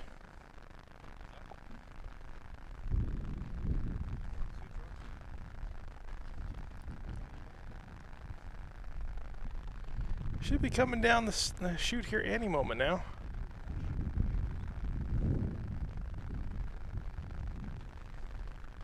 Give you a show of exactly how we get all the audio around here. Hey guys, nice and easy. Let's start working into a line of breath.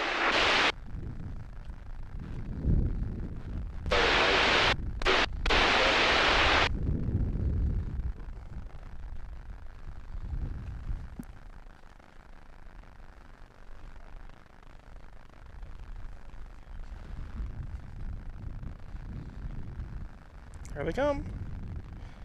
So they're way back there in the corner. Start bringing it forward.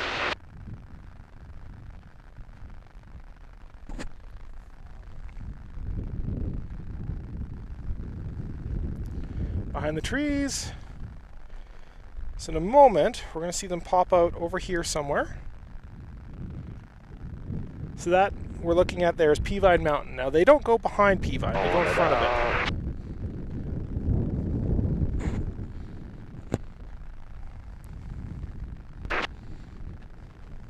Great job, nice. Ladies and gentlemen, the road T6 Racers are inbound for the course. T6 Racers inbound Good job. forward? 48, move it left. 19, let's bring it to the left. Base is increasing the power. Base power set.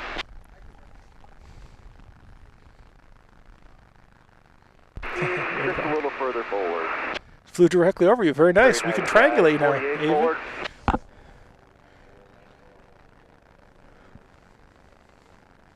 Really nice, guys. 48 forward if you could. Here they come.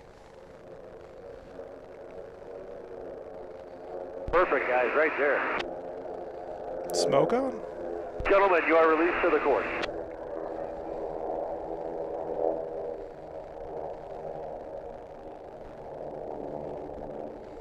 Focus.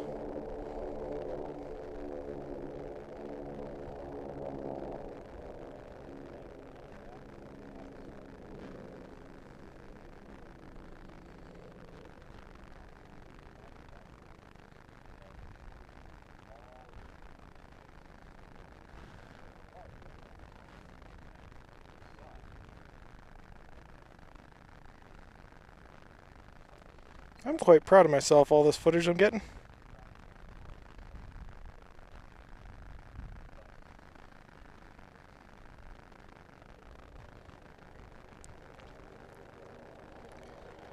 Here they come. Those propellers going supersonic.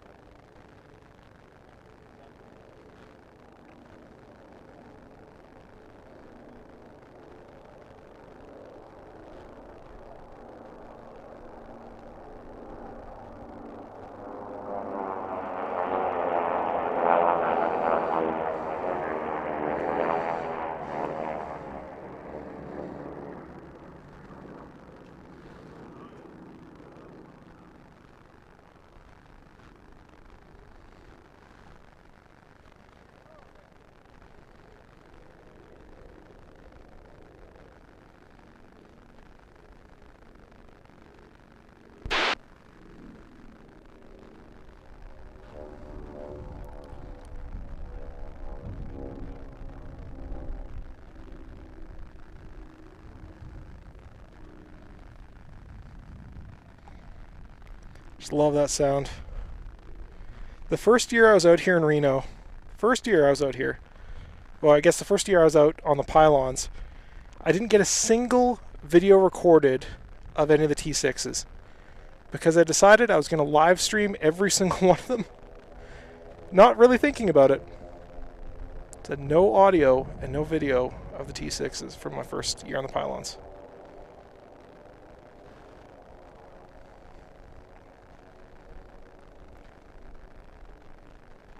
Quiet down so you guys can hear this. 25, I'm on your right. 25, roger.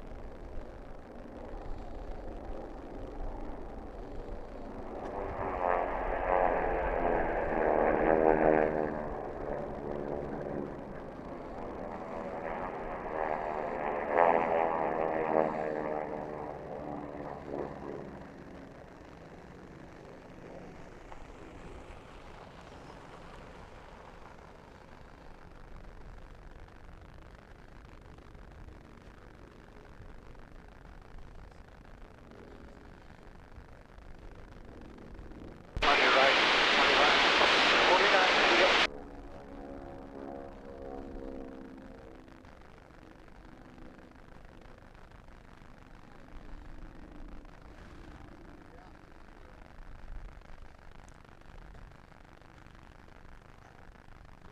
We might see him take him. this could be a change in position here. He's gaining on him, that's for sure.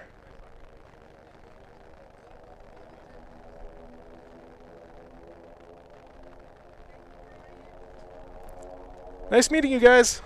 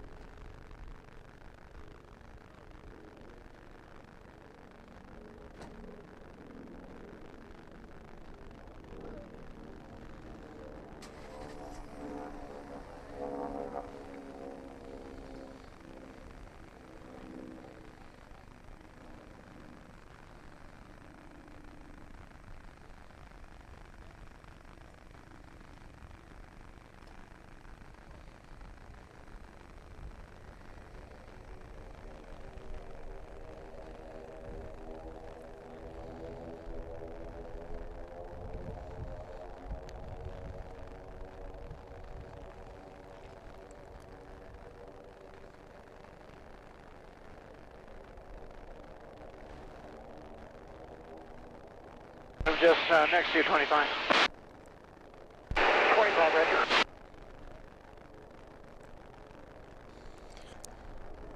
Oh man, he's definitely catching him.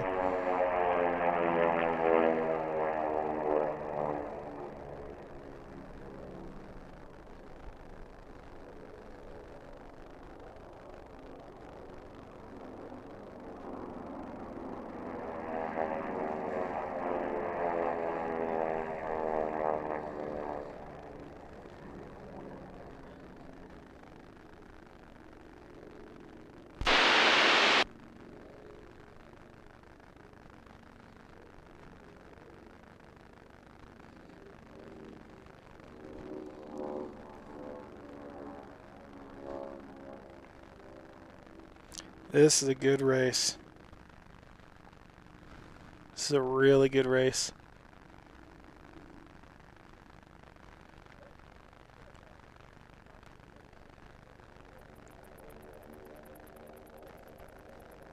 I'm sitting here on the seat of my chair, except I'm not sitting down.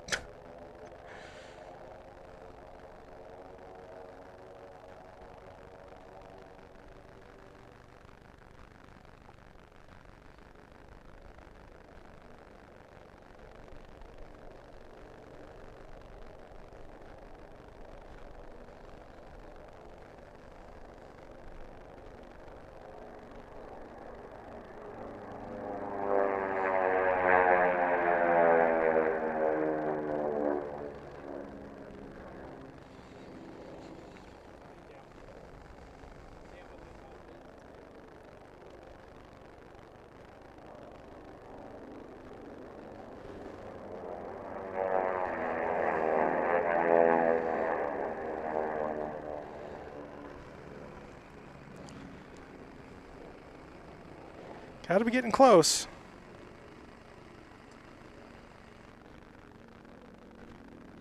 And there we go. Zoom, zoom. Where did the guy go? There he is. Whew. That was a good race.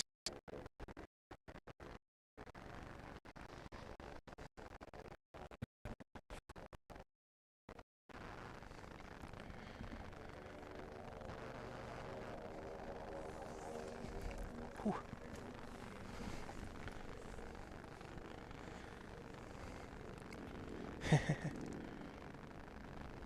25 is a beam. The numbers for 8. So these are both, Race 49 is downwind of beam. of all things, they're not even proper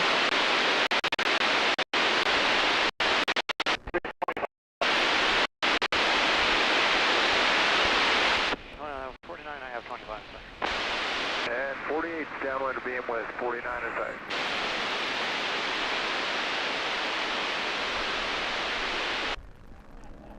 God, I gotta figure out what to do with these power cables, or figure out what to do with the radio. Put it in a more convenient location tomorrow. 5 bases gear. Yeah, so I'm filming all this on Sony cameras. So the one that I'm doing the deep shots on is an FX30 because it has a crop sensor, which gives me like an extra 1.5x zoom on the 300 millimeter. And then the wide angle is on an A7S3, which it takes way better video than the FX30. Not way better, but enough better. But the problem is it's too wide angle for the zoom stuff. So I'm just using it as a wide angle camera right now. I also have a backup, my A7 III. And I think a 2-camera setup is pretty much all I'm going to be able to manage. Because it is a lot of work dealing with just 2 cameras out here.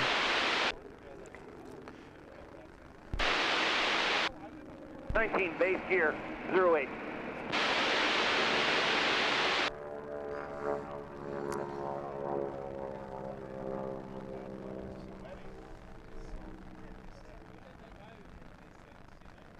Tire plant on Moya, eh?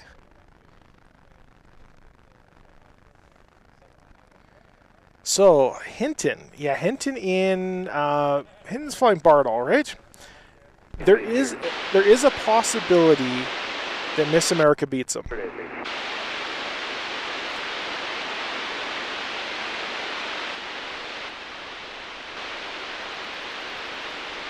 19, taking the right side. Alright, so what I'm going to do, I'm going to go a little bit live on TikTok here. So if you guys hear me talking to some random thing, yeah, it's rough plus Starlink because there's length for the long shots. Yeah, that's 300 millimeter on a crop sensor. So so I get, what, that's somewhere around 500 millimeters, 450, somewhere in there.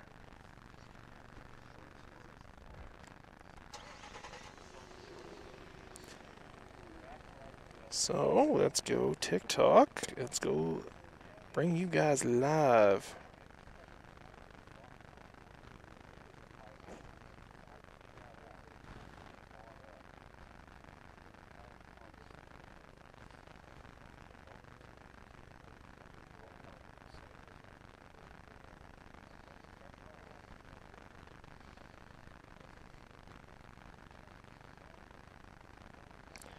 Alright, what's a good TikTok title?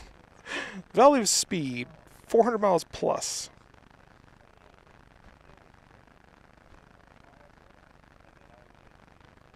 Select topic. Gaming, live merch, food, animals, pets. Daily life, chat and interview. I think chat and interview is what we're doing it.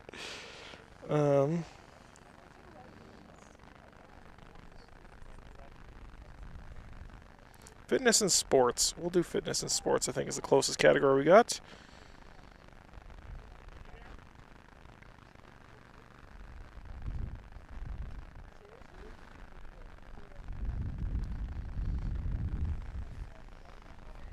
Alright, let's figure out when our next race is.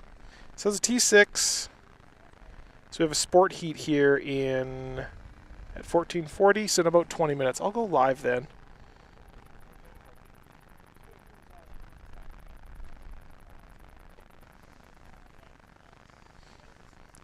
A7 series Starlink, but you got it covered, yeah. Yeah, it's I kind of went a little overboard with this whole thing. For the past few years I've been doing more the press pass type of stuff. So standing under the pylons, getting video and whatnot, but I'm like, you know what, this year I'm going to do something a little bit different. I already told the story probably a couple hours ago now, but they normally give out press passes. Normally it's like June that I'll get a response back like, yep, you're in, you're good to go. This year they kept delaying it, and it was, you know, late June and early July and finally late July, and they finally Finally got back to me. He's like, no, you're not. No, you didn't get in. But we you know, you can still buy tickets. I was like, well, all the early bird stuff is gone. A bunch of the parking pass and stuff are gone. So all these things that we normally get through a press pass are gone. I'm like, well, okay, fine. But then the next day, they post publicly, you can basically buy what amounted to what was the press passes last year for $12,000 a head. And, you know, can't fault them. It's capitalism. But, hey, I'm going to do my own thing then. I'm going to do my own live stream.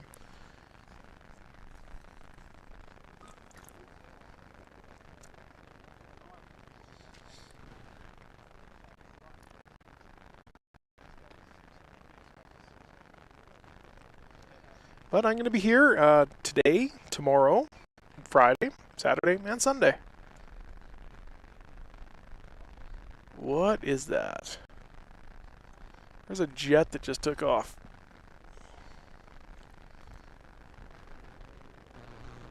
A jet doing jet things.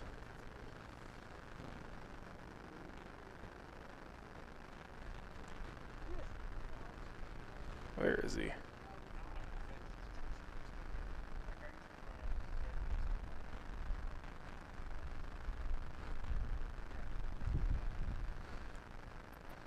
Well, whatever. Jet does jet things. You can't tell it, no. Starlink drain your power pack at the same rate or variable? It is variable, but I haven't noticed too much variation. I haven't done a whole lot of testing on that one. To fly over those helos, one crash could cause a lot of damage. Yeah, they don't really fly over them so much as they fly around them. So it's your last time coming to the Reno Air Races. Maybe it's your first time going to be out there, or maybe you've been out there before. Let's see if that live comes back.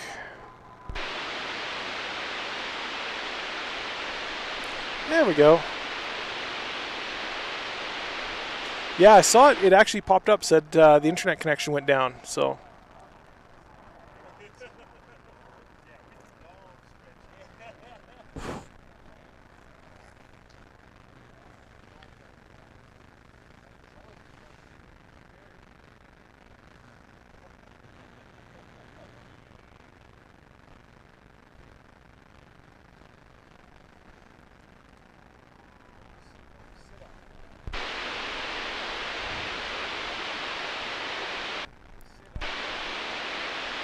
A friend of mine just texted me and said the saturation is down. I don't think it's a saturation. I think it is the color profile.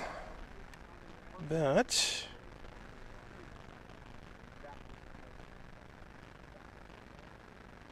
look at that. That might look a little bit better for you guys.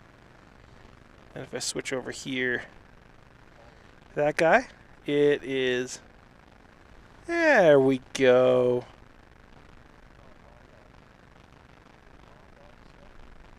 Look at that. All right.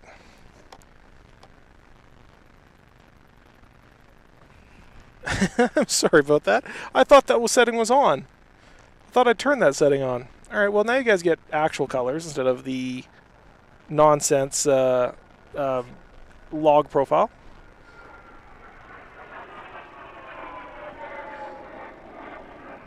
See if I can catch him. Catch him doing airplane things. Without standing up because I'm lazy.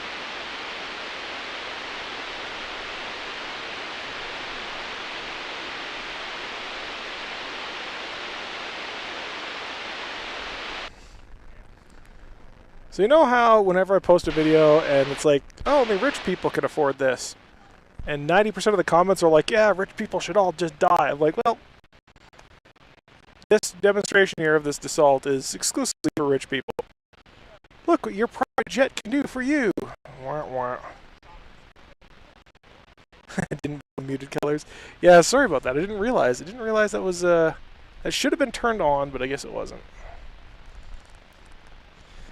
So the reason that gets on is so that I can capture a much wider color space, much wider gamma. That means I can get very dark colors as well as very light colors all in the same picture. and it looks so much better.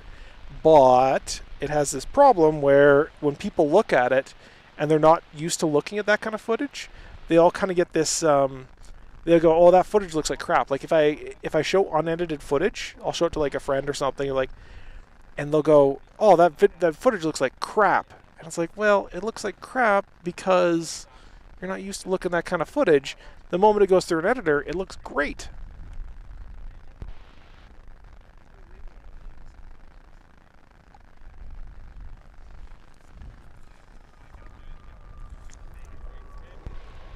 And that's actually one of the reasons I use this Atomos as compared to an ATEM, is that it supports all the color, all the frame rates, everything that I might want it to do that just an ATEM just won't do.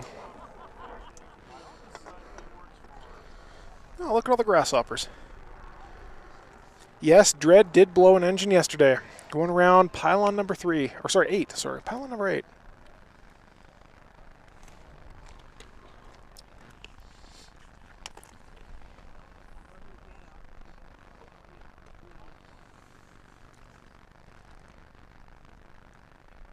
So now we are just waiting.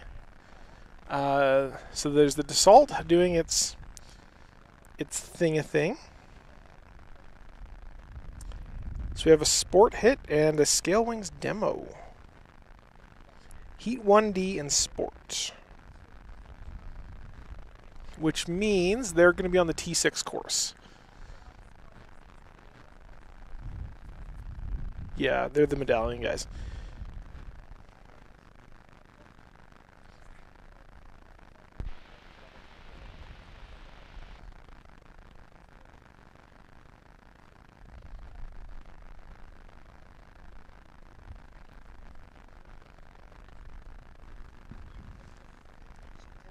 And yes, the only odd thing, shutter appears fast with frame rate, but could just be stream. Yes, so the shutter angle is very fast for the frame rate. That's partially because it's just so damn bright out here. So I think both the cameras are somewhere around 200, 1/200th, and the frame rate's 24. So the frame rate is way too high, way too high. But most people don't really notice that, so it's not too big of an issue. And it's just there's so much light. I have ND filters on there at 5 stops down. Both the lenses are at like f12, and it's just so bright. It's just so bright.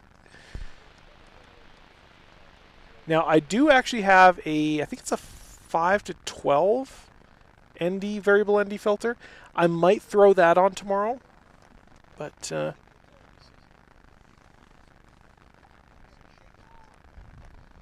exactly. Sounds like every year up here. It's true. It's true. You can see from the footage there that the sky is quite a nice color of blue.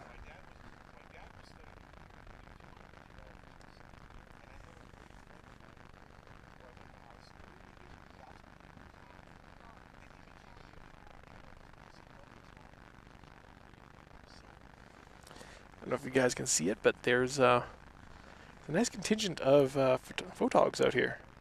This is the hidden spot. I found the hidden spot.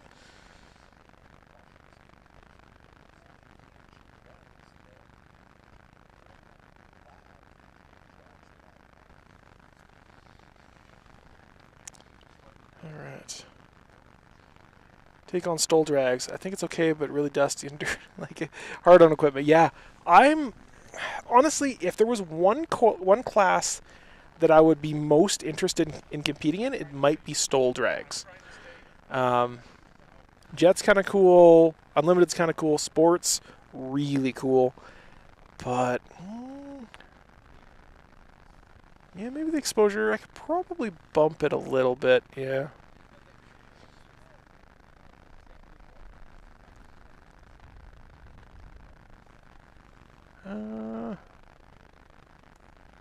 Remembering how to do that on the FX30.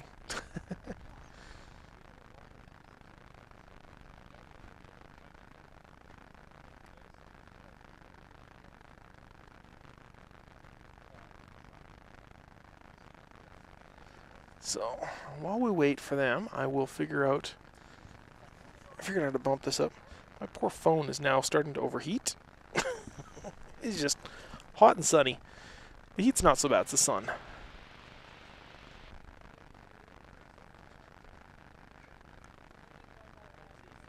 Action.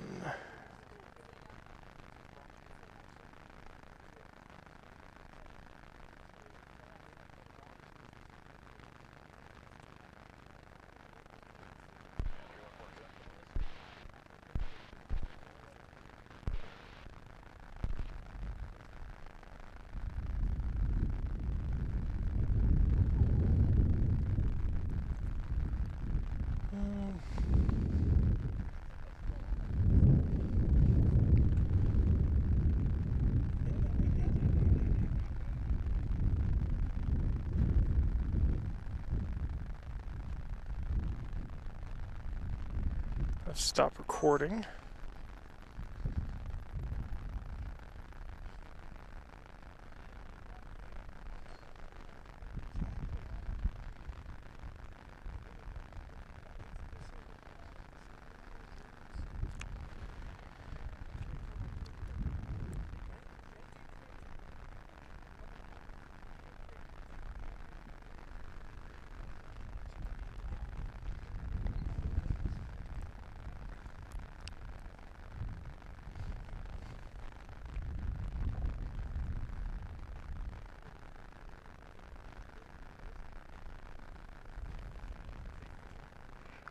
I'm actually not sure how to set my exposure compensation on this. On the other one, it's easy. It's just it's a dedicated dial.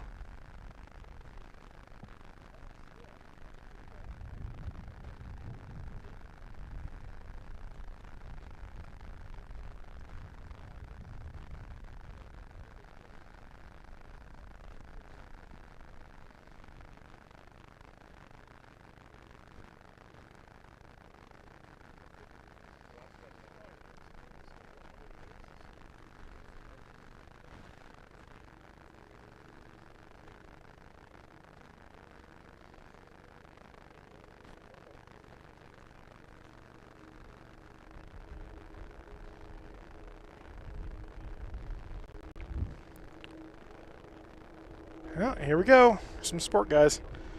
All right, I will have to figure that one out a little bit later.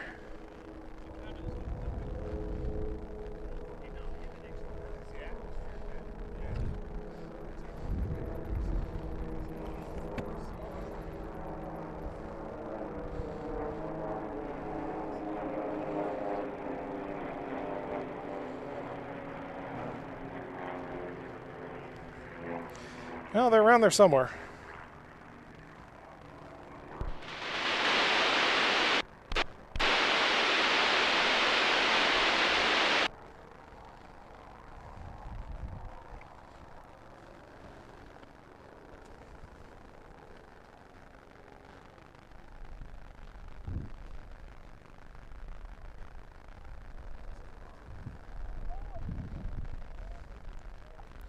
There.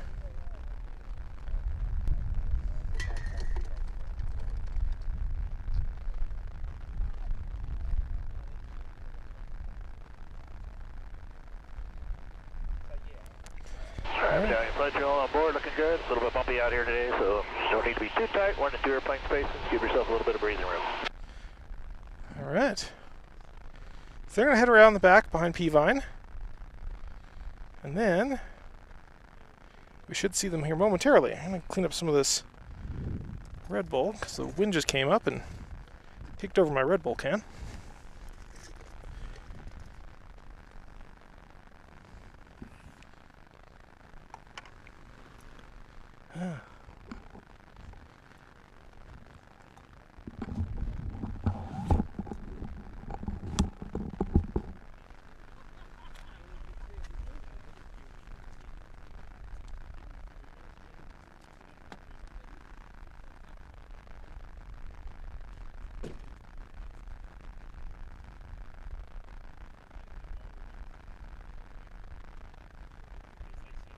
Alright, stroll 417, flight medallion flight, going around P-Vine.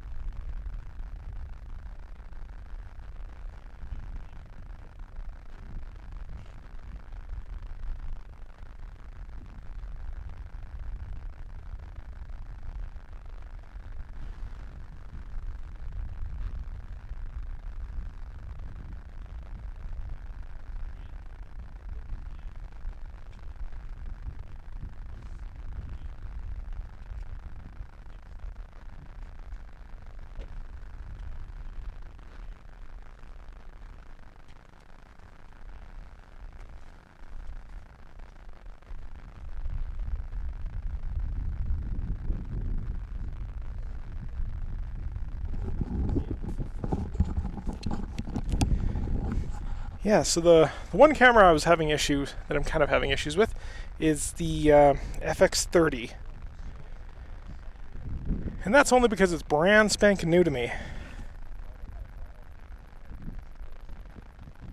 I literally bought it like 3 weeks ago.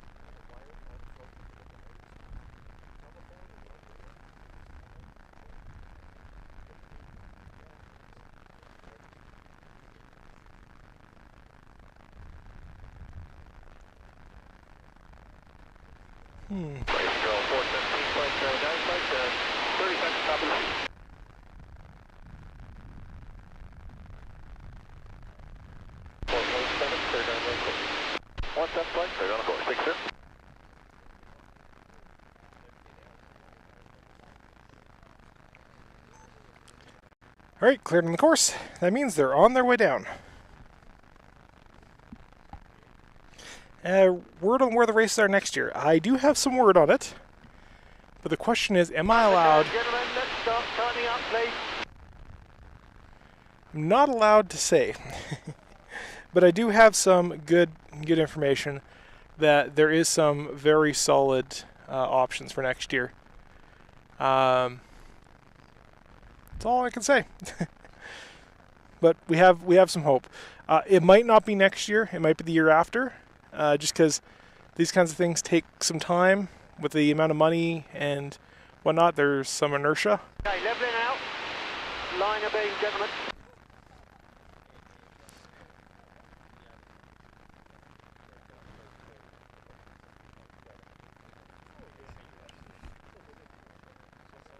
That's looking good. 101, come up and come forward.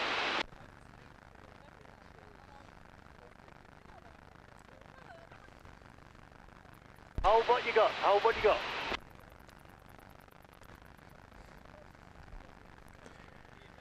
Alright. That's looking Sport. good.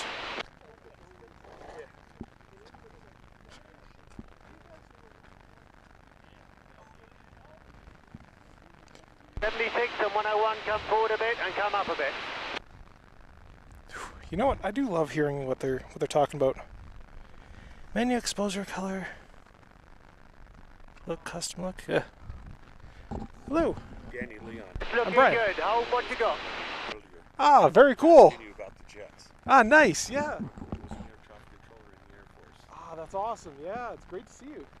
Yeah, we 4 seconds to go. Hold what you got. You're looking good. Saturday or Sunday. I saw that. I saw that on the schedule. But when I went into the Air Force in 1978, Gentlemen, you have a race. we still had F-4 Phantoms, 105s, all the older stuff.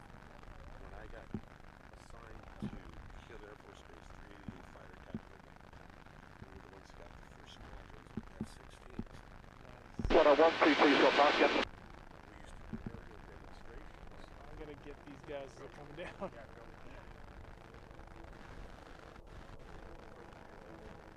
Ah, yep. Oh, yeah, they're already down. All right. 7622 on your right.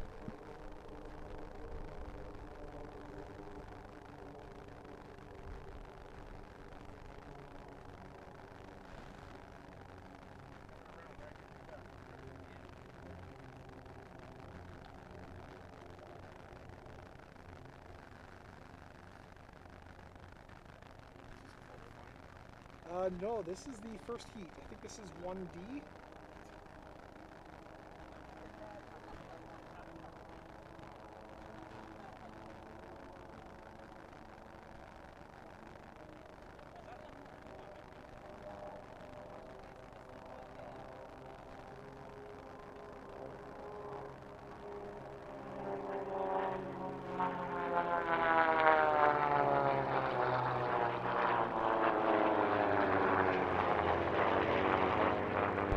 22's on your right.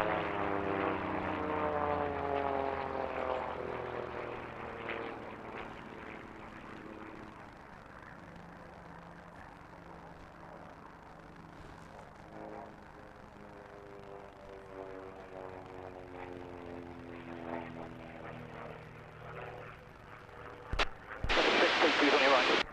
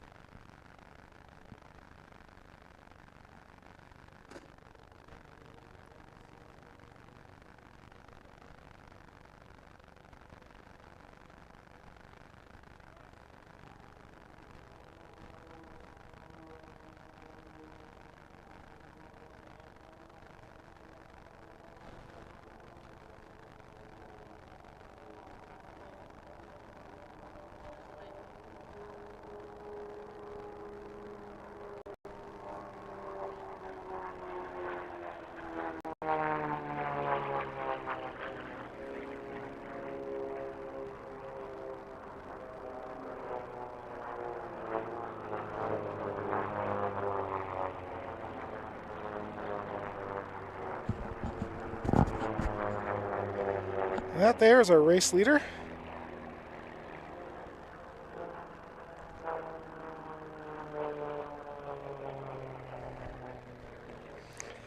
Let's see how that second place is going. 101's on your right. So our first place guy is just walking away from everybody else. But our second and third are currently very well matched.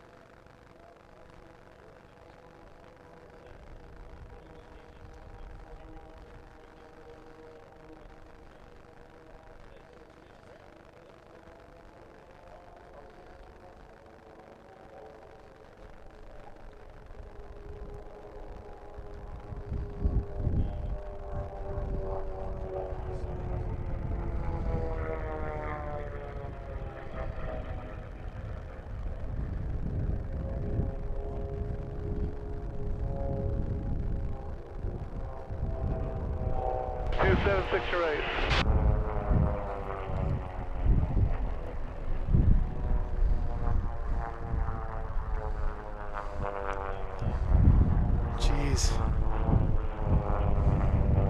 I'll see ya. Find you.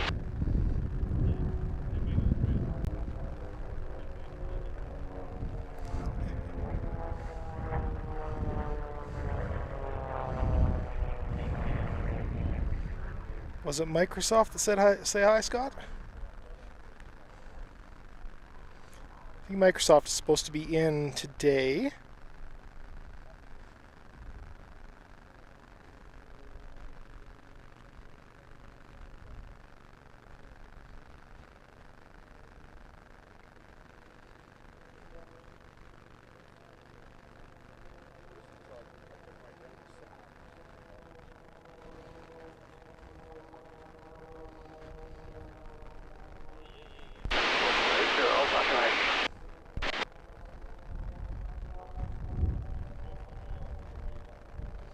Look how close these guys are. Joe, you're clear.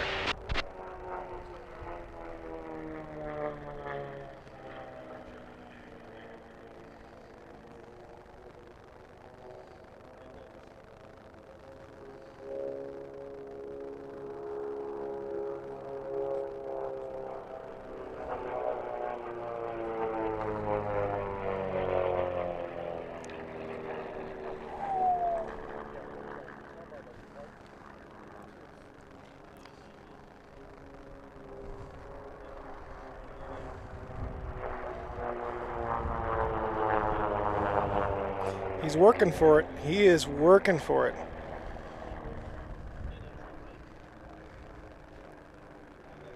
He has the speed. He just not quite there.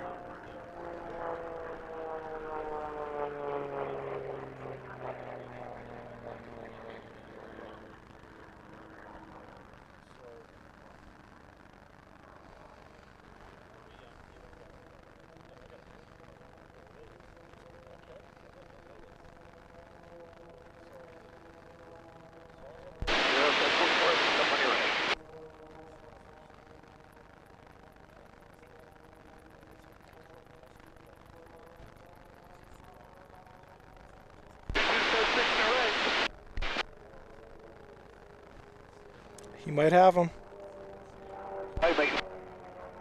He's got him.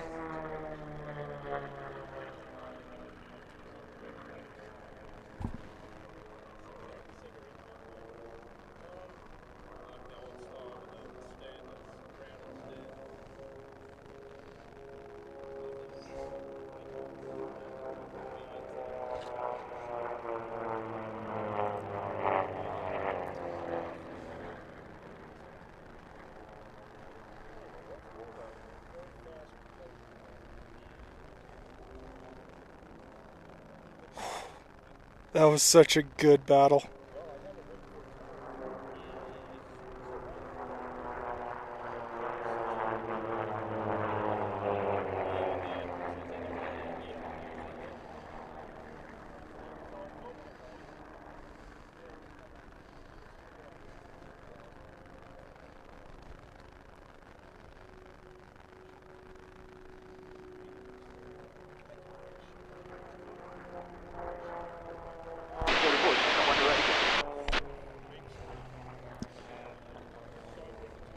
Alright, so we got that pass done. Have any other good battles? These guys take... Ooh, look at these guys over here.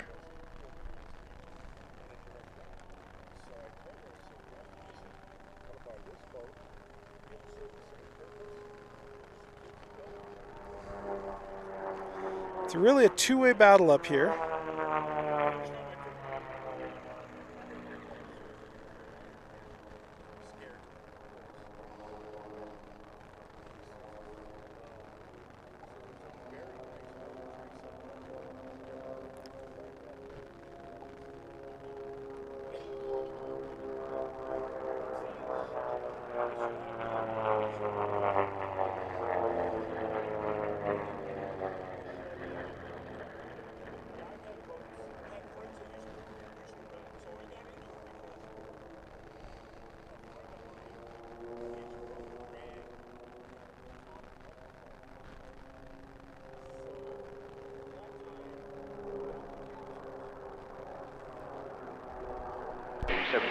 Behind you.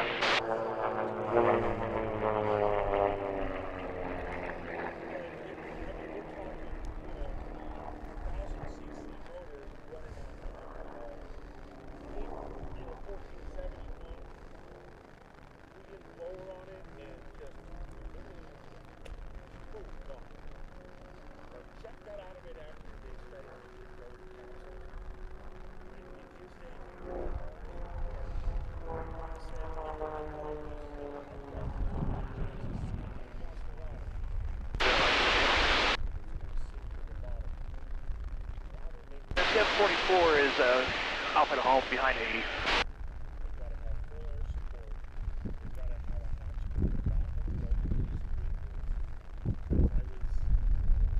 Absolutely wonderful.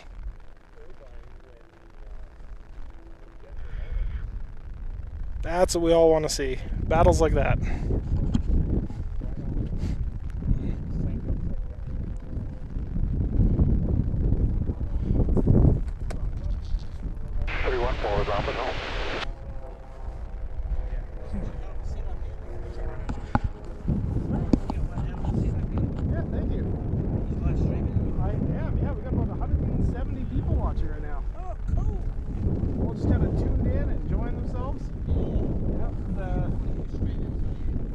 Just as my own name, just Brian Murray.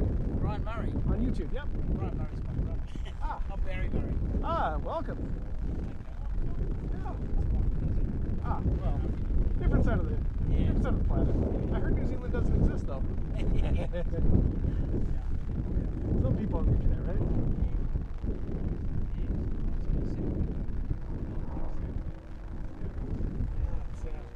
Pretty cool. Set up as much of the 7-6, leaving cool down. correctly here, and it's just today is mostly a shakedown setup.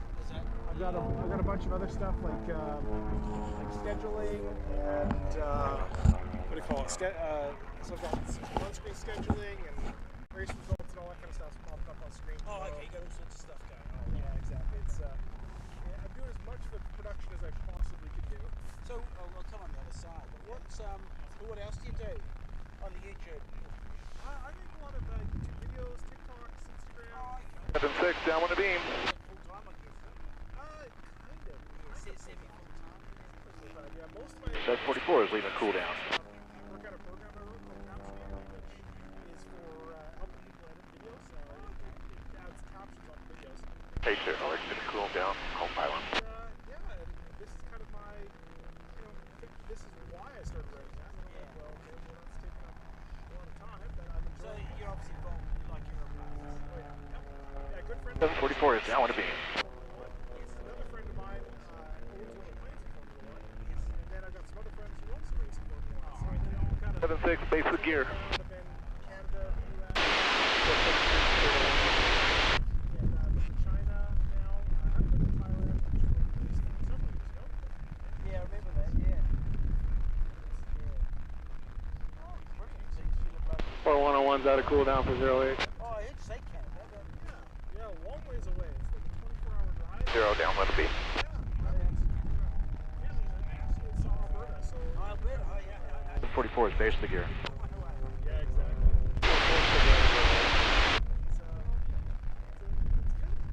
I'm very much enjoying the live stream.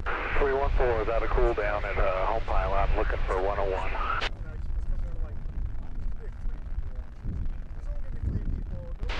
101 is just at the end of the runway, turning downwind. I'm assuming enjoying the show. I'm sure they will be. Yeah. Thumbs up in chat, guys, if you're enjoying the show. Oh, it's brilliant what people do now. It's unbelievable. 80, base with gear. Streaming like at home and stuff. 17, leaving cool down. Getting our internet and So with everything your else. generator stuff on the back.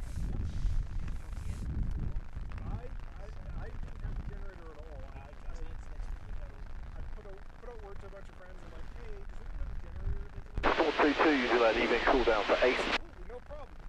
And I'm like, great, this is gonna be like 314 is downwind of beam, looking for 101. Didn't expect something like that. 120 leaving cool down for 8. how am I gonna get this down there? 101's downwind of beam, about to turn base with gear. So you've got a satellite link for the Yes. for the And then there's a little tax in next to it. I get it. That's actually the main thing that's 101 is base with gear. So I check my phone periodically and then So the white rack. let me see. I'm gonna just check EcoFlow. 314 is turn base with gear. Power in a white. Roger. 17 downwind of beam. 422 downwind of beam. Got 17 on the outside.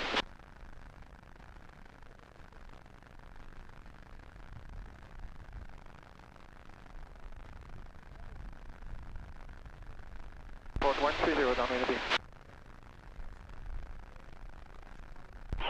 17's going to go back to cool down. 22, go ahead and take the sequence. I'll land behind you guys. Okay.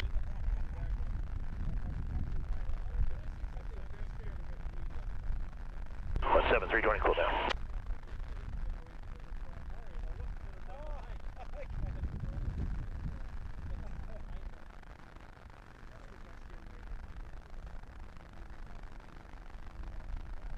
Well, you're inside 130. See ya. Okay, Sport 22 is turning base with the gear. Clear out number, I believe I'm number 1 now.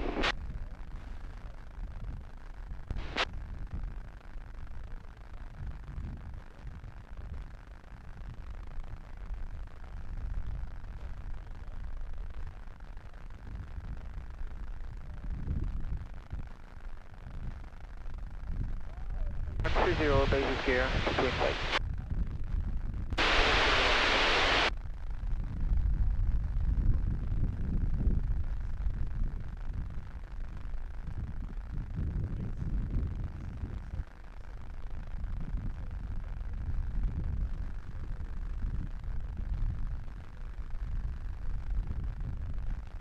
Alright, 417, sleep cool.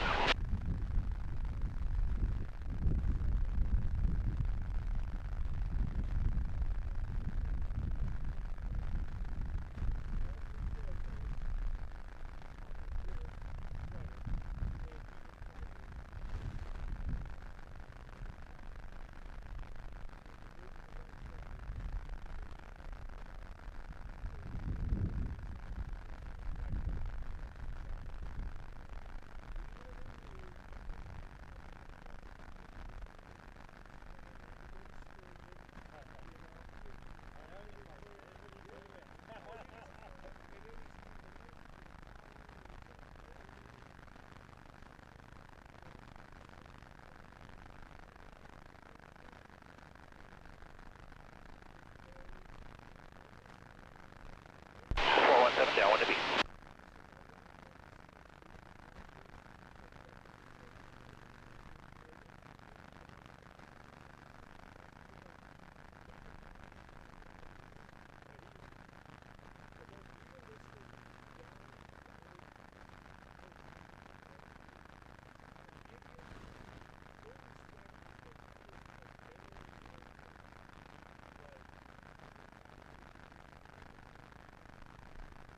What's up, base gear down.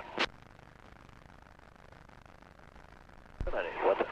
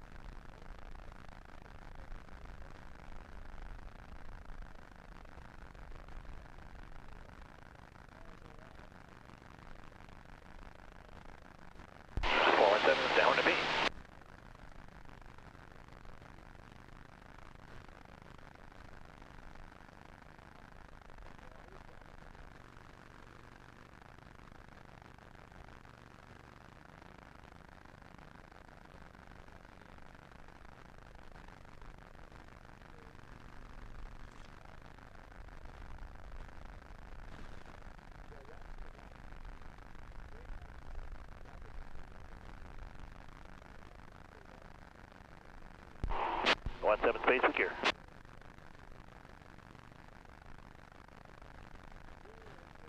Runway clear land, 417 me.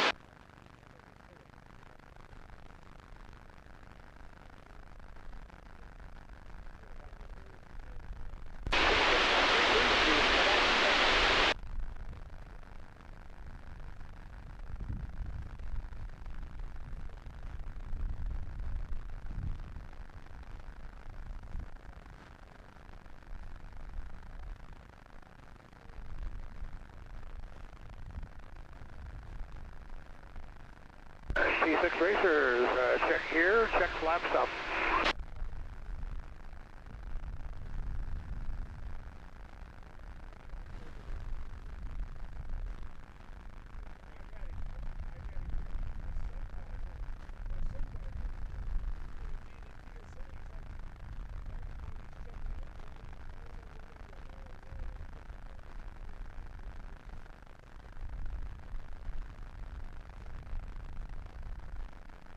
T6 Racers, check your fuel on proper tank. Mixture and prop. Showing in loose trail.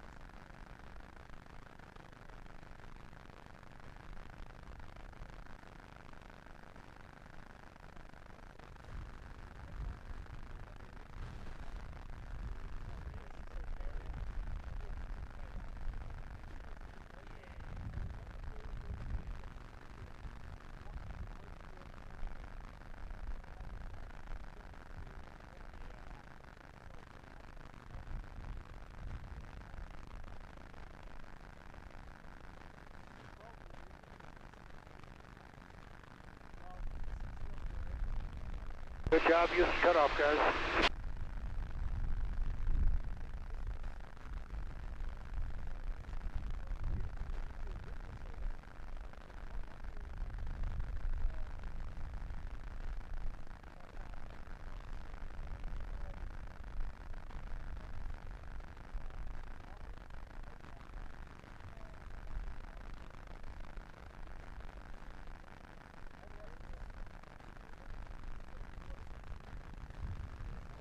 And start bringing it up to close trave on T6 Racers.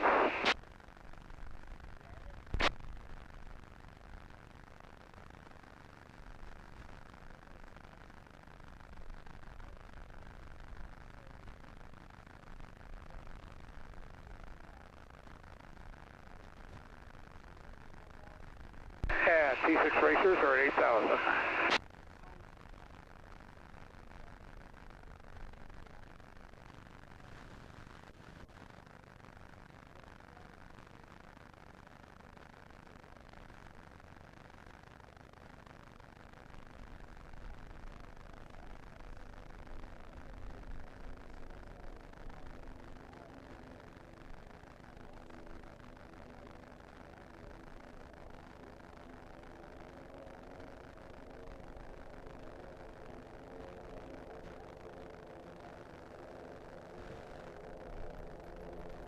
T6 Racers, check your mixture, check prop where you want it.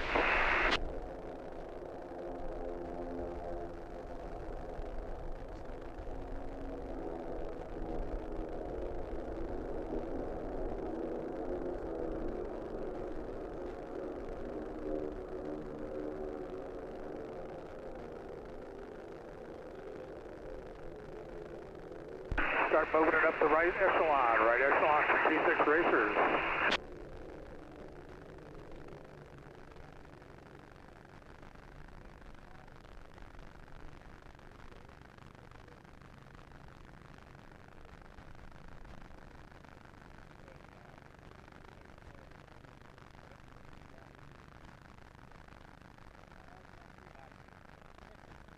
Coming up on the ridge line, a few little bumps.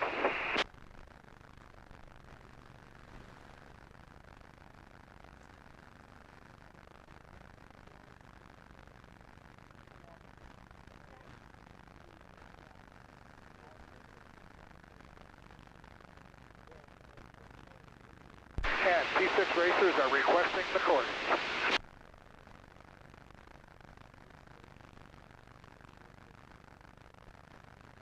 Cleared on course, T6 Racers.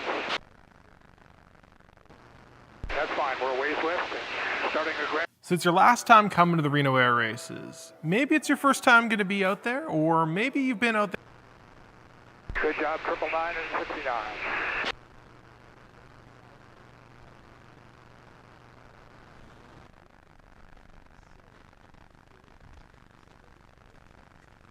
T6 base is going to continue the gentle turn to the left. Good job, 69. All right, guys. Gradual descent.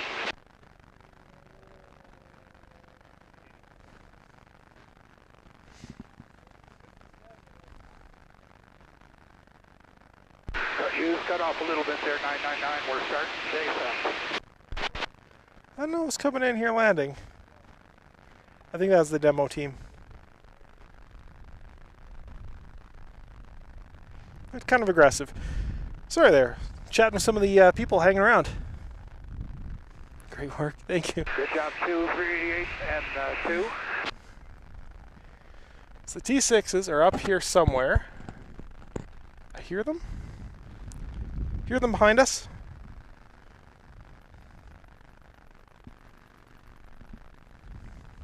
Turn this on for a minute while I search for them. 999, do the best you can. We're powering it up. All right, sounds like they're coming down the chute. As soon as we catch them. The 2023 row T6 racers are inbound for the course.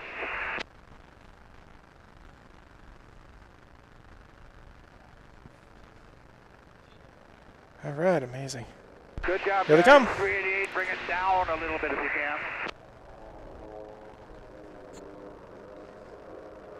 Gentlemen, you are released to the course.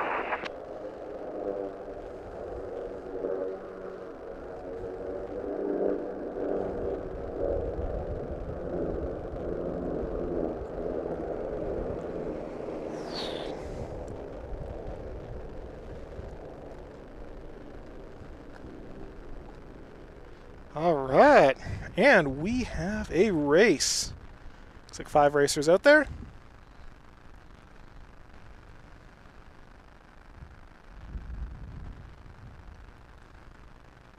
I believe this is Heat 1B. These are the second place guys. Silver standings. Let's see.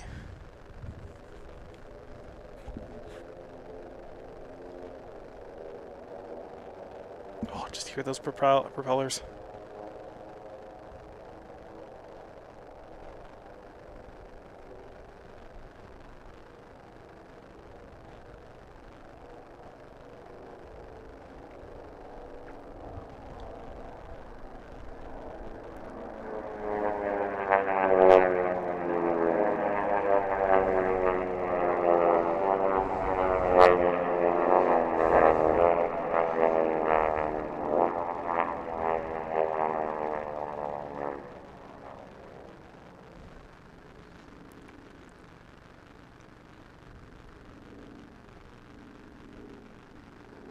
See if we can get both of these guys in the shot.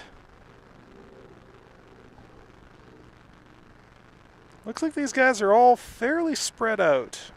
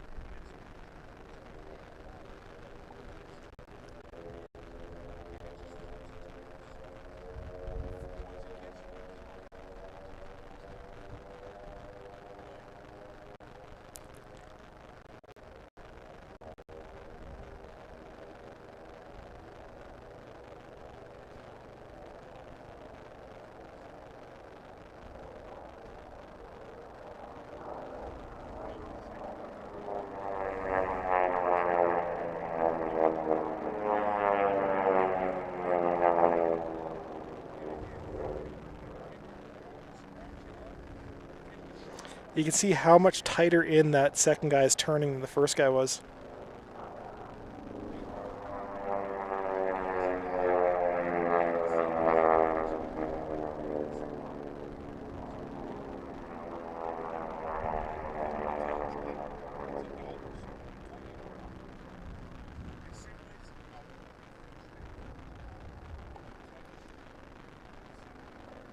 Look how far behind some of these guys are.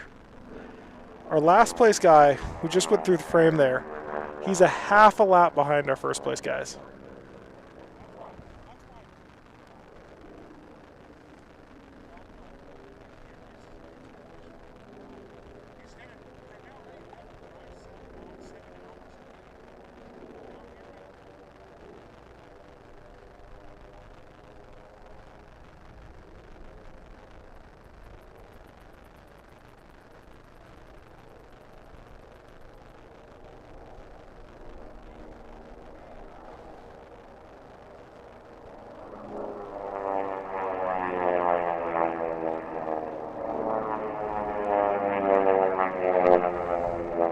Watch where he turns. Watch his right wing right there.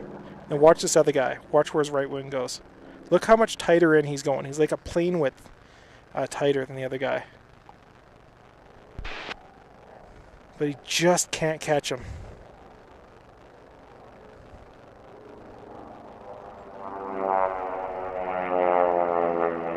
Watch yourself, ready for all pylon.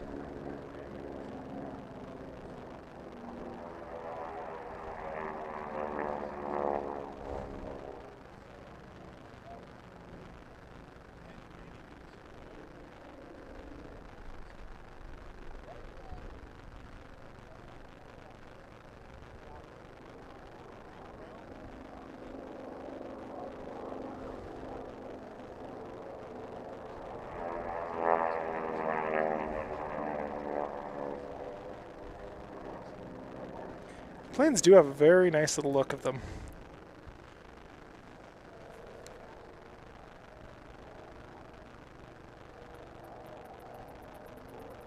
Focus.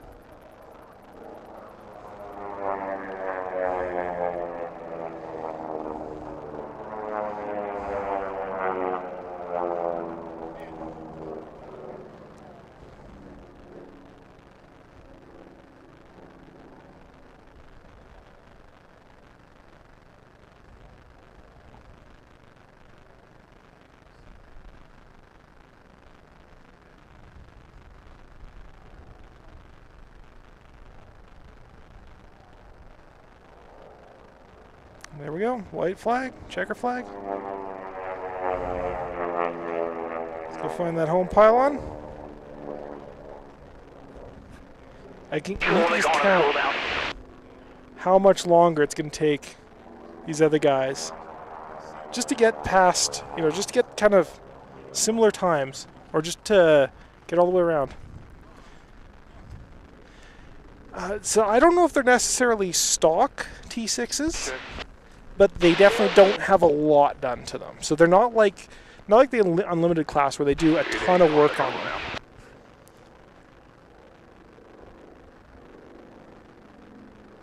This guy's still going.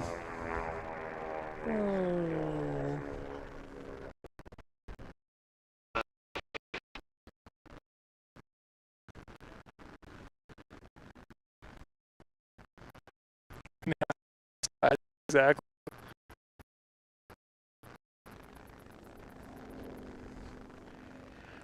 Yeah, so I have to kind of figure out how to change some of those settings on this camera.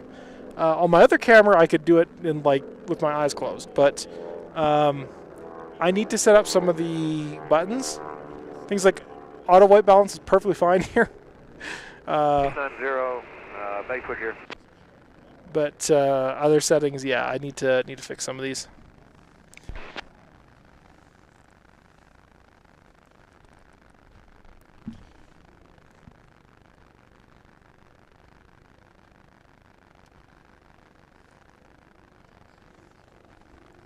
I like how YouTube keeps telling me about every 15 minutes. Oh, there's a suggestion. Your bit rate's too high. 999 best. Yeah. Race 69, downwind of beam 8. Nothing beyond blueprint. I thought there was I thought there was a couple mods they were allowed to do, but they were very, very minor mods. Well, like for instance, they gap tape everything, right? That's not stock, but it's very minor, very, very minor things. So they're not like adding on extra turbo boost or you know, rebalancing it. Well, they might actually be allowed to rebalance the thing, but yeah. You are, yeah, it's yeah, exactly, very, very limited to what you're allowed to do. I don't know a lot of the inner workings of how the T6 class works. Break 2, leave a cool down for later. But yes, it's as close to stock as is realistic. And our race 69, left base with gear for 8. Which is why lower ratios, yeah. 69, do I have an interval in front of me? Copy, 69. Yeah. Yeah, exactly. So things like smaller tail wheel, different prop. I think actually the prop has to be pretty standard too. But it's all super minor, which is why if you ever go down into the pits for the T6s, you'll notice how many of them have had gold wins. It's because it just trades around between the different planes. So there's some planes like 6Cat has a lot more wins than other people, but there's a bunch of planes down there that have had wins and fairly recent wins, and they kind of trade back and forth. You know, they'll be second place, third place, fifth place, first place, just kind of this. They're all in the gold, and they're all kind of winning. Yeah, amazing how much wax will make. He's doing a good wax job. Yeah. Well, they're not the most aerodynamic of airplanes. They were kind of designed as trainers. Learning some of their bad habits, I question the wisdom of using them as trainers, but hey, they worked.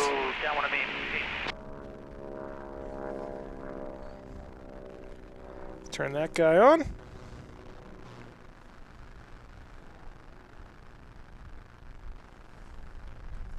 You know, I can also,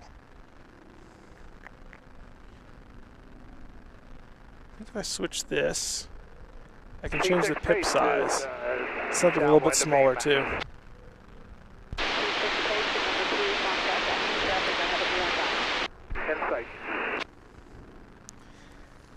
I touch anything here and it's just, they're all warm.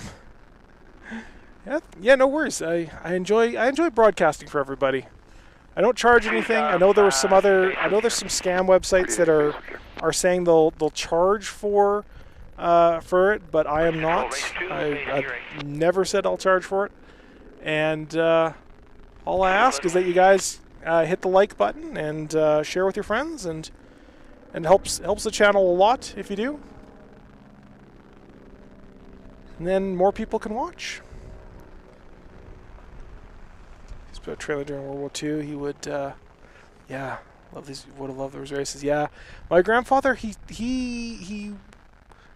I don't know if he was an instructor on the Harvard, but he was an instructor, and so he was an instructor, and he also flew Spitfires doing aerial reconnaissance. So you know those 3D photos you might see. So if you ever go to like a museum of World War II, an aviation air museum, you might actually see a bunch of photos that you can do. You can see stereoscopic views. So they take two photos, they put them right next to each other, and then they got these they look like glasses with little legs on them. They're kind of weird, and you can look down on them, and then everything is in 3D. And that's how they were, planning out raids and bombings and stuff like that.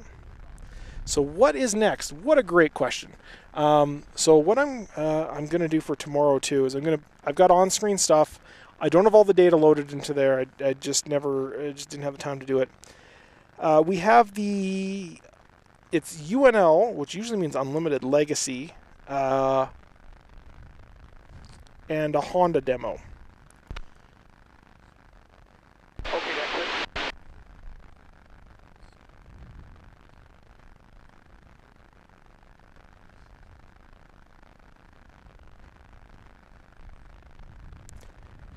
So I don't quite know what that means.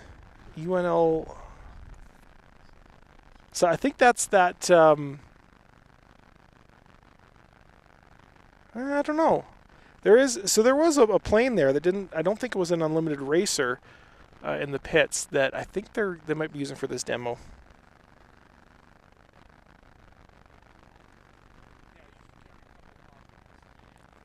Stereo ramp code of 6, which means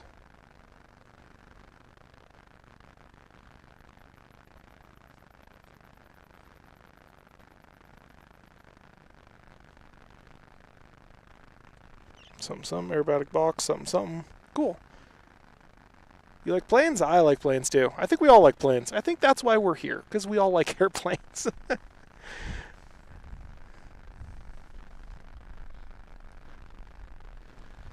Has the unlimited gone yet?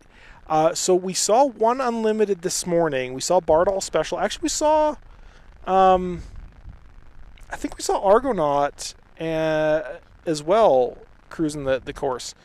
So there was a couple unlimiteds this morning, right at the beginning of the stream. I don't even think I had the stream up and running when they were flying by. So we haven't seen them yet. They're not scheduled for today. We have two more events here. We have the UNL Legacy, which I think is a demonstration plane, and then we have the jets, and then that's it for the day. Tomorrow we will be back though for more unlimiteds, which will be, I don't know when the unlimiteds run tomorrow. Let's check the schedule. I should just have this permanently pulled up. All right, so tomorrow morning, IF1 Stoll, IF1 T6s one-on-one. Ooh. Okay, so we have the T6 drag races tomorrow morning at 9:40, well, about 9:55 in the morning. So tomorrow morning we're starting, the live stream's going to be starting at about 9:45 a.m., about the same time as it did today. I got to update some of the schedules and stuff like that. But the one-on-one, then we have another IF1 heat. We have a welcoming ceremony, and then we have the unlimited legacy flight, same thing as we're going to be seeing here in a minute. Then another T6, Jim Pete's, Honda Jet, Sport, and then at noon is really when the racing starts. I'll be honest, tomorrow we don't have a whole lot of racing. It's a lot of performers tomorrow. Which is, that's fine.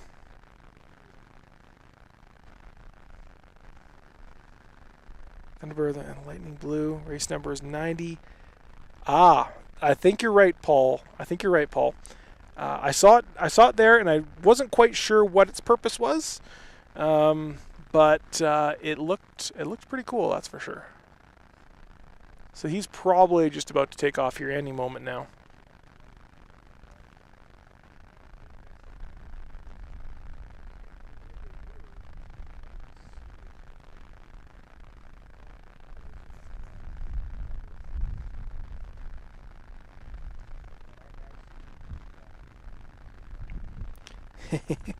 So I literally opened up my email from 5 minutes ago. Amazing, soaring through our sky, thundering into Reno. A very special aircraft will be featured at this week's very special event. This is reading from their email. The P-51C Mustang Thunderbird will grace us with its presence both on the ground and with some appearances in the sky. A brief history. In 1949, under the ownership of veteran World War II bomber pilot and Hollywood actor Jimmy Stewart, Joe DeBona piloted Thunderbird in the Bendix race at the Cleveland National Air Races. Oh, so this has some real racing pedigree in it. He flew at an astounding 470 miles an hour and not only won the Bendix Trophy, but also set the Bendix record for piston aircraft. In late 1949, Jimmy sold Thunderbird to aviation pioneer Jacqueline Cochran, who would go on to set 3 records of the aircraft. So I think that's the plane we're just about to see here. There's a lot more in their email, but yeah. Very cool. Very, very cool. Is there any new classes or events this year? So there's no new classes. There's a new aerobatic events and stuff that weren't here necessarily last year, but yeah. My day at the races, I'll be riding around on my mobility scooter and getting a lot of the still pics. Very nice. Very, very nice. You have to love what you're doing to wake up early. It's required to be the airport plane prep for the races that day then. Yeah. Exactly. My friend, he races in IF1, and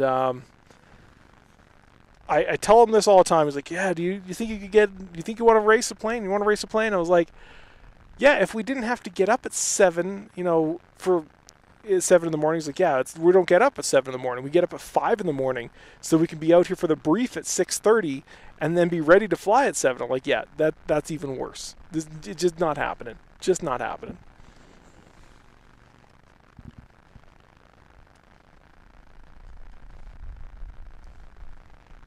The sport class, jets, and unlimited and stuff, they have much later call times because they fly in the afternoons, whereas Formula Ones do not.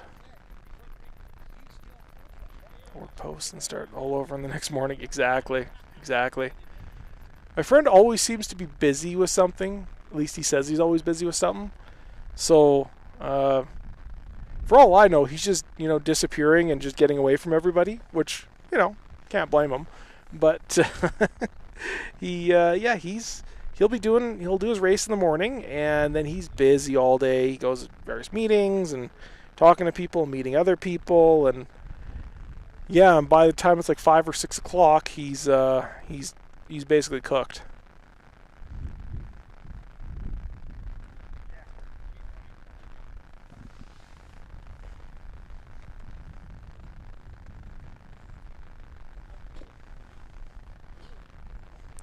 More visitors showing up.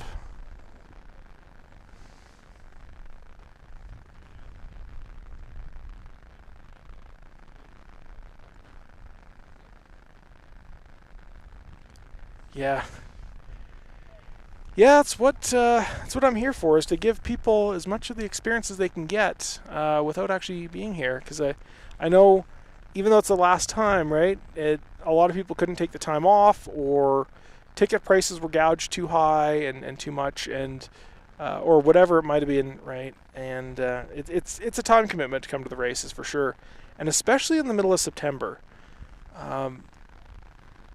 To me, that was one of the things that always kind of I found a bit peculiar, is that the races were in September. Because if you want to grow the races, you want to get young people involved. You want to get school age or university age people involved earlier than later, so that they have a chance to really get it in their bones and really want to get out there and fly and maybe buy a Formula One plane or find somebody who will sponsor a sport plane or whatever it might be that they want to do. But you got to get it into them early. And unfortunately, if it's in September, they've just come back from like a 2 to 4 month summer vacation, and now you're saying, oh yeah, we just need another 2 weeks just for this one event. So kind of doesn't make a whole lot of sense. Expensive. Me and my dad, yeah, 2 big air shows back to back. Yep. Yeah, exactly. It's and for a lot of people, the choice is Oshkosh or Reno. And for me, the choice was always Reno was number one. I'd go to Oshkosh if I could, but Reno was always number one for me. Depends how far forward you park. I've got a camera that's kind of facing this way, but as long as you're kind of behind this line, you shouldn't be a problem at all. Yeah, no worries.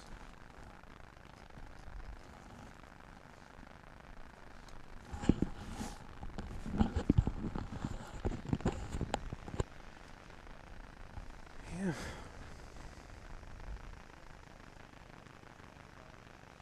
Now stream nice work. My deck at the fence, a few lots closer to the start finish. Ooh, Mr. Osak, if you have a space that I could more permanently set up in future days, I am very interested. There's a link in my bio. You can find my email there, and send me an email, and I'm definitely interested. Definitely interested.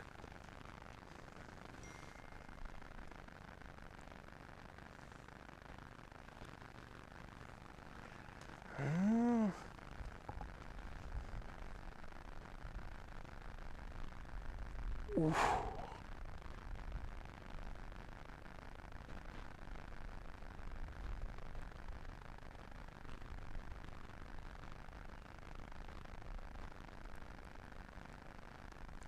All right, I just received some insider information about some of the earlier racing today. Some of those questions we had. So today's nightly recap is going to be interesting.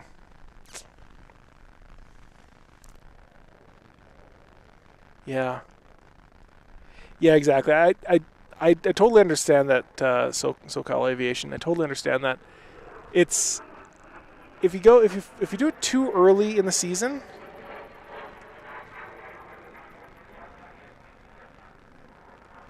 If you're too early in the season, like if you try and do races in August, it's too hot. People don't really want to go out when it's too hot. Racing can get kind of dangerous if it's in there.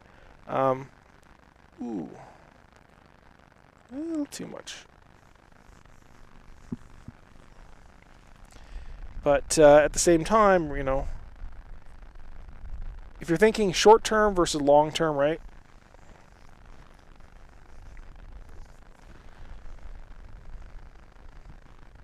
Yeah, exactly, Maurice, exactly. So there is definitely considerations on both sides of it. If the races were more further north, it would make it a little bit easier to do things like do a race in like August or July or something. Obviously, we don't want to get in the way of Oshkosh. Oshkosh is one of those things. Whenever I hear someone's doing an air show and it's the weekend of Oshkosh, I'm like, are you silly? You can keep me random. Keep the random from going to the yard. Yeah, I don't so much. I'm not so much bothered by the randoms. Random up though. It's kind of fun. I get to meet a lot of fun people, a lot of cool people. But yeah, I would absolutely love that. That'd be wonderful.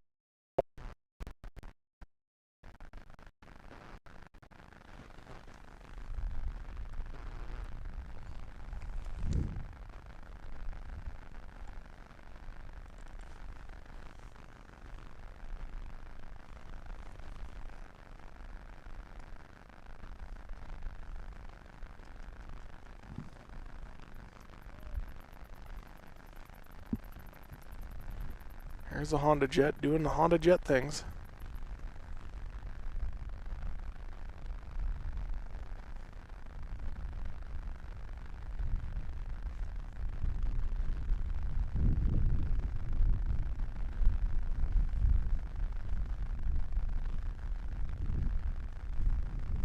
So it's your last time coming to the Reno Air Races. Maybe it's your first time going to be out there, or maybe you've been out there before, but it's been a while.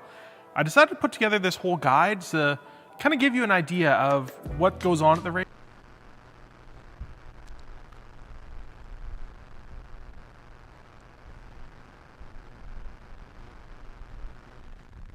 There we go. All right, and we're back.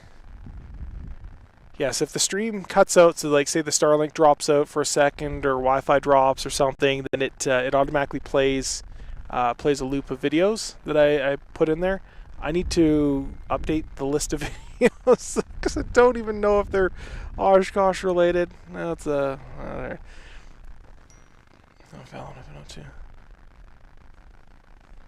not really the best for military demos, which is why I would prefer the Royal. Yeah.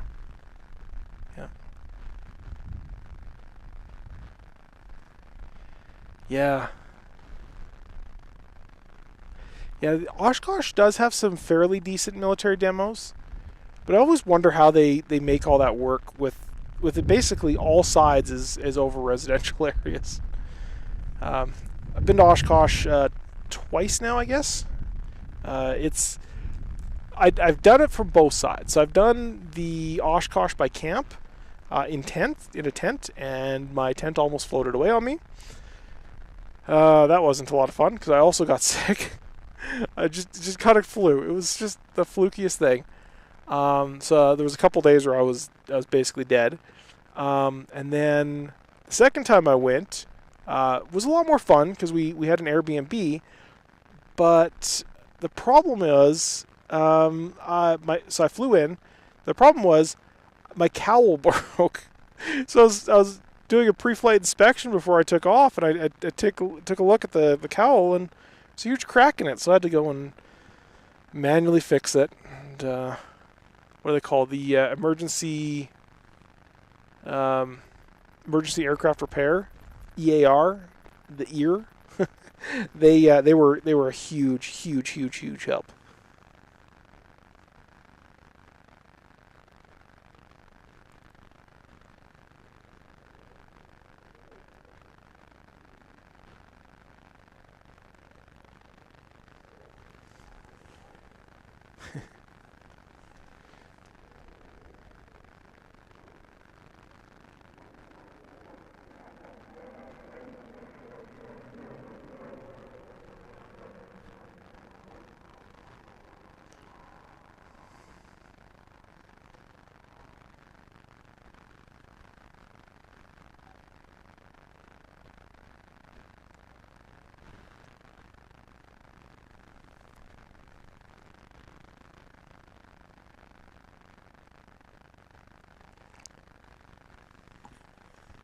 So, yeah.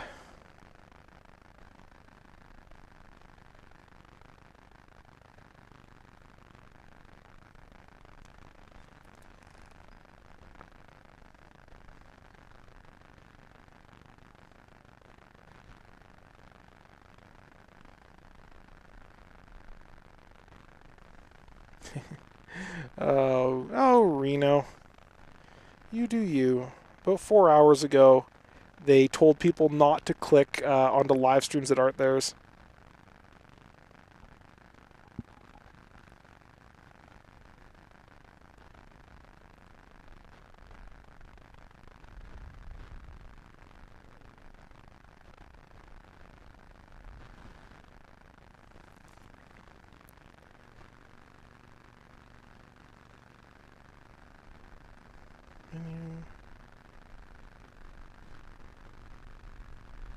Menu exposure, color, exposure compensation.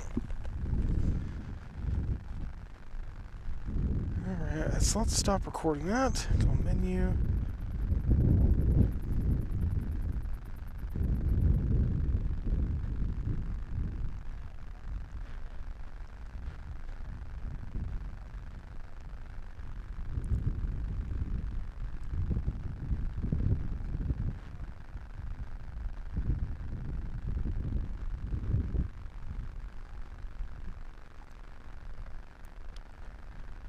Well, you know what?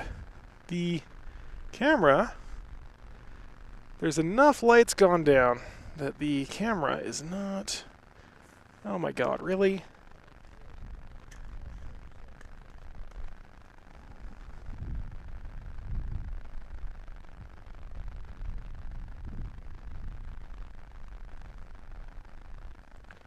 Get exposure comp down just a little bit.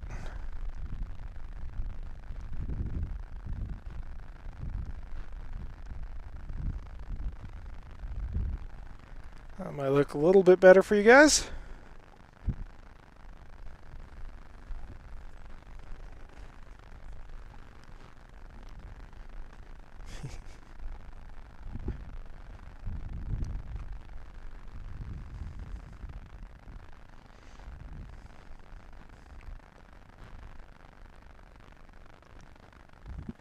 Cool.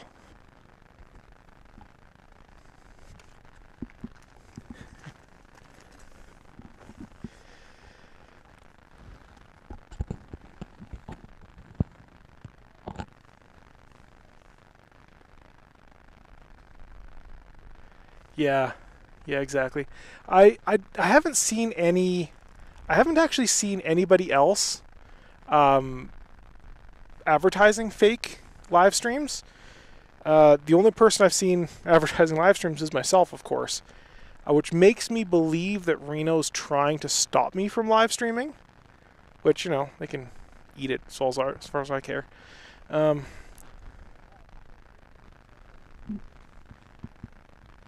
But, yeah.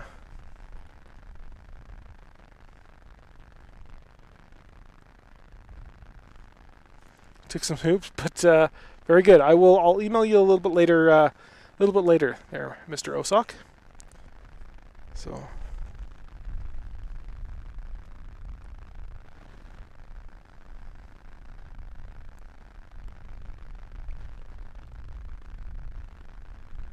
There's a big open space where planes can fly low and fast over a course. Yeah, exactly. Well, there is a few other places. Places like Texas, there's a lot of smaller airports. The big issue is runways. So here at Reno, we have 2 main runways, and we have a third kind of like derelict taxiway that can be used in an emergency for landing.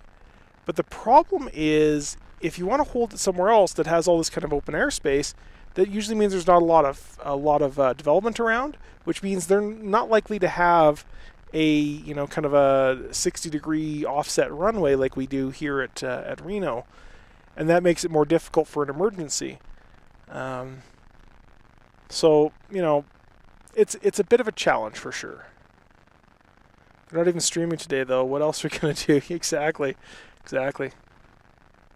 Ah, well, yeah, my Trevor Jacob video. Yeah, I remember when that first came out. I was like, something's fishy about this, but I can't quite figure out what it was.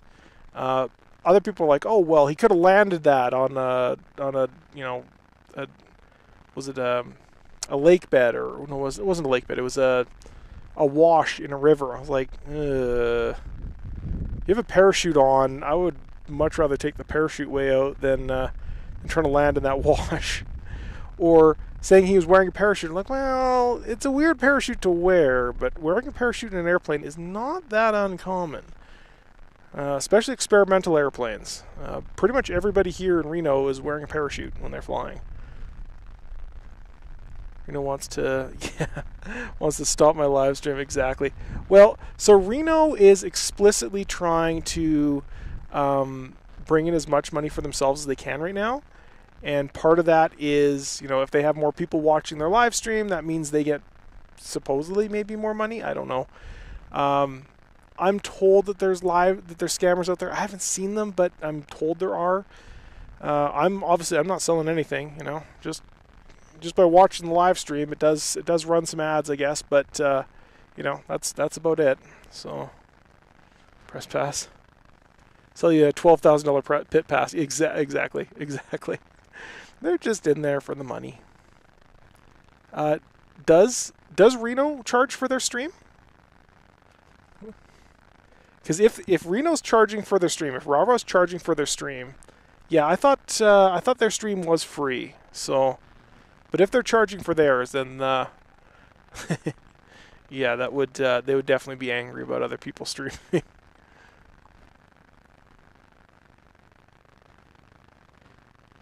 So, yeah, they've had it for a couple years now. If I had a bigger crew, I would have remote links and stuff like that. But yeah, none was glad to see. Yep, exactly. Fake stream here in the UK lots.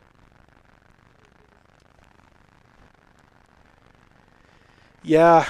I hear that there's a lot of random scams out there lately, and I say lately, but it's been that way for 10 years. They're just getting cleverer and cleverer and trying new things.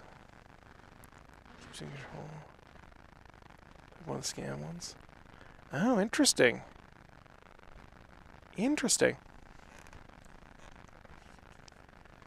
Yep, I'm not charging for this one, obviously. So, yeah. Yeah, live one should be main one tomorrow. When Oshkosh was doing the mass arrivals, they posted the link on their website, and I remember clicking on their links, and they had like 15, 20 people watching because they hadn't listed their streams correctly, and nobody was watching them. I'm like, this is insane. I had all my streaming gear with me. I said, you know what, I'm going to live stream this, and I basically did a commentary and watched over their streams, and I had 400 or some odd people watching that live stream as we were doing Oshkosh. So, a few more people watched my stream than watched theirs because they just couldn't get theirs figured out, which was, unfortunate, but it is what it is. Of course, I was doing more. I was talking about the various mass arrivals, bringing in flight radar tracks, and all that stuff. Obviously, I think Reno's going to be a little bit more produced. At least it should be if previous years were to be any kind of benchmark. So when is this? Said Unlimited was supposed to be a few minutes ago. Not Thursday, Tuesday, Wednesday. 1620. It's the Honda demo and UNL Legacy. This is the Legacy flight practice. And I'm not seeing it anywhere out here on the course, or anywhere out in the air, which tells me it might have had a problem. Yeah.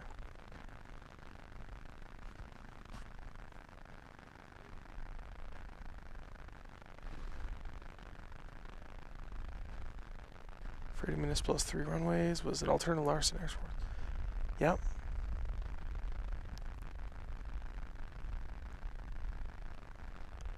Yep. Yeah, so Freida might be a good one. It all kind of depends, because it's kind of, you need this nice intersection for future air races, right? You need to have a good runway set. You need to have a community that's supportive of it, which includes politicians that are supportive of it. You need to have the support services. So one of the big issues is if you don't have hotels to put everybody in, even just the racers, it's basically a non-starter. You can kind of do something like Oshkosh, but it still makes it really difficult. So yeah, it's kind of this intersection where you need all of these things all kind of coming together, and there is a bunch of places that across the country that have that, but not all of them.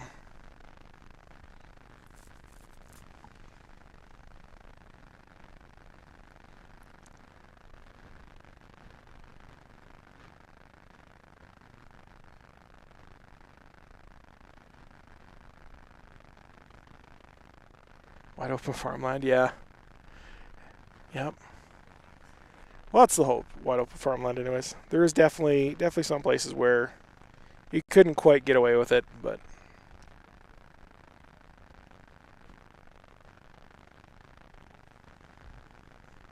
Dead Cow makes everyone camp out there. Yes, they do. Yes, they do. Bring an RV.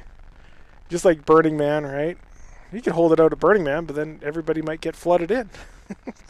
And that would not be a fun experience.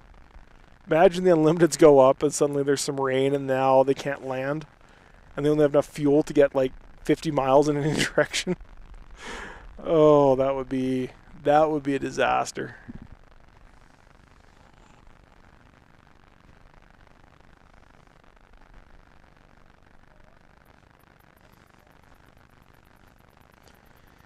Alright, let's check the power bank, because I don't know how much sun we're getting right now. It's some sun, but not... 69 watts. Nice. Another 2 hours remaining. We're 32% on the power bank, so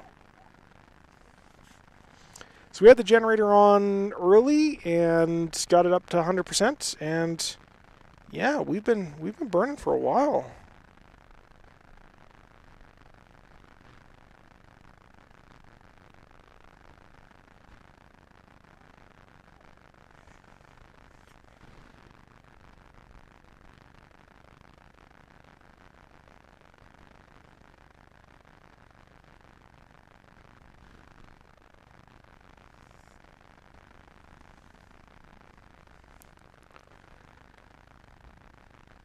Get run over because you're on a trailer blocking a road. It's true. True. Continue to combine air show demos with races. Yeah, actually the air show demos, regardless of how big the air show demos are much, much smaller than the need for the races. So, looking at some of these air show demos, it looks like they take a lot of room, but when you're out here, like we're a mile away and there's like little specks on the horizon. They're usually using altitude mostly.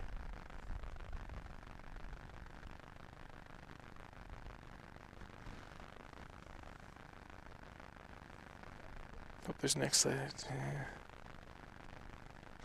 Yep. Come on, we want to see this last jet. Was it jet or was it sport class? I do not remember. Jet Heat 1A. Ooh, these are the fast guys. And they should be out at 16:20. So in about 20 minutes is when the event starts. Taxiing should be about now. The next couple of minutes.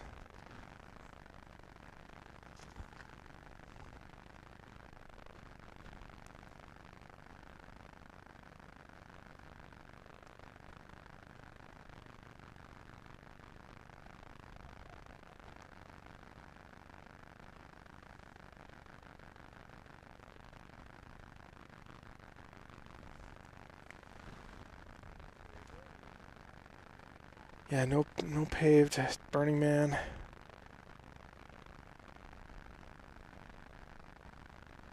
Yeah, the Warthog and stuff. I think actually the Warthog might be doing stuff tomorrow, yeah. So tomorrow at about 1 o'clock is when the Warthog comes in. They're doing a C-130 water drop right after.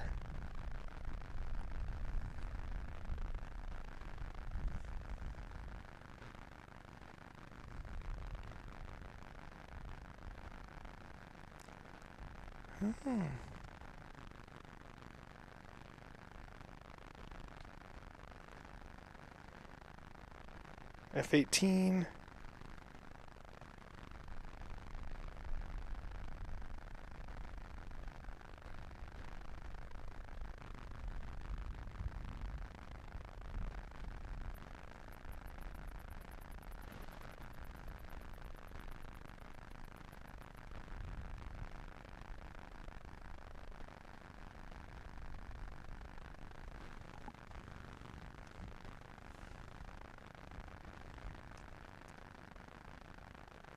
Portion had the T-Birds. Yeah, that's true. Yeah, the 2021 had the Osprey as well. That's the year I got out on the pylons, and got to do a bunch of stuff out on the pylons. So we can readjust this. Oh, that's way better.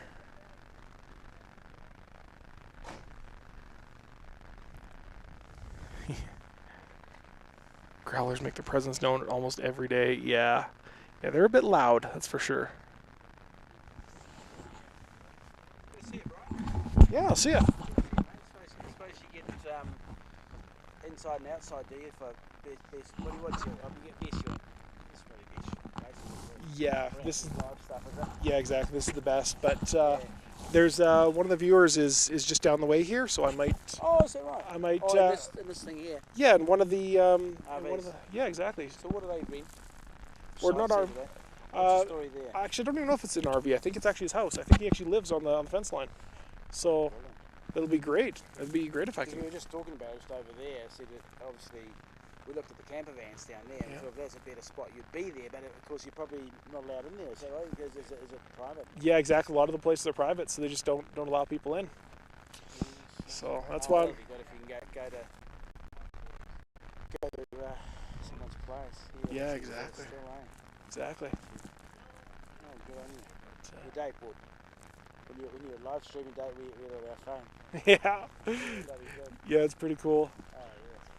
What sort of cameras do you use? They're Sony's. So this is an FX30 because it has a crop sensor on it. So I can put a full frame lens on it, and it gives me a whole bunch of extra zoom. Yeah. So it's about a 500 millimeter equivalent. Yeah. And then the other guy is an A7S3, which is it's a better camera, but it doesn't have the crop sensor. So the crop sensor usually you don't want a crop sensor, but for this case, because I'm doing this, I do. So and then because it's almost impossible to find anybody, I got the extra monitor on there, so I can actually. That's the hard thing, I guess. Hey. Yeah. Finding things it's a nightmare, and especially because the lens is not a what's the word I'm looking for? The lens isn't fixed. It isn't fixed zoom. So when I zoom in, the focus goes out. Yes, so I have to constantly refocus. So I got to change a couple settings on it and get that sorted. But so that remote monitor is getting fed straight out of the camera. Yep, exactly. Yep. Yeah, it's actually the same exact remote monitor that sits on this thing. So they're basically two of the same. Yeah. and they're really good. So this one allows me to switch and stuff, whereas that one is just a monitor. Now they do actual recording as well, so they can do like these can do raw recording, so they can do incredibly high quality recording. Yeah, which is great if you need it. Of course, these cameras have such good internal codecs that I pretty much use them as external monitors. The other camera I have, though, is my backup camera. That actually needs one of these because it only does 30 minutes of recording, and it's pretty high quality, but not as high quality as these guys are. So, but with the external one, makes it so much better. What's that over there? That's just That is the audio interface. So that's where that's all audio stuff. exactly that's the XLRs come into there. I've also got the microphone here goes into there. And then I've also got the audio from this goes into there. Oh, yeah, you can put the VHF into it as well. Exactly, so we can hear it. That's how we're able to hear everything on the live stream. Oh, that makes sense, Yeah. Makes sense. So, oh, bloody brilliant. Yeah. I spent a lot of time figuring out how to put it all together and do the absolute minimum. Like this is pretty much bare minimum setup I could possibly do. I could have went like hog wild on it, but yeah, I decided, I'm gonna do just kind of the bare minimums, because it's just gonna be me. If I was gonna have a crew or something, I'd have like 2 active cameramen. I'd have people actually doing stuff, but it's just you're on your own. Yeah. Exactly. I'm all on my own. I got to do it all myself, and that means I got to make sure all the stuff kind of just works without too much work. Get up to it and point and shoot, basically, don't you? Exactly. Oh wow, that's bloody great. Yeah. That's brilliant, isn't it? Yeah. I mean, because I watch a lot of stuff on YouTube, and it's fucking great. I don't watch television, I watch YouTube. I know, same for me. Bit of shit on it, do really good. But I just watch all these videos and stuff. Oh yeah.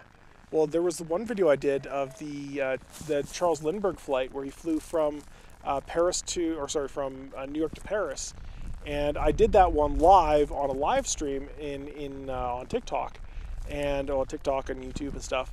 And TikTok, it blew up. I had like 500,000 people watch that live stream, and it just kind of went crazy. And then I made the actual produced video of it, and only like a couple thousand people watched it. I was like, oh well, that's weird. So, okay. But yeah, it was interesting. It's weird how the algorithms all kind of figure their way out. Yeah, I guess you get them all covered, It's pretty, but it's brilliant, just some of the stuff on there. It's mind blowing, really. Yeah, exactly. And I mean, you sit there at home and watch it, and then you see something like this. You see, I can see, it's literally someone with their phone doing a video. I mean, the odd guy will go out if he's out in the field and do something on a video, but he normally says, "Well, excuse the quality today because I've exactly. bloody phone." A lot, and it's surprising actually. A lot of YouTubers, like I have one friend, she films on like it's like a little 6000 series camera, and that's it. 6000 series camera with a reasonably decent microphone, and that's it. Her whole setup maybe cost her $1,500. And that's it. That's what she does. And that's all she does. Yeah, she's like, I think she's like in the top 10 YouTube Shorts creators. So she gets like tens of millions of views on every single short, and that's all she films on. Wow, it's incredible. You don't need a whole lot nowadays. No. But I guess doing this type of stuff, you're a little bit different. You got a VHF input. I mean, you got a bit more sound, I guess, and a couple of microphones, and a couple of views of the cameras. I guess it's exactly on those little cameras. You can't do that. You gotta have a fluid head so you can actually get a good shot. Because I bought those tripod legs with a different ball head on it. I was like, okay, well this will work just fine. It's $150 off Amazon. It should be just fine. Yeah. And it wasn't. It really wasn't. Yeah, it was so crap. I was getting like jerking around. It was just spend a bit more money. Exactly. Ended up buying these legs, which actually came with that ball head, which that's actually a pretty good ball head, but it doesn't do tilt very well. I guess they're not cheap. They're not cheap either. Yeah, like this ball head, just the head on this tripod was like a $500 ball head. Just so it's just ridiculous. Tripod's not that cheap either, is it? Yeah, exactly. The tripod wasn't too bad. I think the tripod itself is $300 or $400, and then the ball head that came with it was another $200, I think. So it's not too terribly bad. It's up there, doesn't it? It just adds up. And I was coming across the border. The guy's like, "How much do you think you have in camera gear?" I'm like, I don't even want to think about it. I don't even want to think about it. Yeah. I know how much the cameras cost. I know how much the Do tripods they hassle you cost. much bringing it across? Do they make you Not sign coming any in. paperwork and take it back in again, or? They asked if I wanted to get a carnet, Yeah, yeah. and I was like, well, I don't know. I've never really got one before. They're like, yeah, if you don't really feel like you want one, No hassle. no hassle. Like, you can go. You'll just get hassled. You might just get hassled on the way back. And I can prove I had all this gear before I left because I have literal footage of myself setting up the whole thing, and I can just go like, here's my YouTube video that I shot in Edmonton, and here's all my gear. So. But I guess they say you can't. It's makes it easier, I guess. Yeah. But then to do a carnet, I've got to get all the serial numbers and write all that down. Now every single piece of equipment. Exactly. I got so much of it with all the serial numbers. It's like, oh, okay. It's probably easier just to like, I can prove to you because it was literally on film on a YouTube video that was uploaded a month ago before the video. So every time you go across the border, it's definitive. They would look at all your gear. They would stop you. They'd see the boxes and stuff in your car. Sometimes they do. Sometimes they don't. I've never been stopped before, but I know the people who have. Okay. Kind of all depends. Yeah. Just got a generator sitting back too. Yeah, well, the generator's actually going back with a friend of mine. So it came down with a friend of mine and it's going Oh, back. so you didn't So all I do is just drag it down with you. Exactly. I just tilt up the whole cart on the back and then it cruises. I might send that back with him as well, the thing, because I've got to go down to Texas after this anyways. Oh, do you? Where about? And I'm going down to, I can't remember if it's Houston or Dallas. Oh, shit, as long as Yeah, a little ways. But I've got about 2 weeks to do it, so I'm probably going to head out to California, probably do LA, and meet some of my friends out at Vid Summit, or not Vid Summit, at like the Reno headquarters. Yeah. And then I might hop on Route 69, was it 60? Route 66, yeah, that's the one. The original one, Yeah, exactly. I accidentally stumbled across part of it like 3 or 4 years ago. Yeah. I was like, okay, I'll do a little bit of this. So I drove that for a day or so. Oh, did you? But, Okay. I think from LA? Actually went the other way out. I think went to LA. Oh, yeah. So, out of Chicago. Yeah. And, but not all the way to Chicago. It's just like from like Arizona or something. Section of it, yeah. Exactly. Just a little section of it. But I might do a lot more of it going the other way. Yeah. I'm not going to get all the way to Chicago. Nah, it's a bloody long way. Exactly. My wife and I are thinking about doing it next year. So yeah, it's one of those places.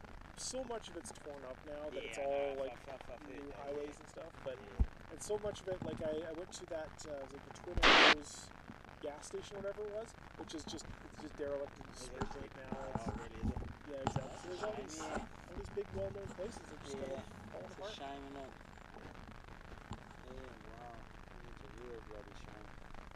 Real shame. Yeah, so what are you shooting in Dallas or in Texas? I'm not actually shooting anything. It's for a conference. Oh, so I'm meeting a bunch of my friends down there. And a bunch of friends who I've actually never met in person. I guess you must have a lot of that. Yeah, a lot of that was in the creator side of things. Because in Edmonton, there's no real creators up there.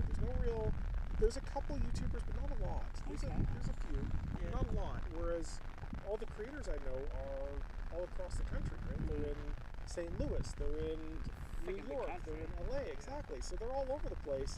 Yeah. And this big event it's a big conference for creators. It's there's a couple of conferences for creators every year. One's called Vid Summit. One's called what's the other one? Vid something. Yeah. VidCon. Oh, yeah. And VidCon's really to meet with your fans. Yeah. Whereas Vid Summit's more just to meet with other creators. It's not really for fans. It's more of a technical thing than a... Exactly. Oh, you get to. To me, I don't think there's going to be a whole lot of technical information I can necessarily learn from a conference like that, because you can get all that stuff online, which is, it's kind of the power of YouTube. Yeah, that's exactly right. Exactly, but the big issue, the thing is, I'd like to meet with a lot of people a lot of other creators who are also creating content, and that's where we're all kind of going and all kind of meeting and so. I mean, it's the way of the future, right, really. A few years ago, very difficult to get a satellite. I know, right? Internet. Even a year ago, I got my first Starlink about a year and a half ago, but it was chained, like it could not move from home. Like that was it. It's actually the hangar where I store my airplane, and that's our internet connection there. And up until, I don't know, 6 months ago, you weren't able to move them. And suddenly they started allowing you to move them and bring them around. Well, the ideal thing, aren't they, to move? Yep, exactly. Well, and I bought a backpack for it. The backpack cost more than the Starlink did. Like, the Starlink itself costs more than the a backpack. cellular I saw the backpack there. That's all it takes the whole lot and it puts into one backpack, doesn't it? Starlink. Exactly. So what type of airplane do you have? I have a Lake Buccaneer. It's this guy. Yeah, well, I saw the lake on you. Oh, right. I saw the lake on there, so I thought you must have some sort of association with it. Yep. And you're in Canada. I am. You drove it down for us. Yeah, exactly. So So my big goal is actually to fly my airplane around the world, and that's part of why I actually created the YouTube channel is to be, kind of get people involved, get people interested in that, and then when I fly around the world, takes everywhere. exactly. So What's the Australian guy that flew the amphibian?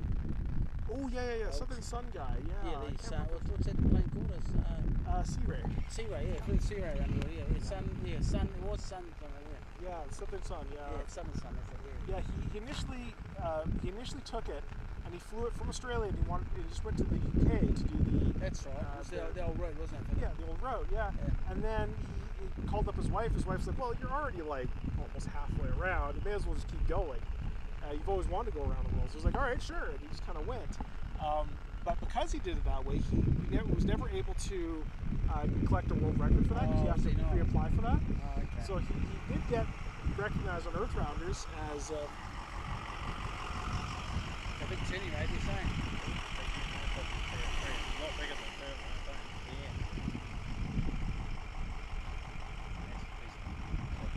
Whereabouts in Canada? Alberta, yep. Okay. I think that's where Vicky lives. Does she? Yeah. Oh, okay. Yeah. Oh, we'll get hit the road, mate. I suppose you got to pack all this up and. Yeah, exactly. As soon as these last races go, if they go, which they should be going any moment now, but What are they racing next? I think this is. What was it? It was either Jet or Sports. Oh, okay. So one of the two. Let me see. That's Thursday. Jet Heat. Jet 1A. So the top guys in Jet. So What are they? Jets. fastest planes ever. Yeah. Yeah, L29s, L39s. What time are they supposed to go, bro? Ooh, in 1 minute. Oh, I see. Right. Yeah. So real soon here. But I'm not seeing them, but that doesn't mean they're not there.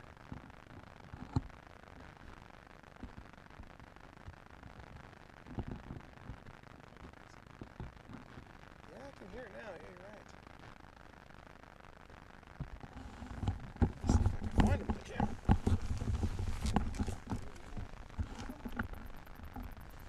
You tell you've come a long way. The boat's in front of you. Yeah. It was clean when I left, I swear.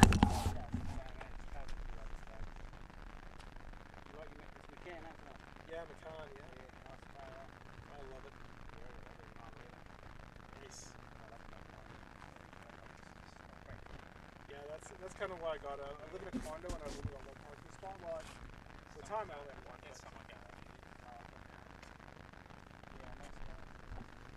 Yeah, I was looking around. I wanted something sporty. I was like, X5 or something, and I looked around and like, Nimbler than X5, eh? a little bit nimbler, yeah, exactly. A little bit nimbler, might be even, depends on how you measure it, but might be a little bit faster in some cases. Yeah.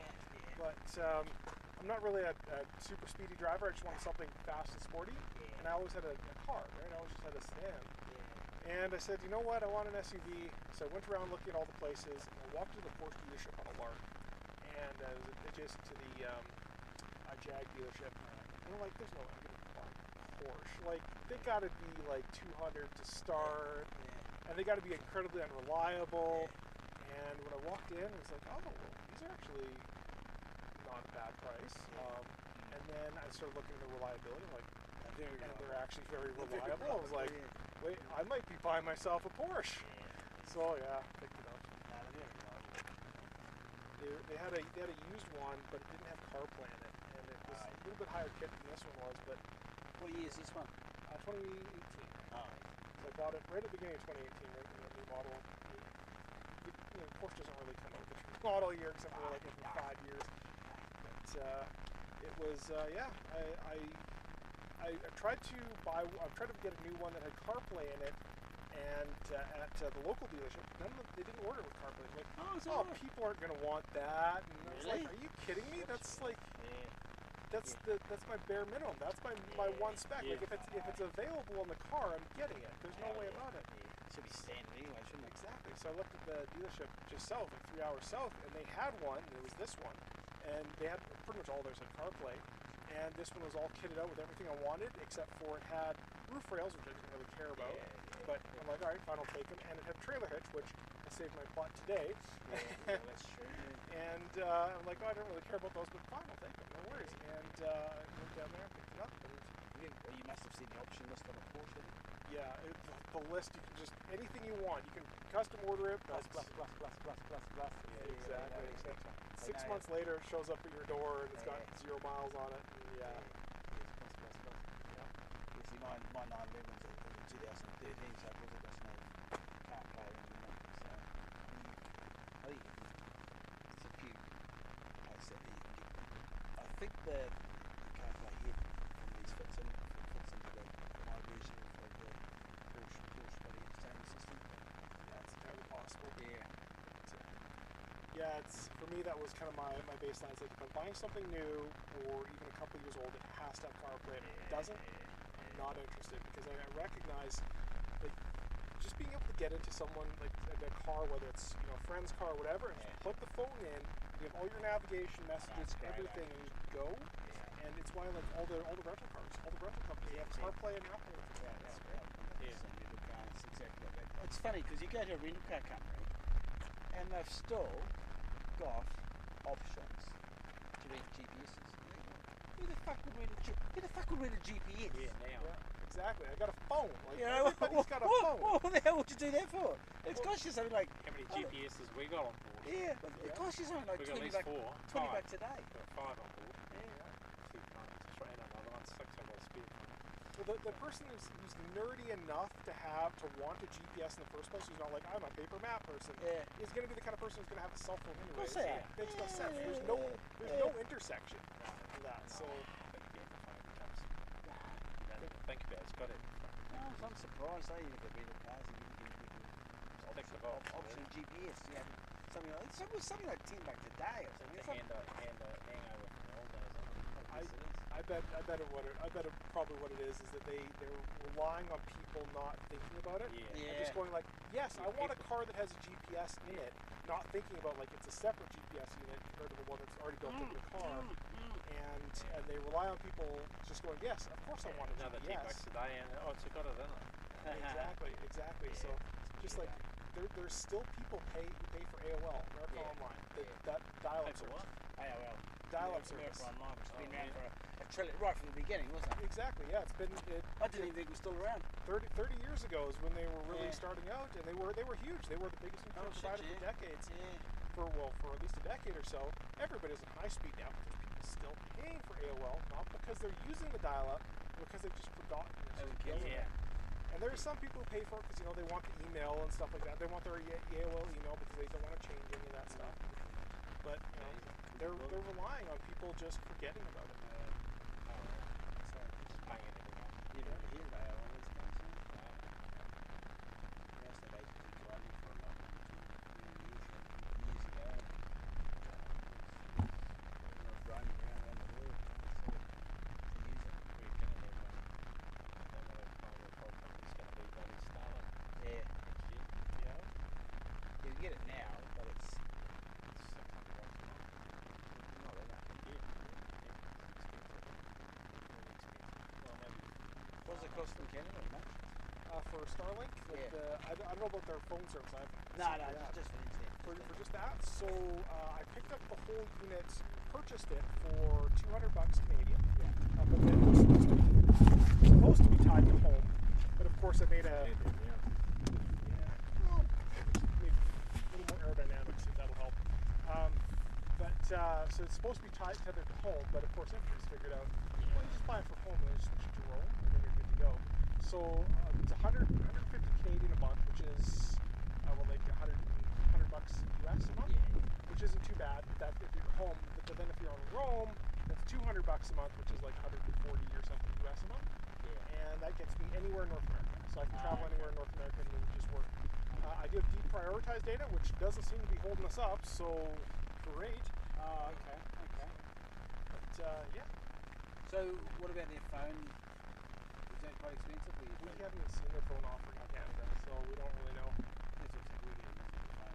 What? We're getting the phone coming. Yeah, it's going to be through a phone somehow. So the phones won't be obsolete though, will they? Well, I said I don't know. So why would we No, it must be the network.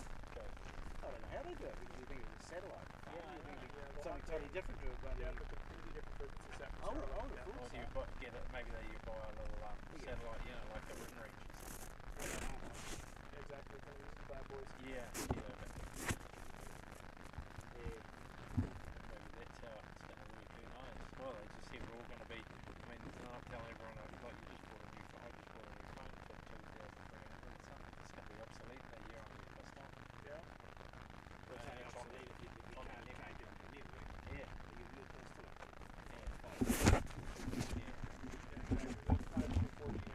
They'll be around for at least a good decade or so. Oh, at least because this is the only one company that's doing that.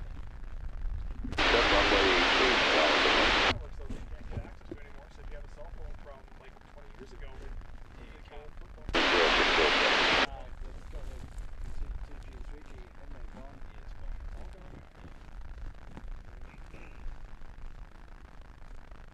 Oh, well, yeah. Nice to meet you, Ryan. Yeah, nice to meet you guys. See you guys around. It's funny your name came up. I was just last night looking on YouTube. Follow you there And I took a double take at it because his brother's called Brian Murray. And I think, what's Brian doing on YouTube? Yeah, well, a lot of people who are coming to the races are getting my stuff. My friend's sister. Yeah, that's probably it. Because we're coming here. Exactly. Well, my friend's sister, she just got married here a couple months ago, and she said telling me that her husband, he was just scrolling around on YouTube. He's like, I know this guy. I haven't talked about him or anything about him in a long time. Yeah. And there he is. Yeah. Of course, Oh, that's good, eh? I I guess that's how the algorithms work, isn't it? Exactly. It's good for you. Exactly. I was looking at something else, so I just flipped past it. I took a look. I didn't even look at the video. And I was looking at something else. Brilliant. Cool. Hey, Brian. All right. Thanks, guys. Yeah.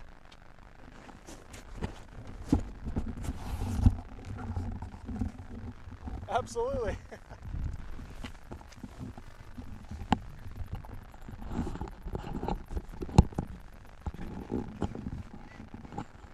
All right, sorry about that, guys. We were just having a little conversation there.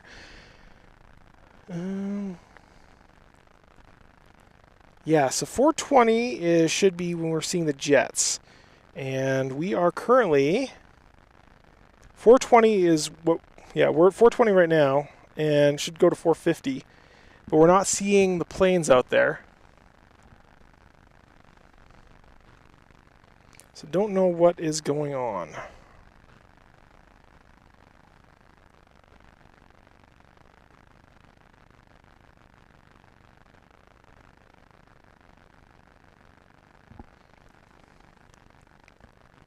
I hear the sound of jet engines, but that might be high-flying jets too. It's hard to say.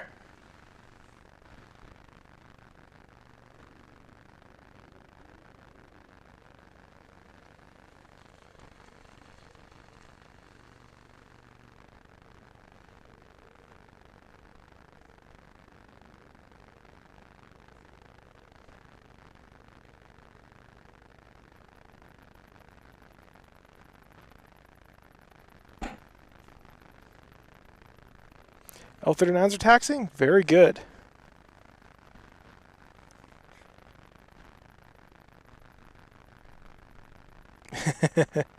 Yes, 420 does mean something different to a lot of us. That was I actually started a cannabis company several years ago. So, yeah, 420 means something very different to a lot of us.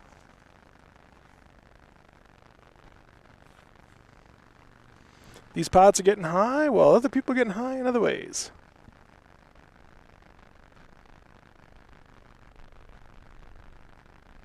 Yep, jets are off the ground. Cool.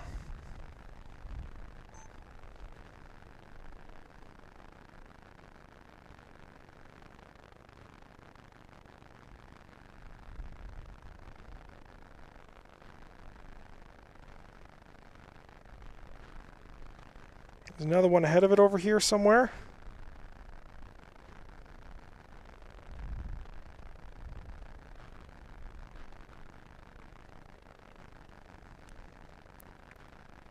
Smoke is on. That smoke is normal. That's telling everybody where to join up on. I just blew past him.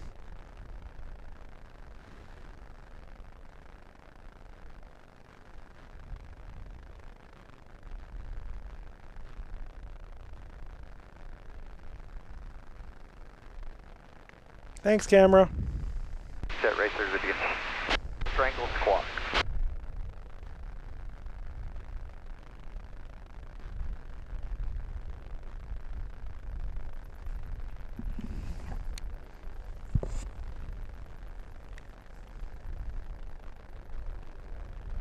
Force off.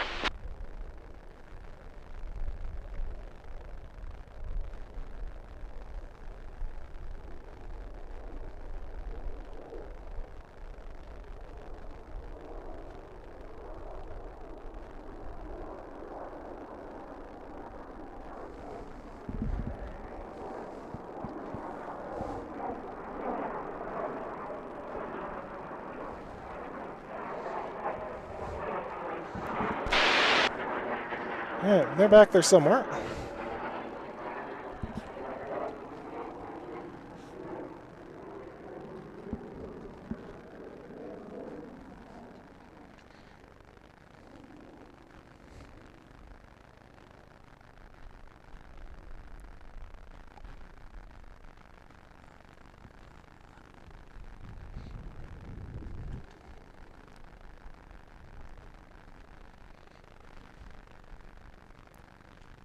Off behind the trees.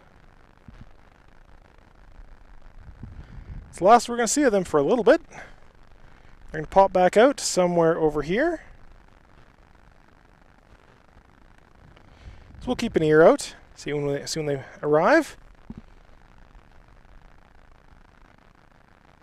Thing takeoffs. Strange brew. Yeah.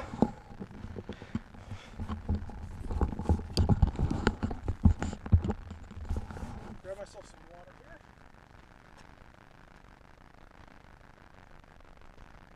Race control, jet goal, 3 minutes from the chute.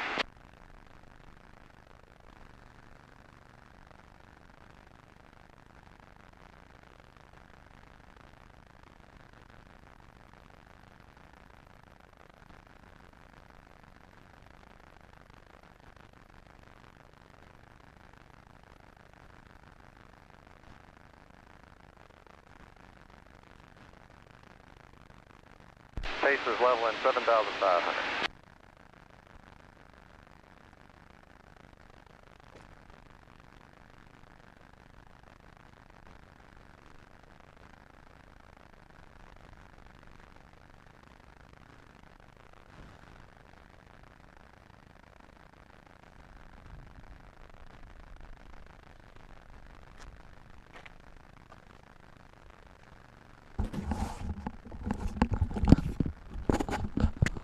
Alright, back and hydrated.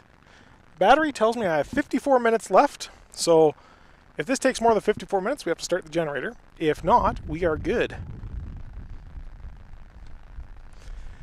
And you know what? Probably, if we, input we're down to 47 watts, output 120, so we probably have maybe a half hour worth of power left.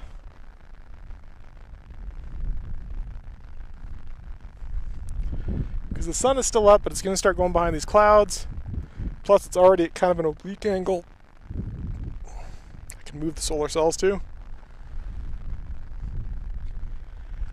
All right, and how is everybody today? These are the fast guys, so we should see basically the fastest planes today. Now, are they going to be pushing to their fastest speeds?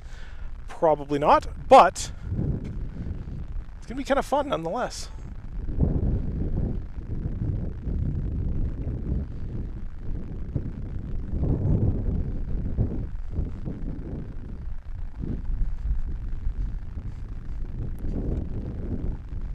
It up.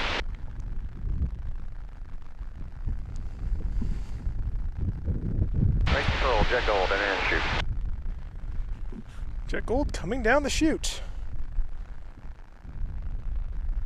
Colton, bring it up.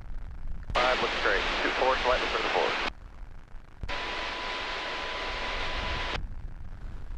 Everybody watch your mic. 1-1 look good, 8 looks good. Hold that. 1-2 slightly further forward. 8-4 looks great. All right. Whoops. 260. East 1-2, 8-4. Get rid of that. 4 slightly further forward. Everybody else hold what you got. Looking great.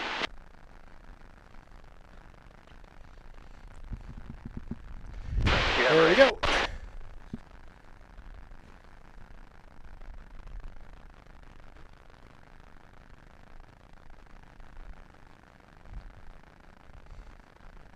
Jet 1A, we are good to go.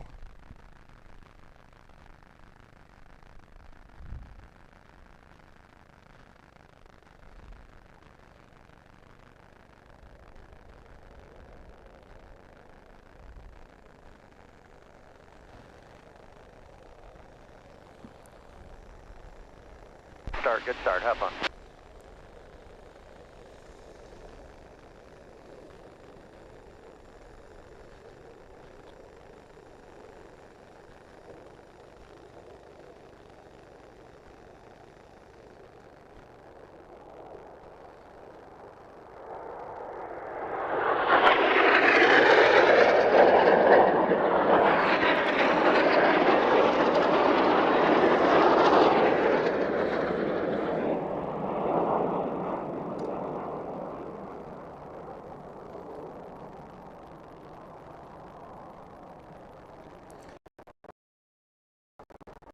They make a pretty nice sound when they go by.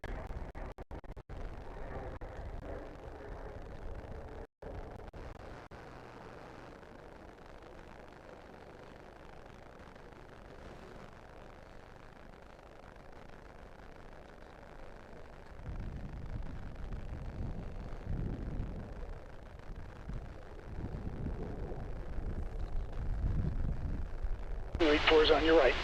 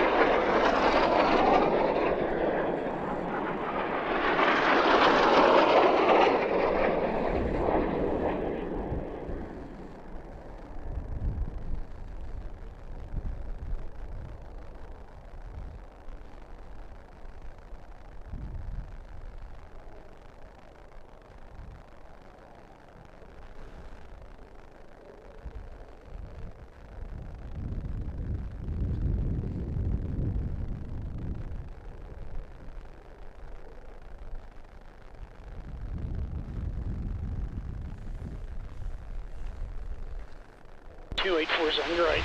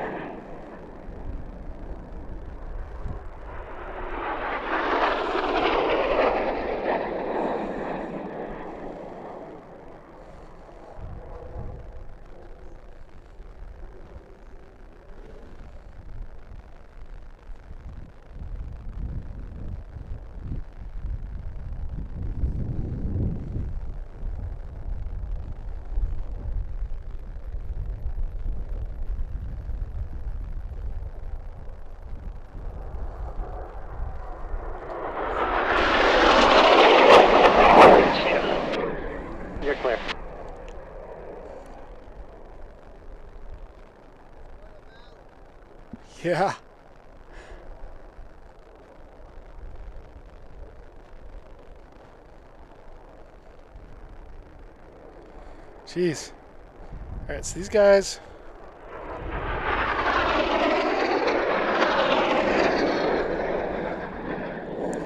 I think every single race class we've seen today has had an amazing battle.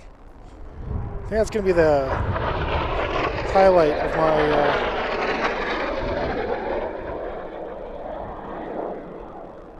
Be the highlight of the daily recap for sure.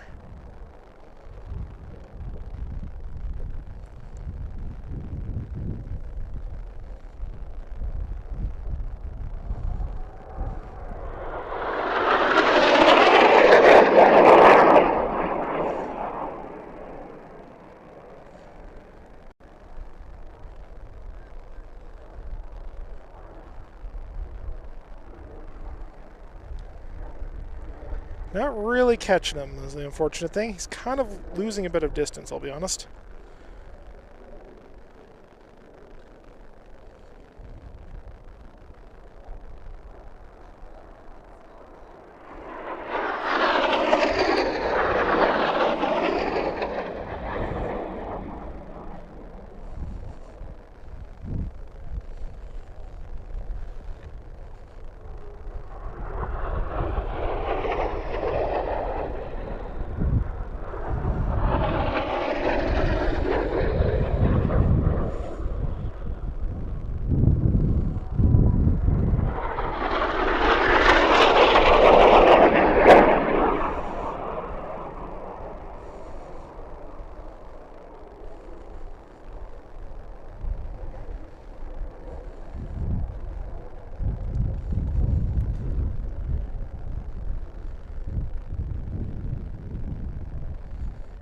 And they're done. Over the crowd, no factor.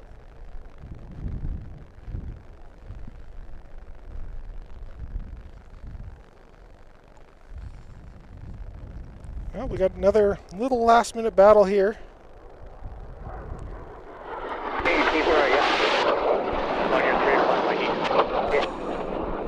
Not really that close, though. You got me, Mike?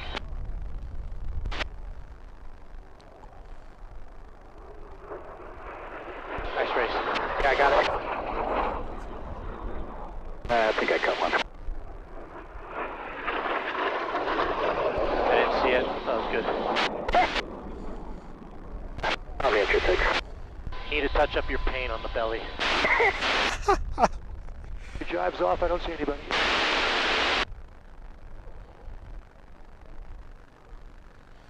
One's got 2-4 and 5 at time.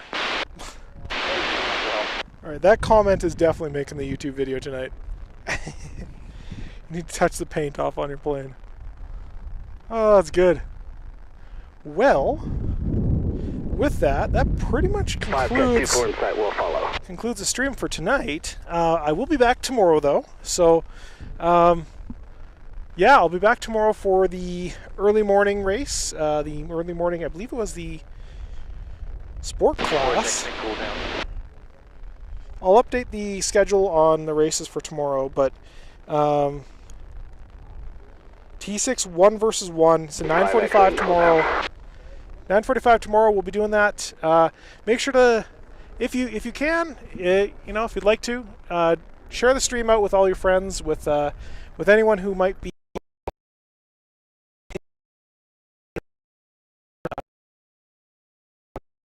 So share it out, like it, you know, whatnot. It is going to be available as a VOD as well, so you should be able to watch back all these races into the future.